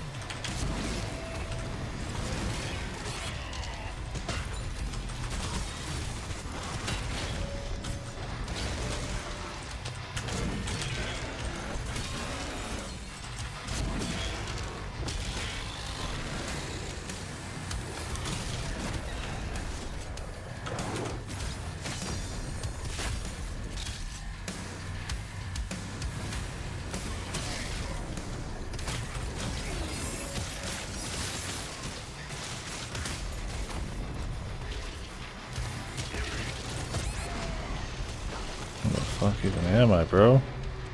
Broski? These enemies who have like these like 10-second long like chains of attacks that you're supposed to handle in like a very specific way, and if you try to do anything other than that, it ends up being this jank city fucking weirdo and shit.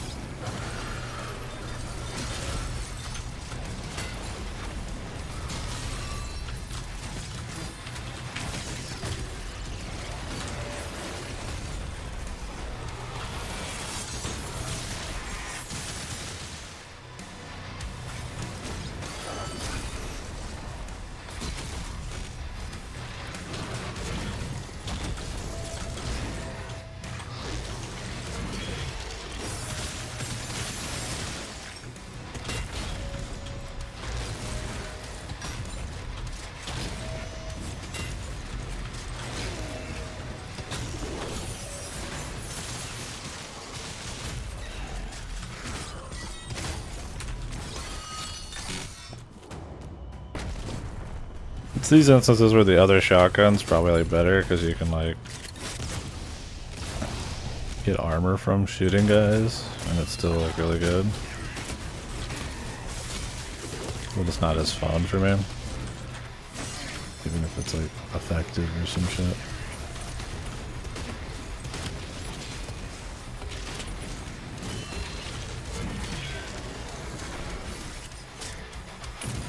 I'll try to suck any fun I can out of it then.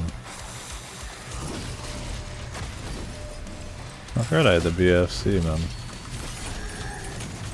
Should probably use that, huh?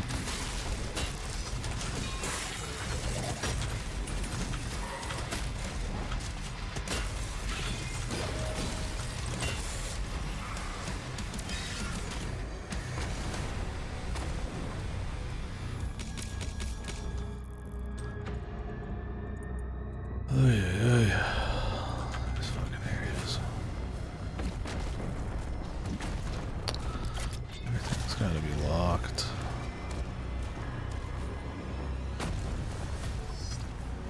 Maybe go find some key up somebody's ass and then do like some 10-year long like run back.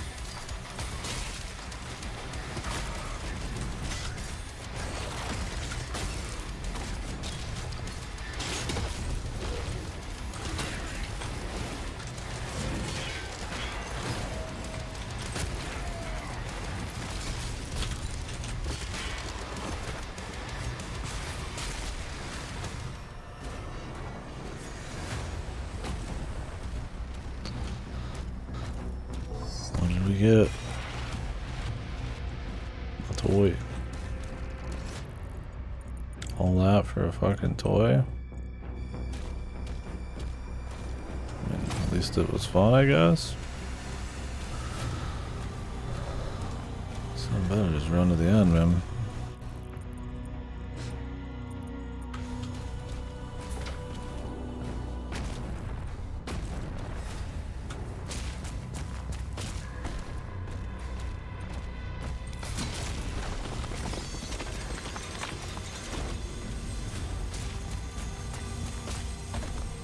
Definitely don't care about like gold shit. Man. Flipping levers. I'll take some lives, which are not that necessary at all.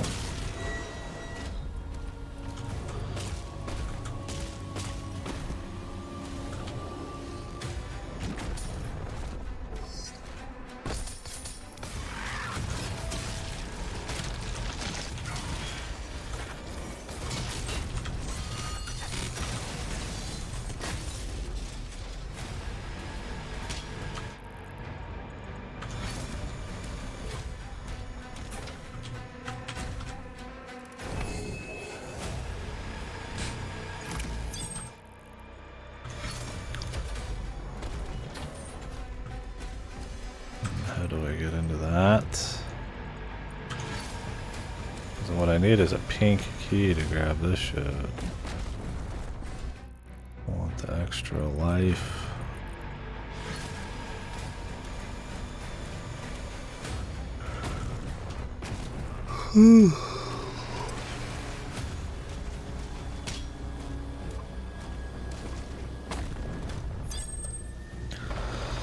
It is what it is, man. Let's just keep rocking.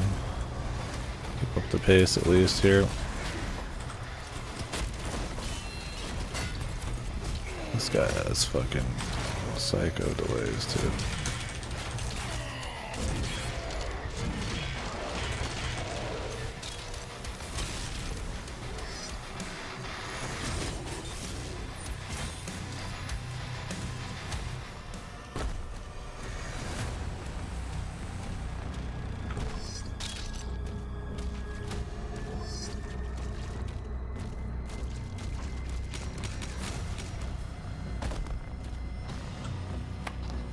Switches.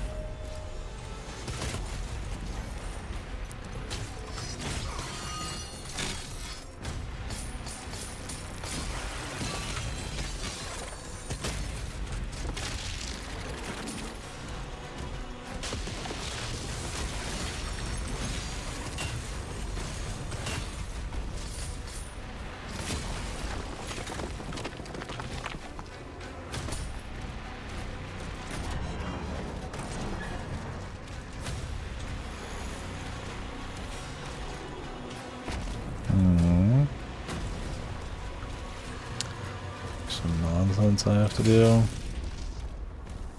Just let me go, man. Just let me fucking play.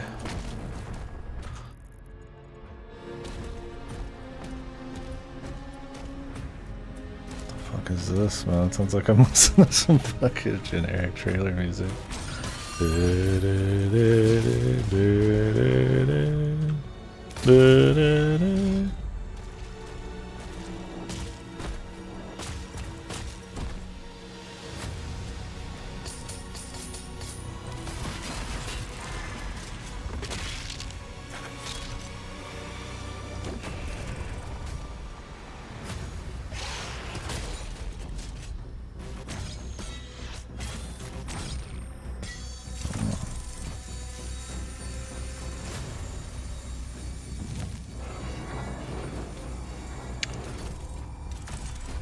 Does make me want to go replay 2016 at some point. I turned all just to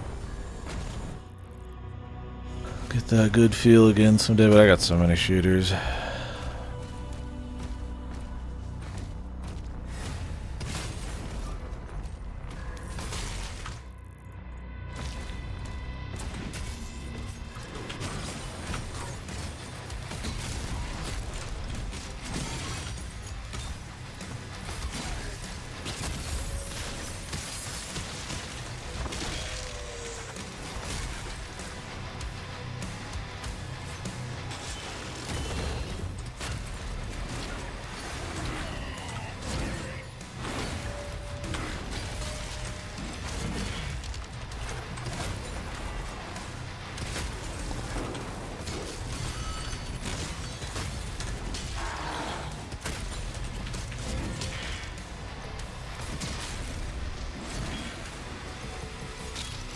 Man, they buffer in that melee sometimes. Like crazy.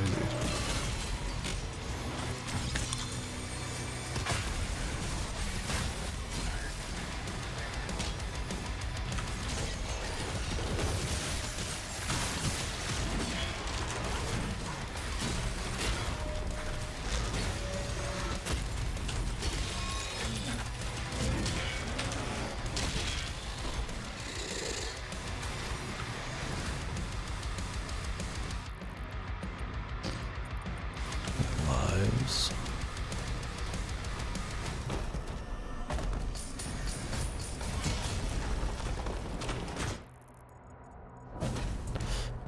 Not quite.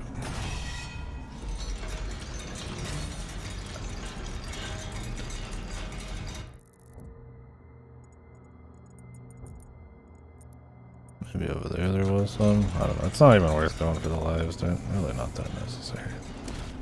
It can be nice in a pinch because the checkpoints can be kind of infrequent, but they're worth getting if you happen, if you want to go for 100% and you're just getting everything on the way, but it's not crazy. Like right now, it's like I could go grab one because I just happen to be like right back here.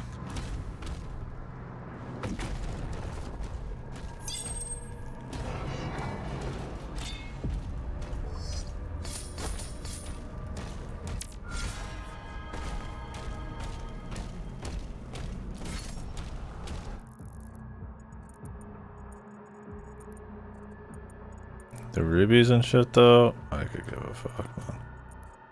I'd rather keep the pace going. The ammo upgrade would be cute, but we'll probably get that just in the story.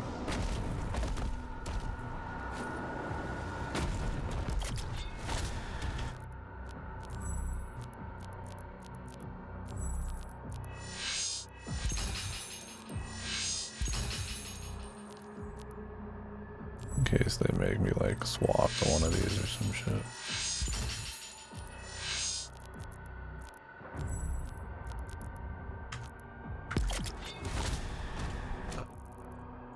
Approaching Azur's hangar. Players getting close. Keep gonna have these.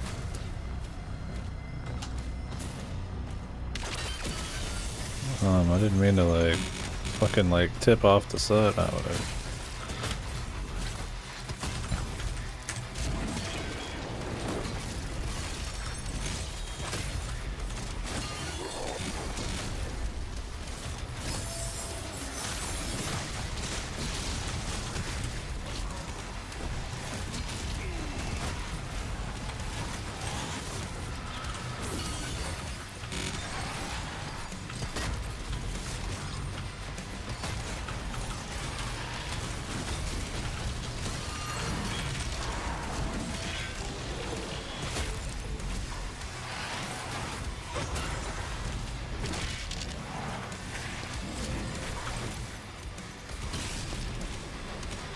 Can't go for him yet.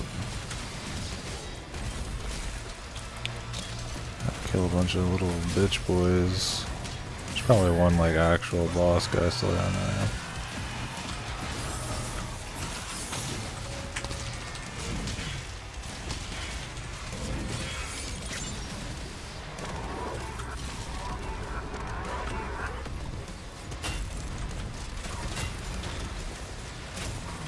The fucking Kako demon.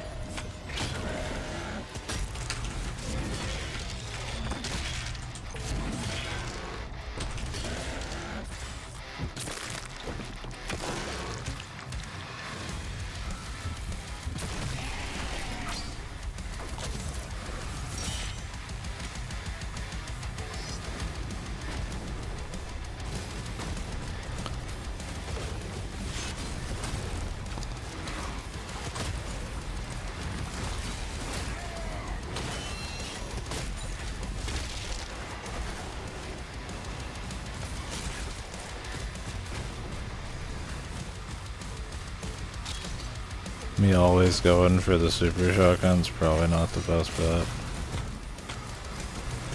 I like it. Actually, here I might not though.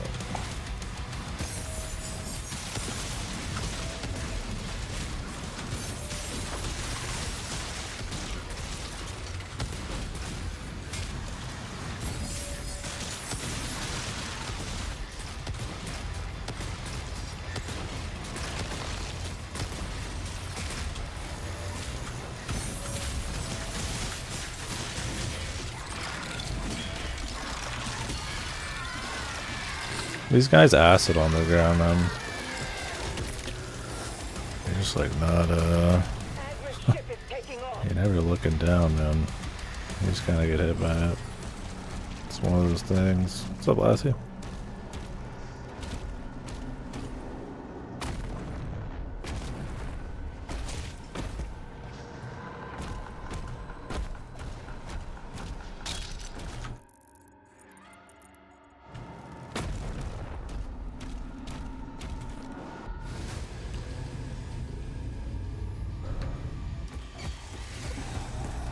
What are they gonna do for the final boss if he's like depowered?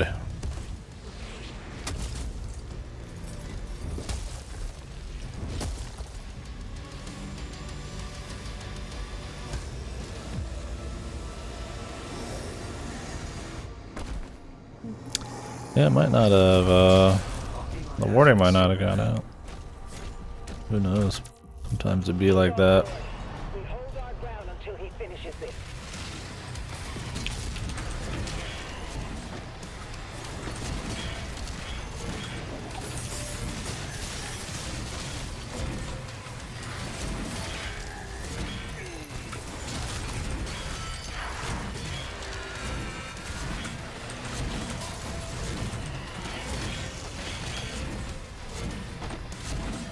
I'm swinging.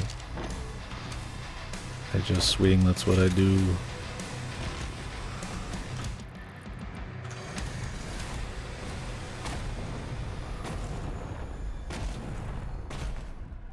It like zooms in so I can kick it through the door, but I'm in there.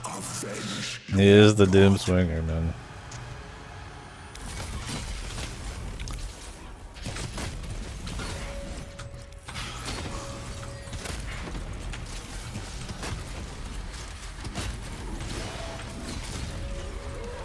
So far he's looking like the same guy, but now he's got an ad.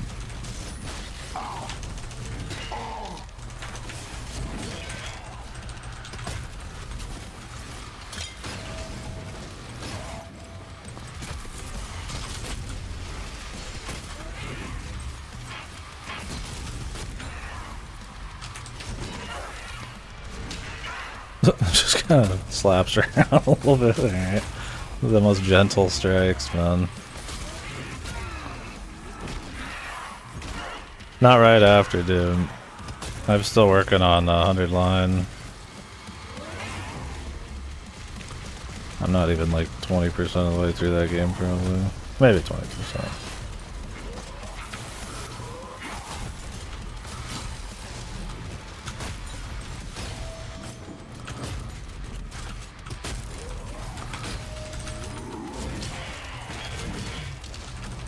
It's definitely something I want to do, though.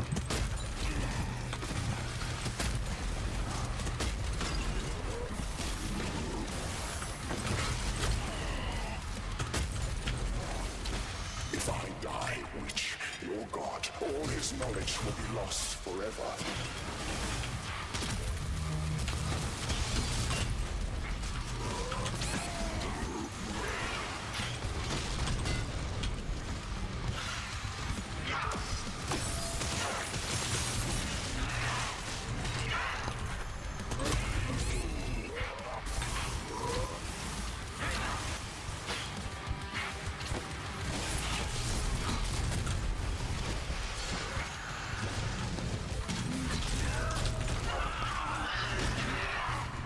Die, bitch. Oh, I thought he was gonna really wreck her, but do we need like a cutscene or something? I command the Horde. Kill me, and this war will never end.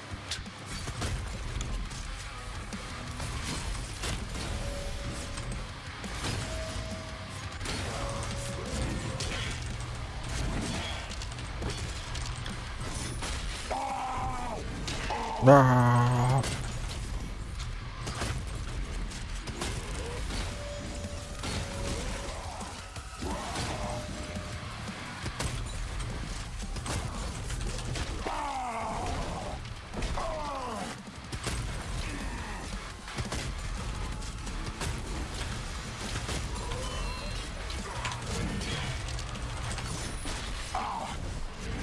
So far he's been the same fight with a couple extra attacks here and there from somebody else.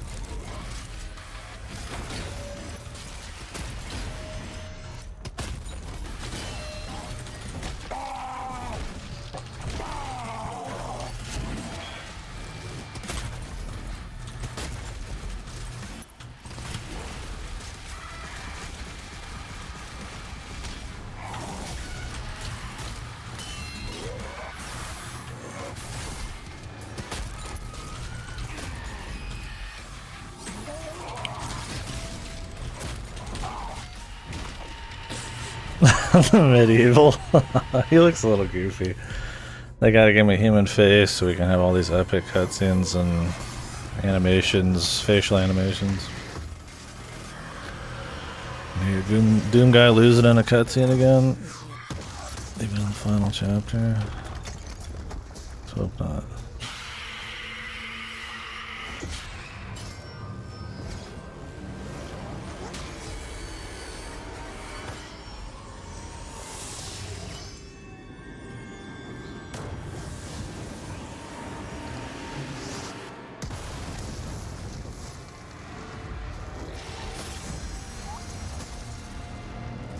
Hey, it's person that we care about.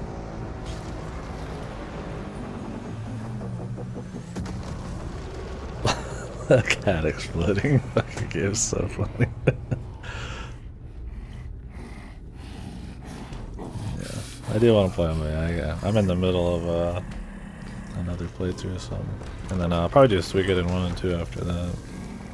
I got those in the mail. Yeah, it works at any time. It's great.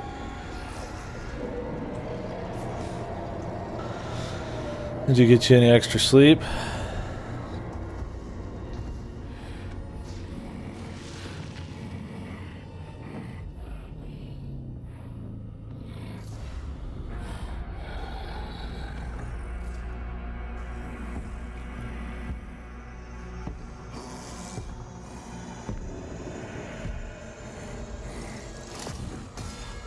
Give him the ball.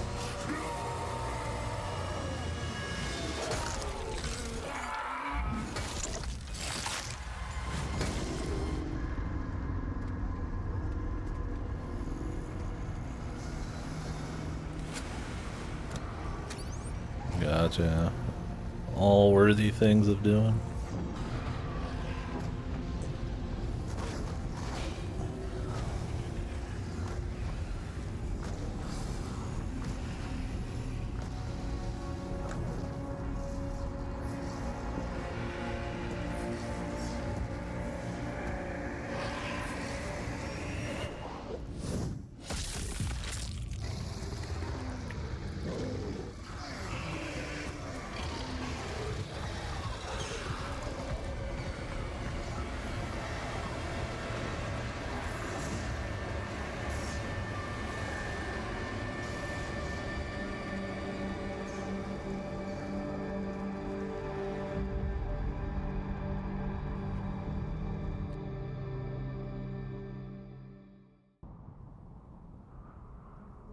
Yeah, finally.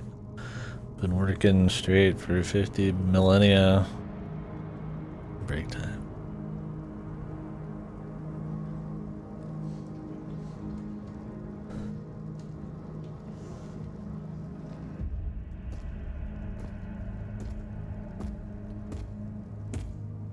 Any word? No one has seen him since the assault. We are much better off with him on his own. And you, young sentinel. Your father tells me great things about you. Who? Thank you, sir. Who was this? I think I'm supposed to remember these people from The Maker's Shitty Church has Doom. disavowed all Eternal actions taken Story. by the Creed. They give their word he was acting alone, and they'll bring justice to anyone that collaborated with them. We'll move forward with our own Inquisition, quietly.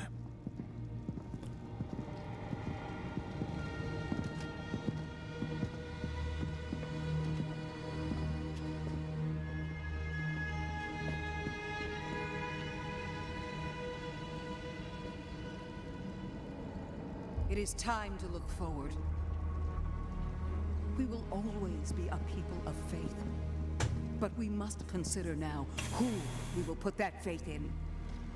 And I say to you, there is no better place to turn to than ourselves. This is our home, and we will stand together to the last sentinel to defend it. As we have before, as our ancestors did, as we always will.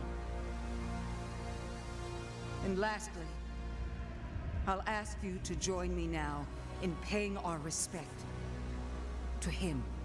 The people of Argent D'Nur rest easier now, knowing he is out there.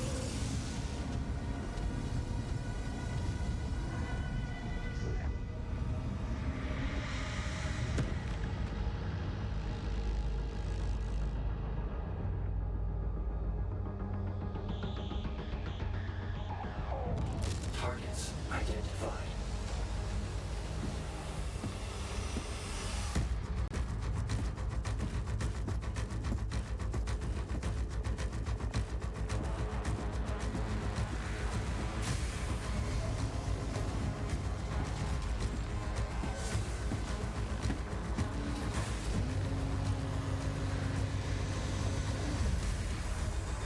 Slayer, prep for launch.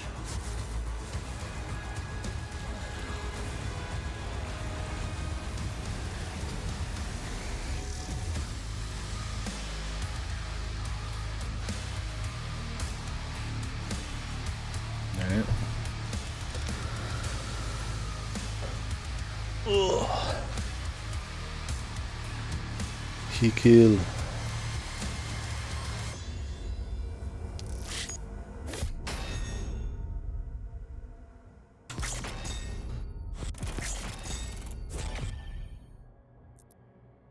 I guess that's it. Oh, credits.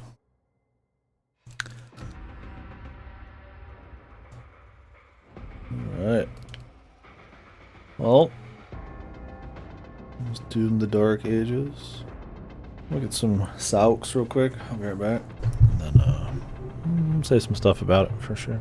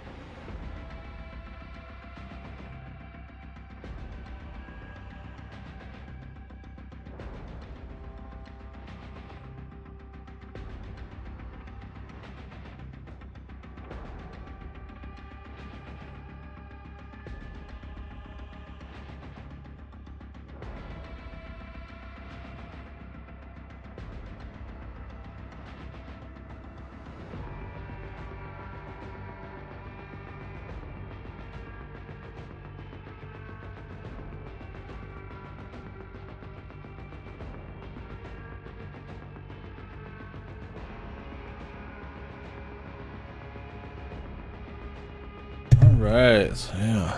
In the Dark Ages.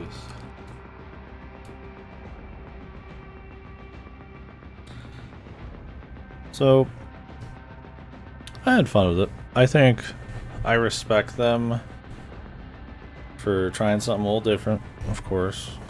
When they probably didn't have to. Probably could have just done another 2016 campaign or Eternal campaign. You know, they try to mix it up with the parry melee stuff, which is fun. I mean, when it gets going, when there's actually stuff happening, that's fun. It gets very samey. But they try to do that. They try to throw like a bunch of like spice in there with the mech fights and the dragon shit. I respect the spectacle. On a technical level, the game looks good, so that stuff really really shines in the right direction's nice.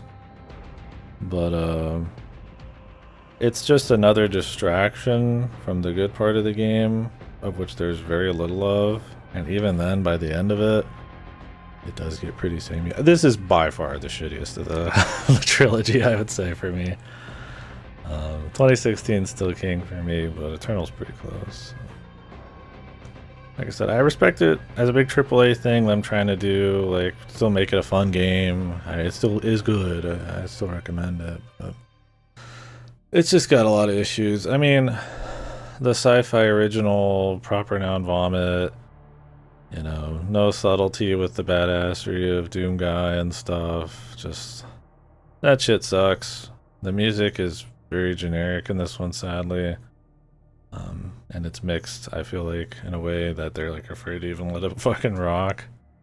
So there's not much energy there, but the biggest thing for me, I think, is the pace.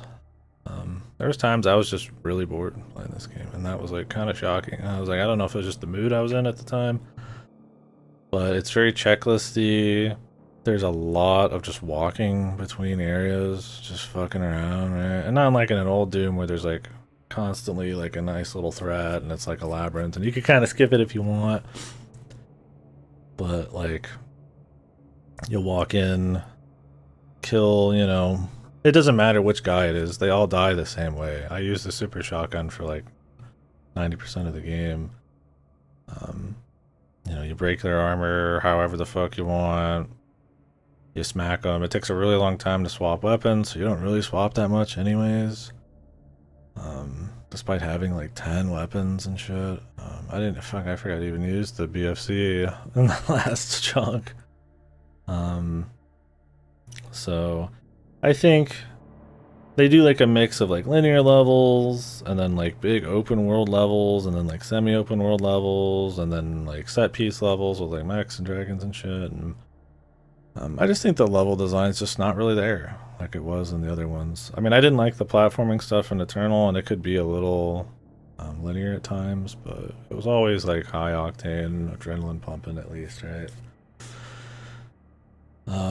This, it's like sometimes you're just not doing anything, man. You're just rolling around. You fight a guy the same way really quickly. Use something that just blows everybody up. Kill a leader and it just destroys everyone else. And then you walk to the next area and you backtrack a bunch. And I think they probably could have like upped the amount of actual times you're just doing the actual fighting. But really, I just don't know if the combat in this one has the bones to even like really stay juicy for a super long time. Like it's fun. It's good the whole way through on the combat side of things, but you do really just sometimes just sit there in front of a guy, do his parry combos while either somebody else is shooting at you or not. And then that's kind of it. You don't really need to use a different weapon for any reason. And we're not talking lock and key, rock, paper, scissors shit like Eternal. We're talking not even like old school Doom, right? Like I can get in close with any gun. You will be hurt if you stand far away from guys, right? Like they have hit scan, nonstop shots sometimes. So it's like you are very much incentivized, right? Even stuff like the rocket launcher has like vampirism if you shoot it really close to a guy after parrying, right? Like it is very pushing you to get in up close and crazy, which is fun. But I think it doesn't feel as like tight as like 2016 and Eternal and stuff. And I don't think it has the variety or the legs. But on top of that, like, I mean, most of the level design just ends up being kind of just dull, right? Like, if you want to get the upgrades, you have to go like comb these levels, and they tell you where everything is. Although sometimes they'll tell you and you actually have to wait to do like story shit for like 30 minutes and then to come back and do it. So you waste a lot of time, but it's just kind of this like checklist of like going down the list of things to grab everything, and I just stopped caring after a bit because I only used like one thing, so I didn't need to upgrade much anyways, but yeah, that, and I just feel like the pace between the fights and how quick they're kind of over, and how samey they can be. It's a good game still. I like it, but yeah, and I respect them trying something a little different. But I think they jumped the shark a little bit on it, and I feel like you can see that in like some of the side shit and some of the spectacle stuff, and it looks great. I mean, there's great things about it, but yeah, I don't think this is going to be like a really like influential thing like, you know, Eternal and 2016 were for like shooters going forwards. I feel like this is kind of like a stumble a little bit. Not like in a bad way, but just like, you know, it's alright. Yeah, there's just not the pace of the gameplay, the energy of the music, the context, right? Like in 2016, you're just an angry fucker who doesn't care about the story. That's like the fucking joke in 2016. He doesn't give a fuck, man. He just rolls, and it's like, it's simple. You know, he's a cool guy, right? In this, it's like, you know, they try to have these moments where like he dies and then he comes back as a zombie. That's kind of cool, ain't it? And then he like comes back from after being a zombie, but they just kind of summon him. I don't know why you had to fight as a zombie if they just summon you anyways, but and then it's like, oh, he's killing all the stuff, and they're talking about it on the comms, and you're just like, it's not, the energy is just not there, man. Like you're not feeling Haas enough.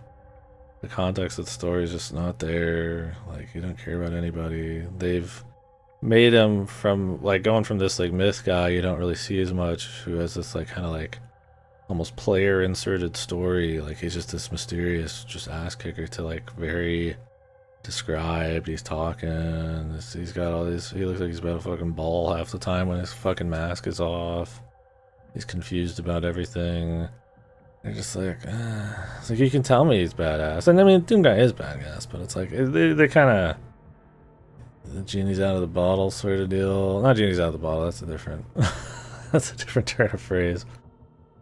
It's cute. It just doesn't like have that combo of energy. So that coupled with, like I said, the tunes, and then kind of infrequent fighting. It's almost like a God of War thing where you're just like running around doing like micro puzzles and platforming, but they're not really that interesting.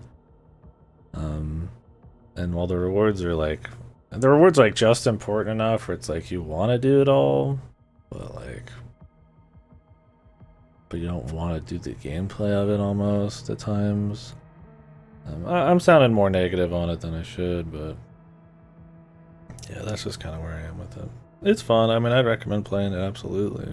They, like I said, for a big AAA game, it's really cool that they try to do this kind of like parry thing, and the sound effects and the screen shake and all the feedback and stuff is really nice for it. I mean, sometimes it can be a little janky where you're doing melee, but then you're trying to combo, and then you're trying to parry, and they're trying to shoot, and sometimes like shit just kind of meshes and it's nasty. You're trying to like kick one guy, and he's like inside of another guy, but generally it's pretty tight, right?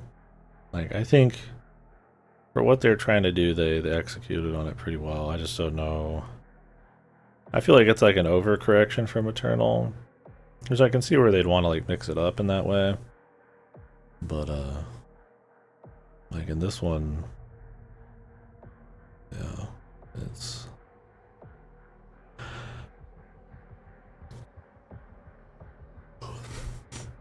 like you don't even change your weapon once. There's not even a reason to if you don't want to. Like you melee and you literally get all your ammo back. Like, I don't know. I mean, you could just swap if you want, but I mean, it's almost de-incentivized because of the time it takes. So It's cool the upgrades have like different little builds and stuff. I don't like that some of the upgrades are like just they burn and they just drop armor. It's like, yeah, well that's gonna be the best. It's just dropping armor, right, if things are tough. And this is the easiest of the Dooms on Ultraviolence, so I would recommend Nightmare. If you're like a returning Doom person. But yeah, so I mean, fun game. Good. I'm glad I played it. Looked great. Computer was awesome for it. That was exciting.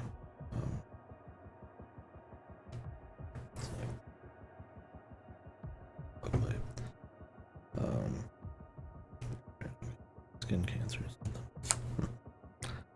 But I don't know. I just don't think it had all the elements coming together like the other two do. It has some great things, like I said, the visuals and all that stuff. The enemy variety. The thing is, like, the enemies, it felt like the enemy variety sucked because I feel like you just deal with every enemy the same fucking way. Like I just super shotgun everybody in one hit, and if they have armor, it's like 2 hits, or I like dash into them, and that can be cool. But there's not even like any play of like range. There's like bullets you're dodging, and I could kind of like sift around some of them, but a lot of the time it's like you just need to like actually block them in the period. Like, you know, it's like I would like it if like dodging was a little bit more of a thing on like bigger fights. Maybe. And then there was blocking, and you know, just in case, and then parrying. But well, I feel like that's kind of what is going on here, but I'm not saying any like dashes or anything like Eternal, but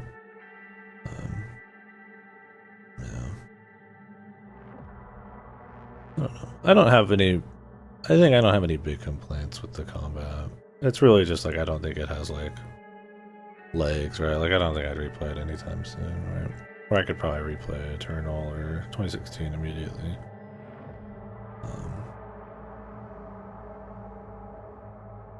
But like I said, I think a lot of that's just like the energy of the music and the context and the really dull level design is what really hurts it more than any gameplay. So the shitty story. Yeah, so these are the longest credits ever. Nightmare guy. Cool. Well, yeah, I'm curious if they'll do any more. I would imagine probably not anytime soon. I feel like they've kind of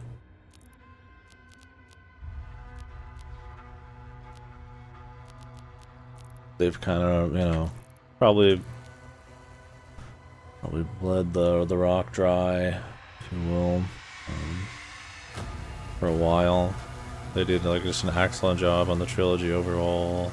You know, super polished, technical marvels, really fun, pushing the boundaries of like, you know, what like a first-person shooter is, which I really like that. His boots, he looks like he has like no toes, man. He's just like all calf, man. That's kind of weird. But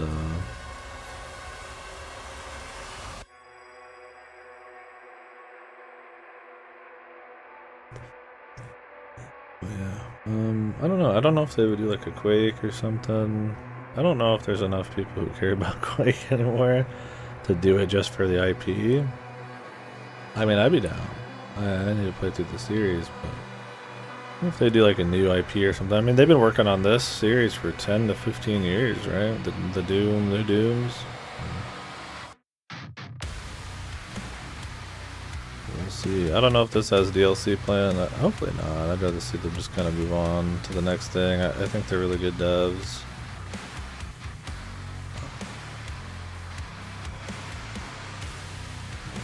We'll see what happens, man. Well, thank you guys for watching, hanging out. We'll be doing more Doom in the future, I'm sure. If not replays, probably some WoDs. But I got so many old boomer shooters and new ones to go through. More than likely, you know, we'll be doing like the Quake series marathon. Stuff like Duke Nukem would be cool. Painkiller. fucking ultra kill, fucking. I don't know. I got like fucking 100 plus off the top of my head that I want to do. So we'll get to them when we get to them. Anyways, I'm gonna take a break for now and maybe get a little food. Maybe switch my setup because I don't know if I'll be doing any for just a little bit, like mouse and keyboard stuff. Probably switch back to GPU streaming. I did have a lot of crash issues with this game doing GPU streaming. Probably the drivers mixed with GPU streaming just blow it up. When I swapped to CPU streaming, it was fine. So if you are gonna stream this game, I would recommend not doing GPU streaming until they get some shit figured out. Yeah, I could do Revenge of the Savage Planet, right? But like, I'm gonna do it later. I want to play it. Maybe I could do it as a break game or something, but I need to continue the 100 line, which is too long to take.